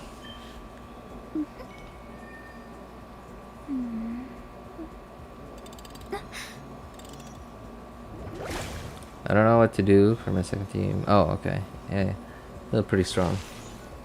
I mean, yeah, like I'm not gonna lie. It's like the Hu Tao is still pretty strong. It's just not as strong as I think, because some people like will look at crit value, and they're gonna think like, whoa, this is like the strongest Hu Tao ever. Like I don't know, and I understand why, because like almost everybody is farming for almost only crit stuff. So it's sort of, I think, crit rate and crit value, while being really strong stats, like they're very easy ways to make your typical crit scaling DPS really strong by getting a lot more crit damage and crit rate. Yes, it is one of the strongest ways, one of the easiest ways that you could make your crit scaling DPS stronger, but it's not the only way. And like I said before, Theater crafters have actually already done the math, like way long ago, on what the point of diminishing returns is on crit rate and crit value. It does start to diminish at around the 70%-ish crit rate and 140-ish crit damage. But again, you're still getting more damage if you go higher than that, and the diminishing returns is actually really slow. So but you can actually get a lot more damage by getting more EM. But that is, of course, if you are making sure that you vape or melt your hits.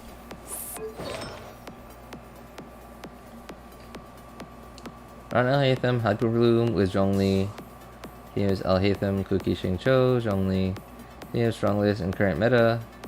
I can kill anything with this team. I mean, anybody can kill anything with any team, man. Really. I mean, I appreciate it. Cool. But, dude, of course, I know Hyper Bloom team. Zhongli would actually be sort of a damage loss in that team. Because you already have your, because you have Xingqiu, you already have your damage, your defensive option.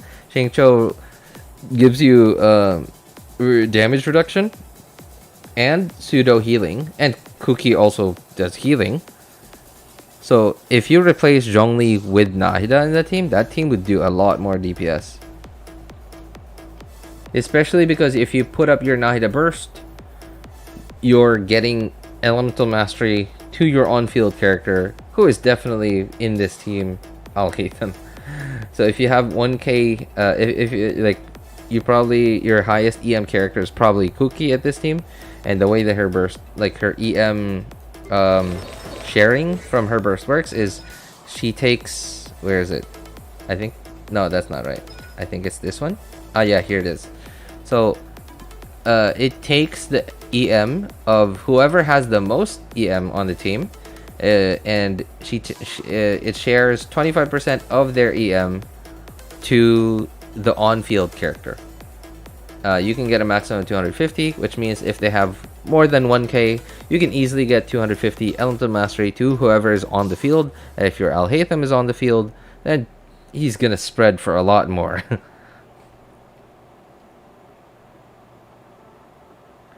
Used to be Raiden, Ye, Mona, and Yao Yao. Raiden, Ye, Mona, Yao Yao. Oh, okay. It was Hu Tao, Xingqiu, Sucrose. But I want to make Jean Sunfire team with Raiden and Xingqiu. Wow, that's gonna be a lot of pyro from Sunfire and Hu Tao. And so you also have to remember, it's not just Hu Tao's charged attacks that are applying pyro. You have to remember that she also has this what is it? Where is it? I think it's this. Yeah, it's this thing, right? Like when you charge the attack at enemies, you see like a little flower thing on them, and that every few seconds. Hang on, state.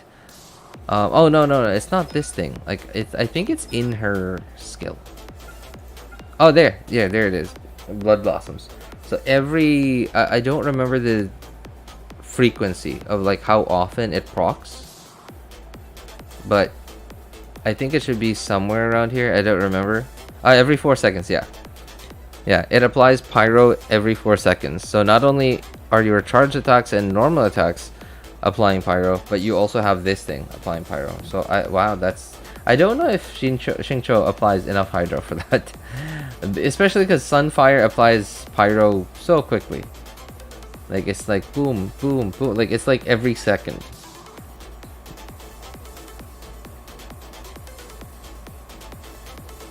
RJ, you can get ads before stream. What do you mean? Like me? I mean, like I don't know. I'm the one streaming, so I don't really see the ads.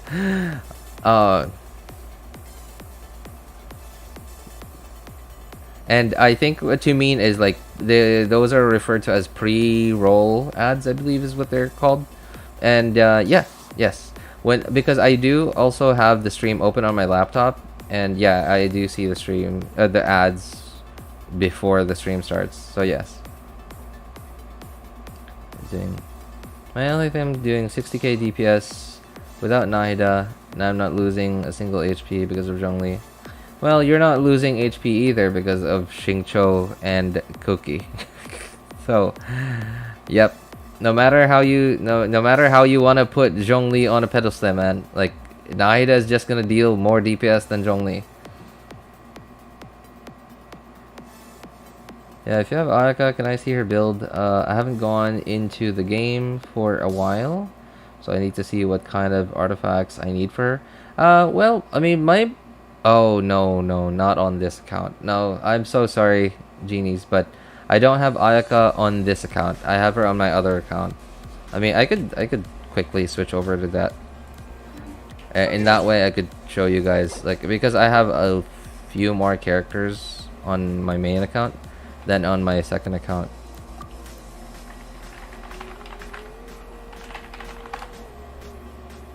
Yeah, my Ayaka build isn't exactly like the typical build that you'd see on everybody's Ayakas, but yeah, it's also not a weird build.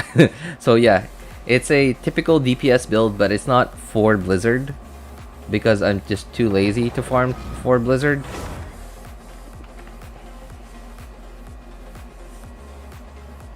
I just have two Blizzard on her and 2 attack.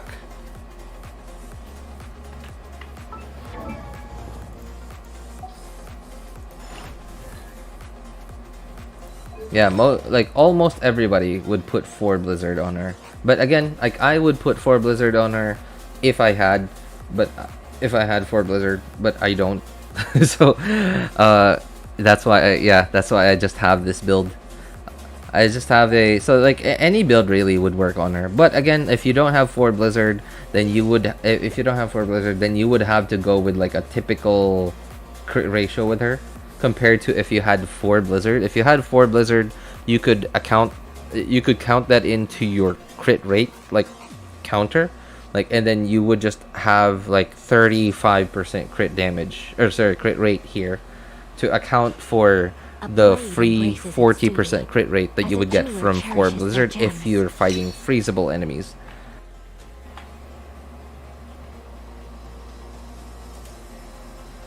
So what in the world does strongest team mean in Genshin, if not the highest damaging team? Isn't that weird? What does like quote in quotes strong in Genshin, in the Genshin combat system mean? Does that not mean highest high DPS? It's like, what a weird definition, man. So you're saying that that high damage in Genshin combat is not what strong means in combat in Genshin? Like, what is strong even then?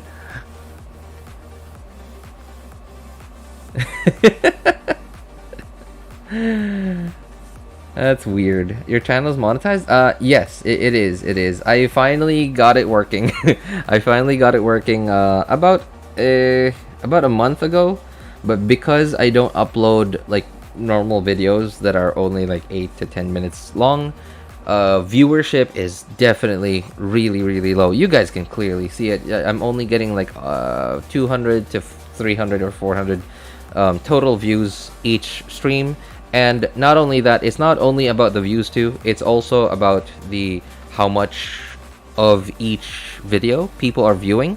And after a stream ends, of course the thing becomes a VOD, and that VOD I think is being treated just like any other video that people upload, and viewership percentage is like really low because it's like a super long stream, right? It's like a super long video. Like imagine a 3 or 4 hour video and people only watch like 2 minutes of it, so it's like super low viewership, which means YouTube's opportunity to serve ads to people watching the VODs is really low, which means chances that people will see ads is also really low.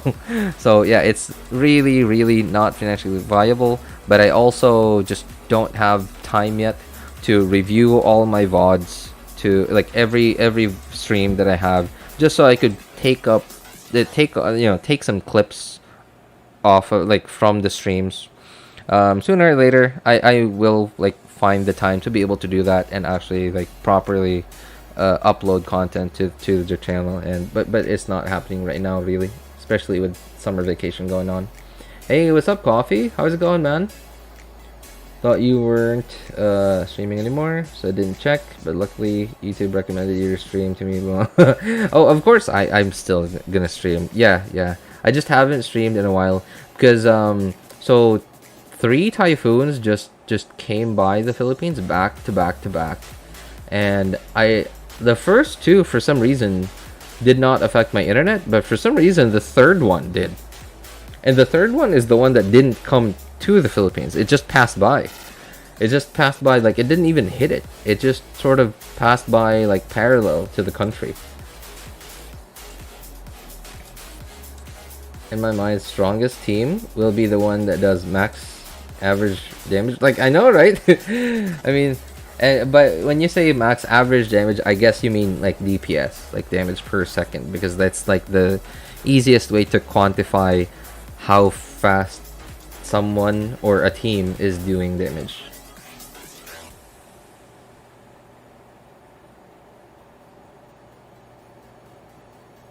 Okay, alright. Here's Chauvin's explanation. A high damaging team can die in floor 12, but a strongest team will never die in floor 12 with a good amount of damage. Then, okay, so by that definition, when you say strongest, you really mean durable. You really mean durable, right?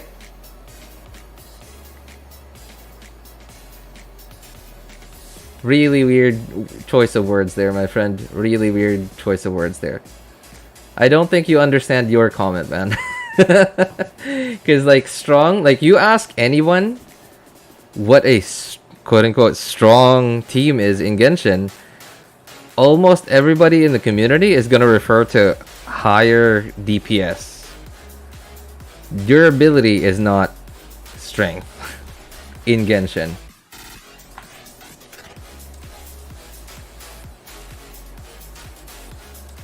Also, if you were talking to like a big jerk, they would just respond to that comment as like, well, you can't die if you don't get hit. Just don't get hit, genius.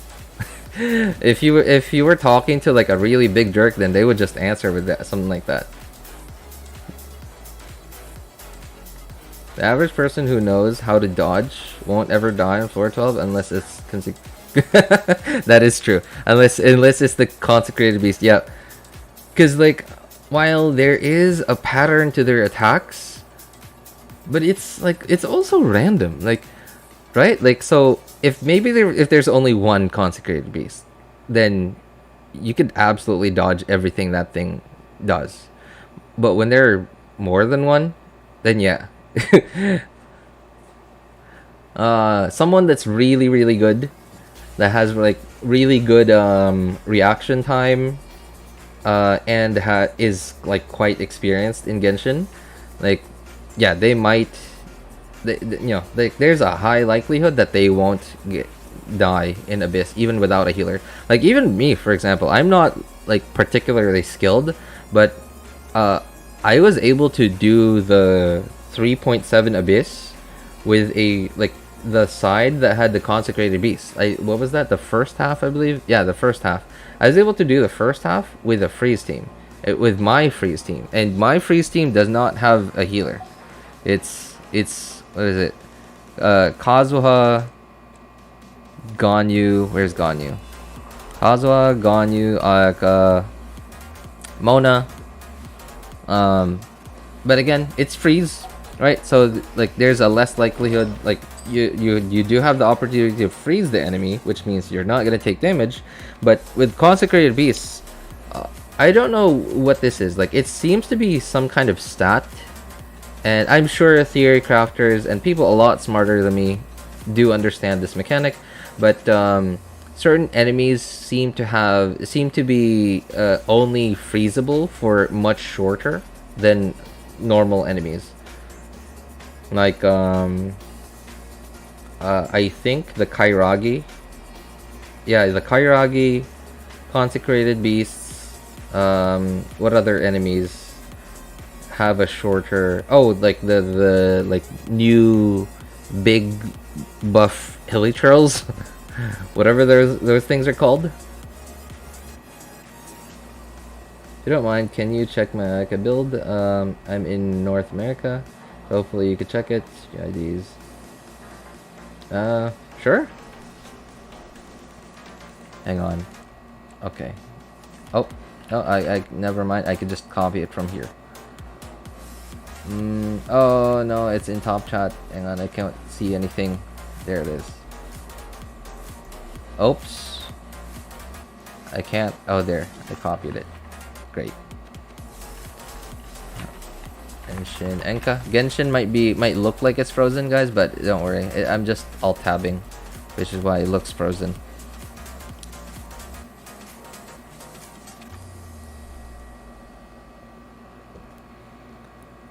Ayaka.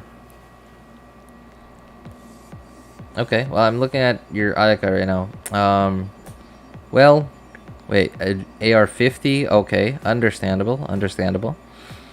For Blizzard, 15 crit rate. So if you, okay, you have 15 crit rate, and what is this, physical attack percent, crit rate? Okay. I'm going back to Genshin, so Genshin starts moving. Okay, so you have 15% crit rate. So assuming you're fighting freezable enemies, you get 40% more. And if you have a second, you have 2 cryo characters in the team, you get another 15% from cryo resonance. So you get 15 plus 55 crit rate, you get 60% crit rate. Okay, so I think 60% crit rate is pretty good, but that's really only applicable to freezable enemies. If you're not fighting freezable enemies, you're really only getting 35 crit rate, which at your crit rate right now, 50%, 15 plus 35 is 50. So if you're okay with only having 50% crit rate and only critting half of the time, then I think it's okay. Your crit damage, you are AR 50, and this, like, I'm looking at your account, a lot of your characters are not like fully leveled yet, so I'm assuming this is like a very young account, and I think this is actually fine. What is actually painful to look at is the fact that you have prototype Rancor on your Ayaka, and I understand maybe you don't have any better weapons, I understand, and a physical damage goblet.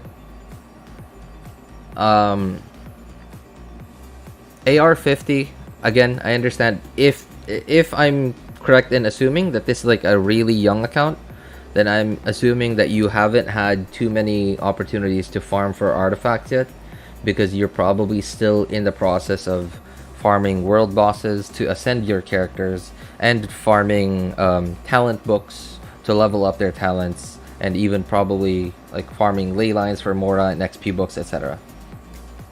I've had it for 2 years. Oh, okay. Well, I'm assuming then like you haven't been active in a while. You're either like not very active, or you like went off for like a really long time.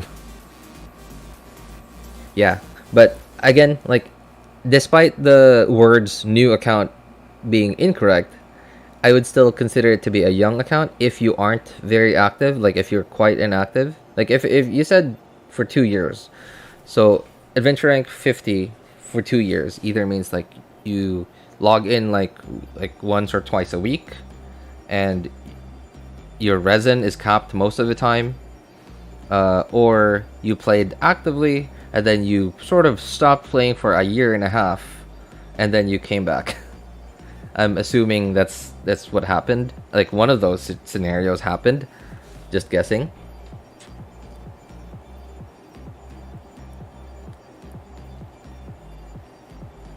Yeah, so I would still consider it to be a really young account, because account strength in Genshin is like heavily based on how much resin your account has, like how much resin you have spent in the game. Like, and by spent I mean, and not just spent, but also depending on where you spent it and if you spent it wisely.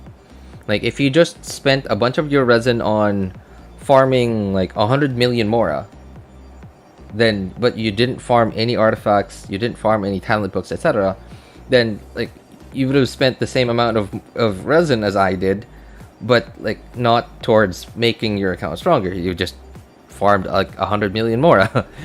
So right, so how much Mora your account has spent, generated and spent, of course, and if you spent those, like, that Mora, or sorry, not Mora, your resin towards something productive, such as like artifacts, character ascension, talent ascension, and weapons as well, and on the right weapons, the quote-unquote right weapons. So I put the word right weapons in quotation, because right isn't always right. It really depends on what teams you have, what characters you have, how you play them, etc., and what you're comfortable with playing. I've literally given up on farming for artifacts for the time being. So what do you do with your resin now then, Coffee?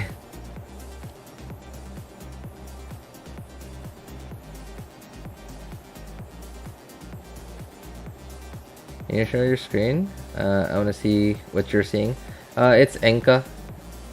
I don't know if you've heard about it, genies, but if you look up Genshin Enka on Google, it shows you a website that allows you to look up anyone's UID, regardless of what server they're on.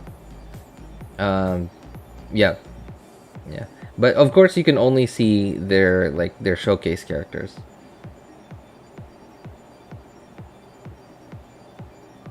160 resin gang run.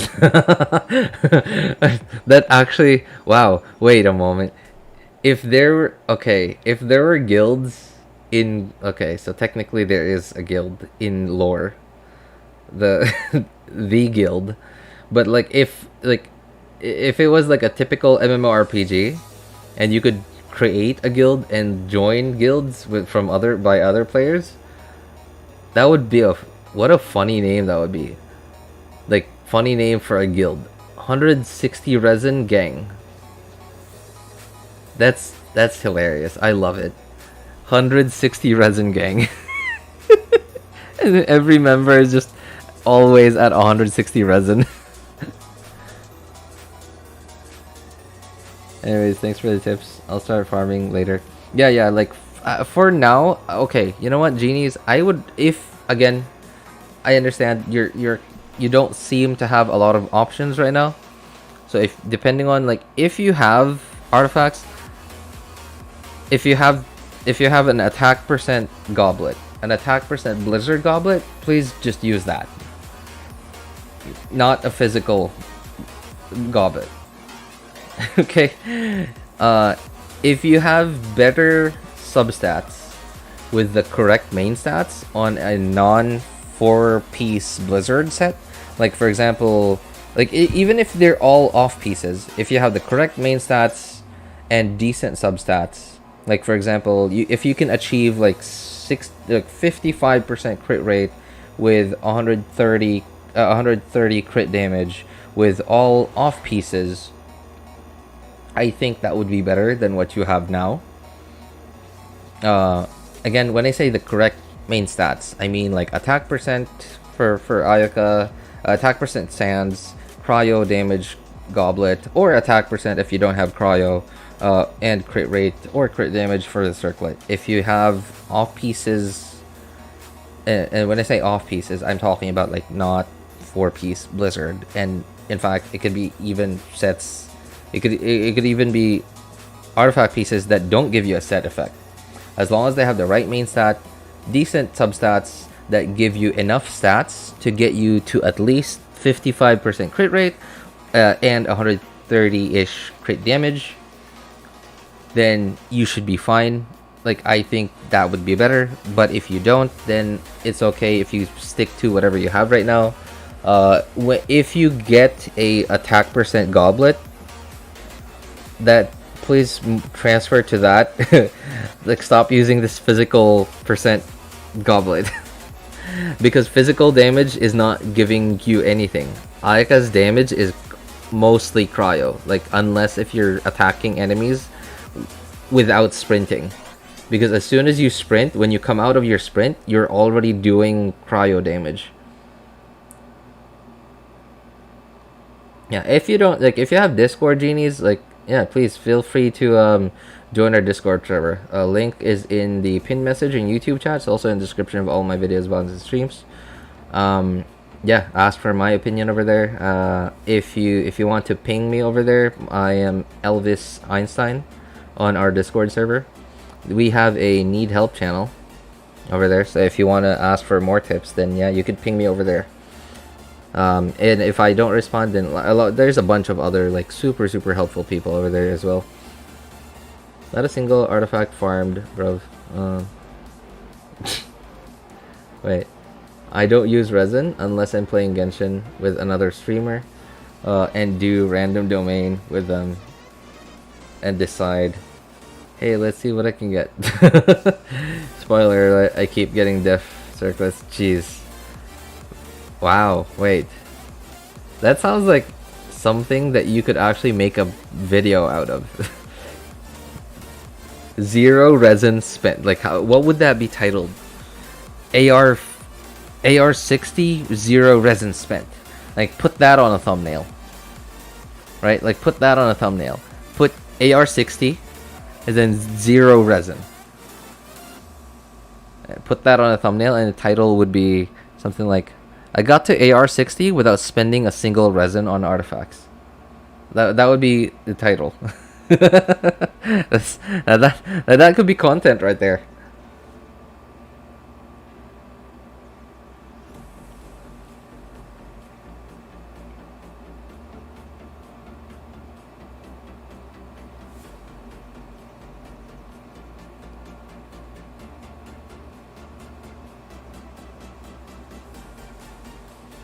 spending resin for the first time in 2 years. That's another one. Yep, that's another one. It would be like the most lackluster thing ever. Just getting, it could be. Oh wait, you could actually dramatize that a little bit. Like you'd have to do a bit of acting to dramatize that a little bit. So spending resin for the first time in 2 years, for the first time after playing Genshin for 2 years, something like that, right?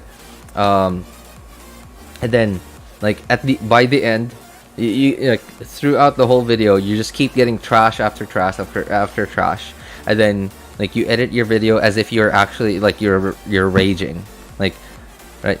You clip like specific parts that make it seem like you're raging, you're angry, that you haven't gotten a single piece even after like never ever farming for artifacts for 2 years, and like the first time you do, you get you get all the trash in the world. Yeah, that could make for an interesting video actually. And then like by the end, you just sort of conclude, you know what? I'm gonna go back to not spending resin. I'm gonna go back to not farming for artifacts again. This isn't worth it. I don't know. Yeah, that's. You could actually make a video out of that. That's funny. I'm sure someone has probably made that video. I don't know. Maybe not. Zayok's moment. What are we even discussing here? I know, right? Just a bunch of guys hanging out at the. I don't know, like, if in case, I don't know if any of you guys are underage, but like imagine like it sort of feels like we're sort of just at someone's house, like my house or Babish's house, Jamie's house, or whoever's house. Like we're all just sitting at the table with beers in our hands, and that's sort of what we're doing now. That's literally what we're doing now. Staring at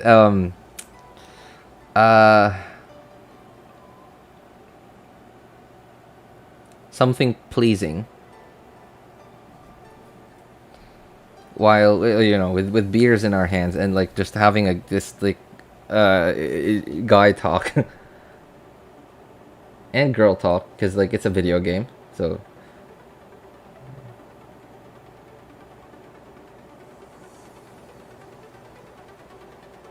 The team is strongest because they did floor 12 consecrated beasts without losing a single HP in a single turn and with ease. Sure, it's up to you if that's how you define strongest. That's not how I define strongest. I don't think that's how most people in the Genshin community would define strongest. But sure, good for you, man.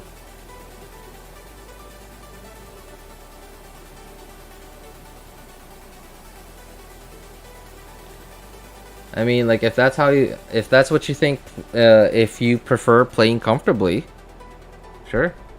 I mean, I prefer, like, I actually prefer playing comfortably, but not taking a single damage, or like not having any risk of taking damage or dying.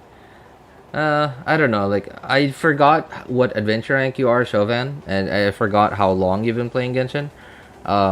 But at some point it does get boring, because like I did play like that for a very long time too, and it's boring. Yeah, sooner or later you're gonna want some excitement, and which is why I made the freeze team that I have that has no healer.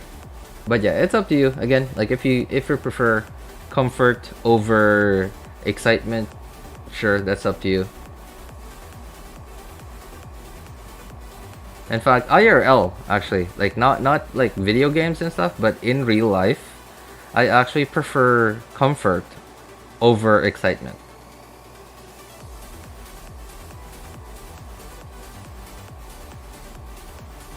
Take a break from Genshin right now. I'm only getting on to do like one single pull on Scar's banner, like Genshin or streamer. It sounds like, well, I think that's, I don't know.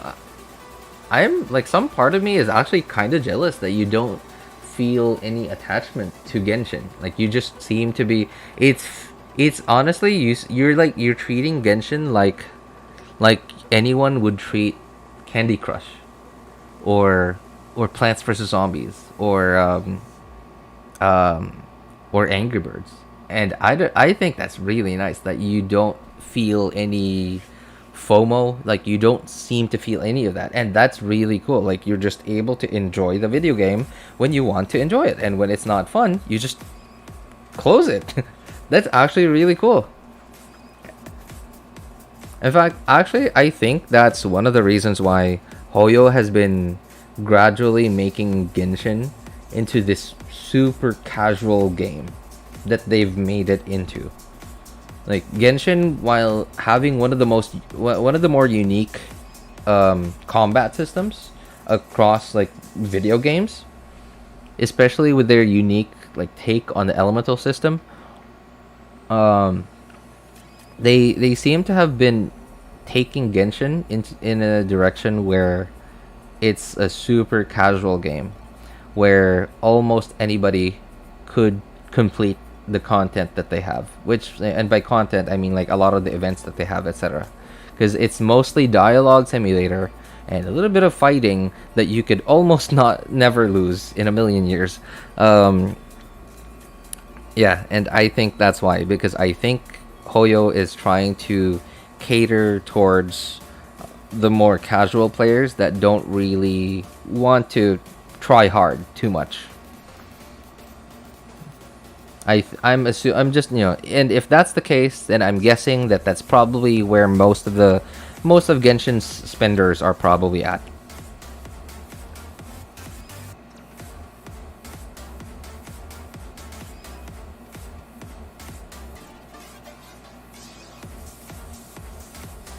Can't wait to farm Golden Troop and Merchant what? Marech Chaos? What is that? Or 3 patches straight.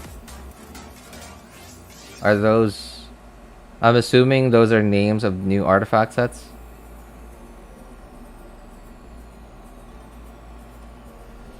I used to be addicted to it, but I don't really play it anymore unless I'm really bored. I'll get back. Fontaine's released though. Yeah, I'm yeah, good for you, man. Good for you. That you're sort of... You've been able to escape the FOMO, or at least being affected by FOMO, and that's good. That's good. I don't know, like I feel like people should be less affected by FOMO, honestly. FOMO is it drives people to do stuff that they shouldn't really be doing. Zhongli's pretty good, MO. He's not bad, and he's amazing versus some waves. There's just more damaging teams though.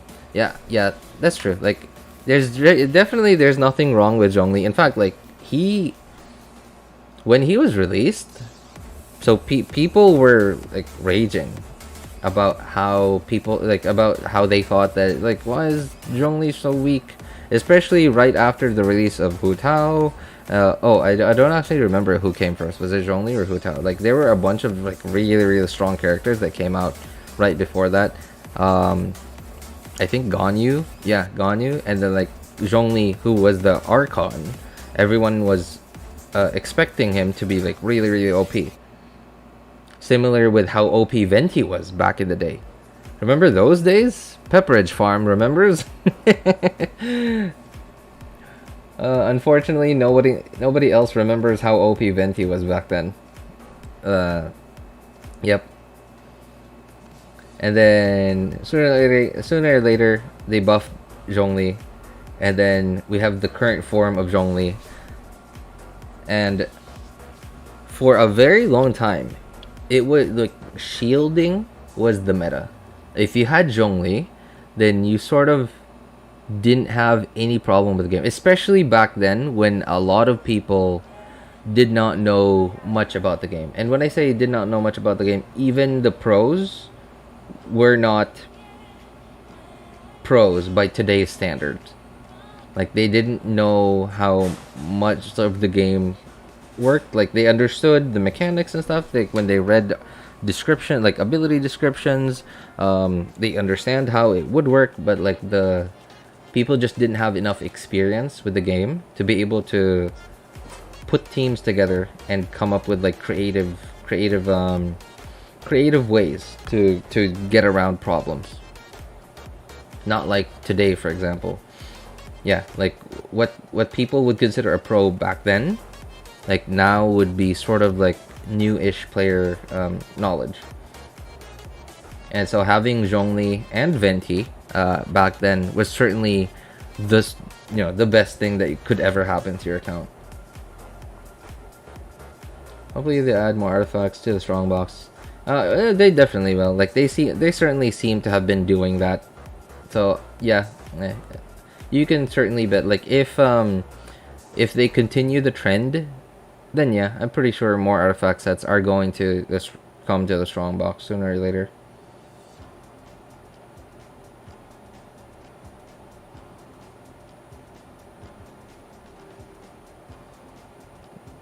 Got Kvold Og Farvel. I'm so sorry, Siri. I have no idea if I read that correctly. But hey, it's really good to see you again, man. How are you? Long time no see. Only just changes the whole game. It's like in StarCraft. I don't know if you guys which of you guys have played StarCraft, but if you play StarCraft in single player, then you could use cheat codes, and it's like the cheat code power overwhelming. That's sort of what Zhongli is. He changes the game, yep. He changes the game in a way that you sort of don't have to worry about dodging. Well, maybe not as much. Like, yeah, maybe not completely, especially if you're fighting consecrated beasts. Because if you keep just ignoring attacks and you would just take the hits, sooner or later your shield's going to break, which means it's going to make you feel like you have to swap to Zhongli to refresh your shield more often, and instead of gaining you more damage, because because you have a pretty strong shield, you can just take some of the hits so that you can continue dealing damage. Instead, you're now losing damage because you're now feeling like, oh, my shield's about to break. Now I have to refresh my shield more often now. So if that's the case, then you'd actually be losing damage. So yeah, it has to be a balance of like, so the shield should not be something that you just use to say, I'm gonna ignore all damage. Because if your shield breaks more often than you want, more often than optimally, then you would have to be refreshing your shield more often, thus taking time off of your DPSs.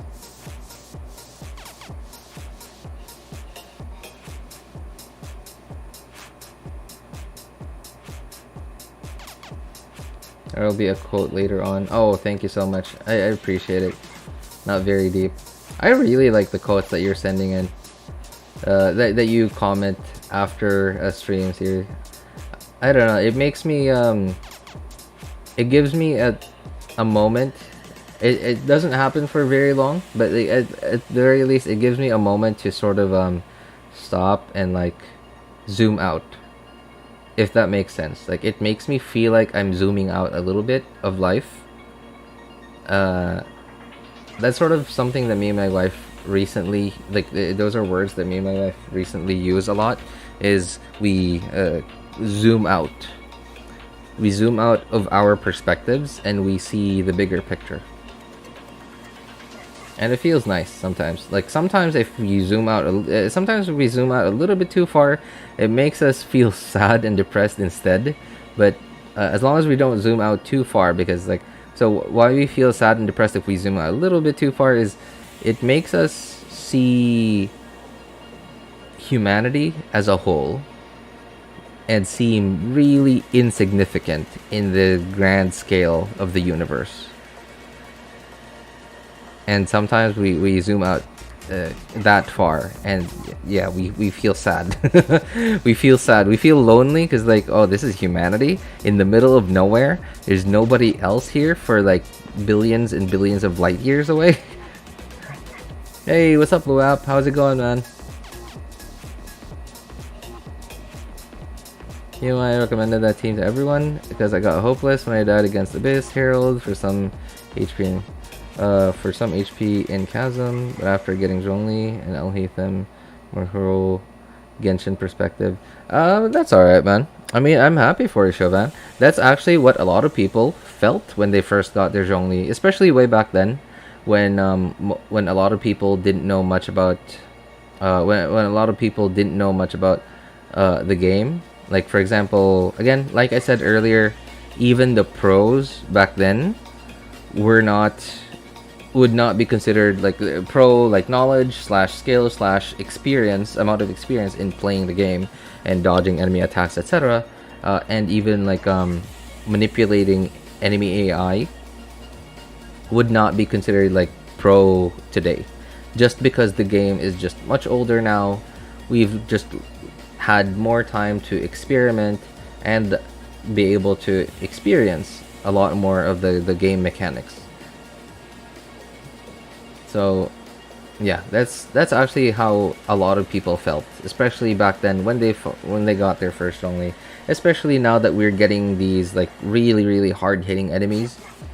So sometimes just getting a really strong shield sort of just makes it so that you won't have to worry about having to learn enemy patterns, and you could just sort of bypass that part of the game. Yeah, there's also a reason why almost like most endgame players don't even use only anymore, is because they're just used to the enemies, and if you're the endgame logic amongst endgame players is sort of the best defense is instant offense. So if you can kill enemies in one rotation, then you won't need any defense, because by the time that you're finished with your rotation, like the whole time, like for example you do your rotation, the entire time, like almost 100% of the time while you're doing your rotation, you are in burst animations, which means you're invulnerable. And if you can kill most of the enemies, if not all the enemies, in that first rotation, then you won't need any defense, because you, for the whole time, you were inside burst animations. And if you killed all the enemies, then you're moving on to the next chamber.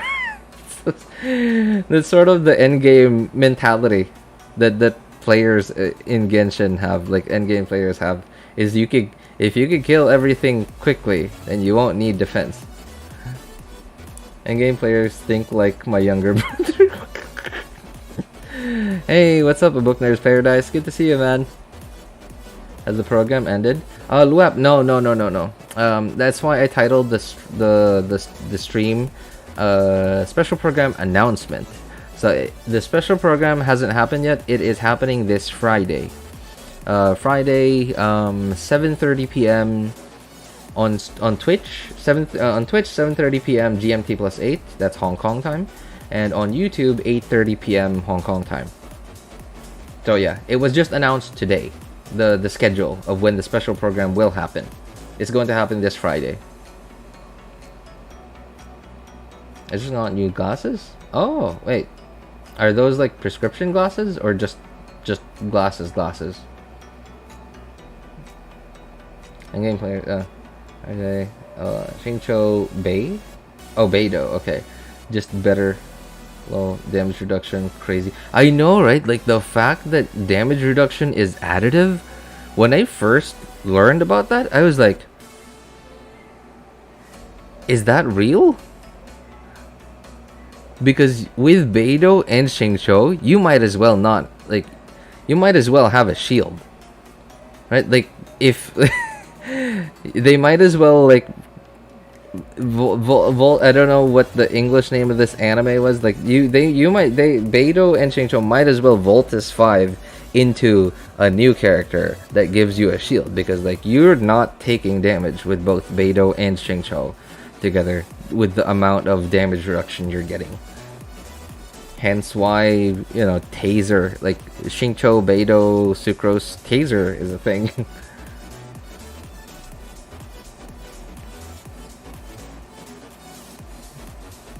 It's only going to be in phase 1 or phase 2.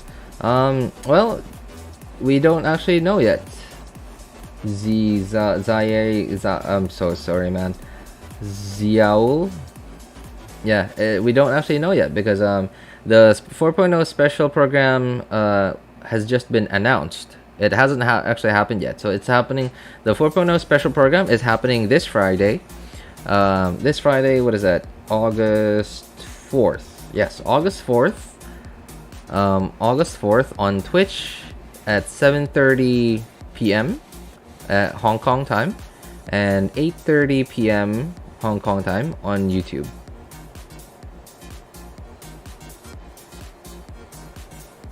The stream title has a meaning. You said it was random. Wait, what? Has a meaning? You said it was random. What? I don't get it.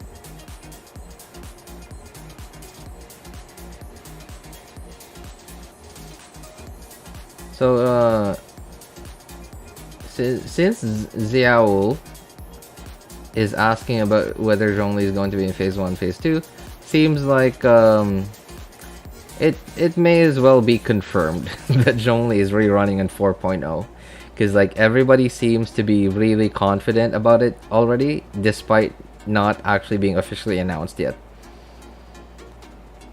When I asked you what the stream was about, you said nothing. Oh, I sort of. Oh, okay. Technically, yeah, you're right. I did say. Well, I didn't say nothing, but it was like it could be whatever. Yeah. So the stream title was because the 4.0 special program was just announced today. The official Genshin Impact YouTube channel posted on their, like, made a post about it, and on their Twitter account, aka X account, they X'd it. It's not a tweet anymore, it's an X now, apparently.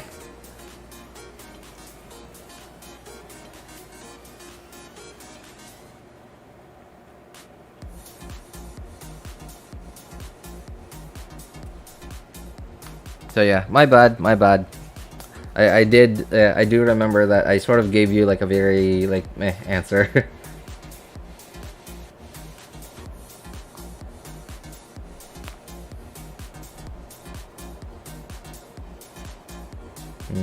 I'm not sure if I will actually be able to stream on that, like, this Friday.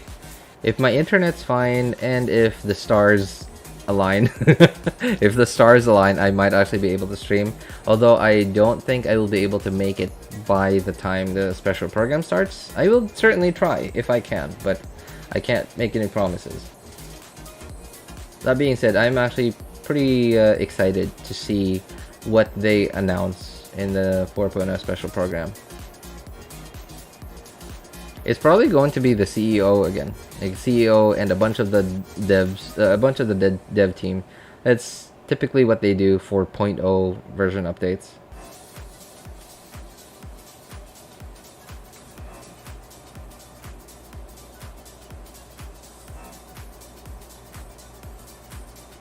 Anyway, it's getting pretty late, guys. Thank you so much, by the way. I really appreciate you guys hanging out, and you know, just being dudes, just being dudes hanging out at the table, having some beers. This was actually really nice. I really missed you guys. Haven't been able to stream as much as I'd like to for the past week-ish, mostly because my internet and a bunch of other things happened. This time, RJ? Maybe no, not this time, but hang on. For on Twitch would be 5 hours before this time, and then on YouTube would be 4 hours before this time. So yeah, I don't know what time it is where you are now. I think it might be like, I don't know, like it's I think India's time zone is while in like all of India I think uses one time zone, which is nice, but I think it's like an hour and a half behind the Philippines. So yeah, on Twitch would be 5 hours before this time now, and then YouTube would be 4 hours before this time now, this Friday. Yeah, anyway, it's getting late, guys. I gotta hit the sack. So anyway, if you guys need any help building your accounts, your characters need any help making a decision on which banners to pull for, feel free to join our Discord server. Links in the description of all my videos, VODs, and streams, and in the pinned message in YouTube chat. Thank you so much, guys, for coming by, hanging out, and being awesome people. Have a good day, good afternoon, good evening, and take care, everybody. Bye, guys.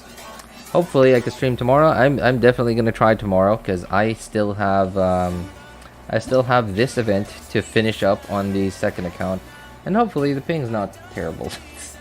So maybe. We're hoping the stars align again.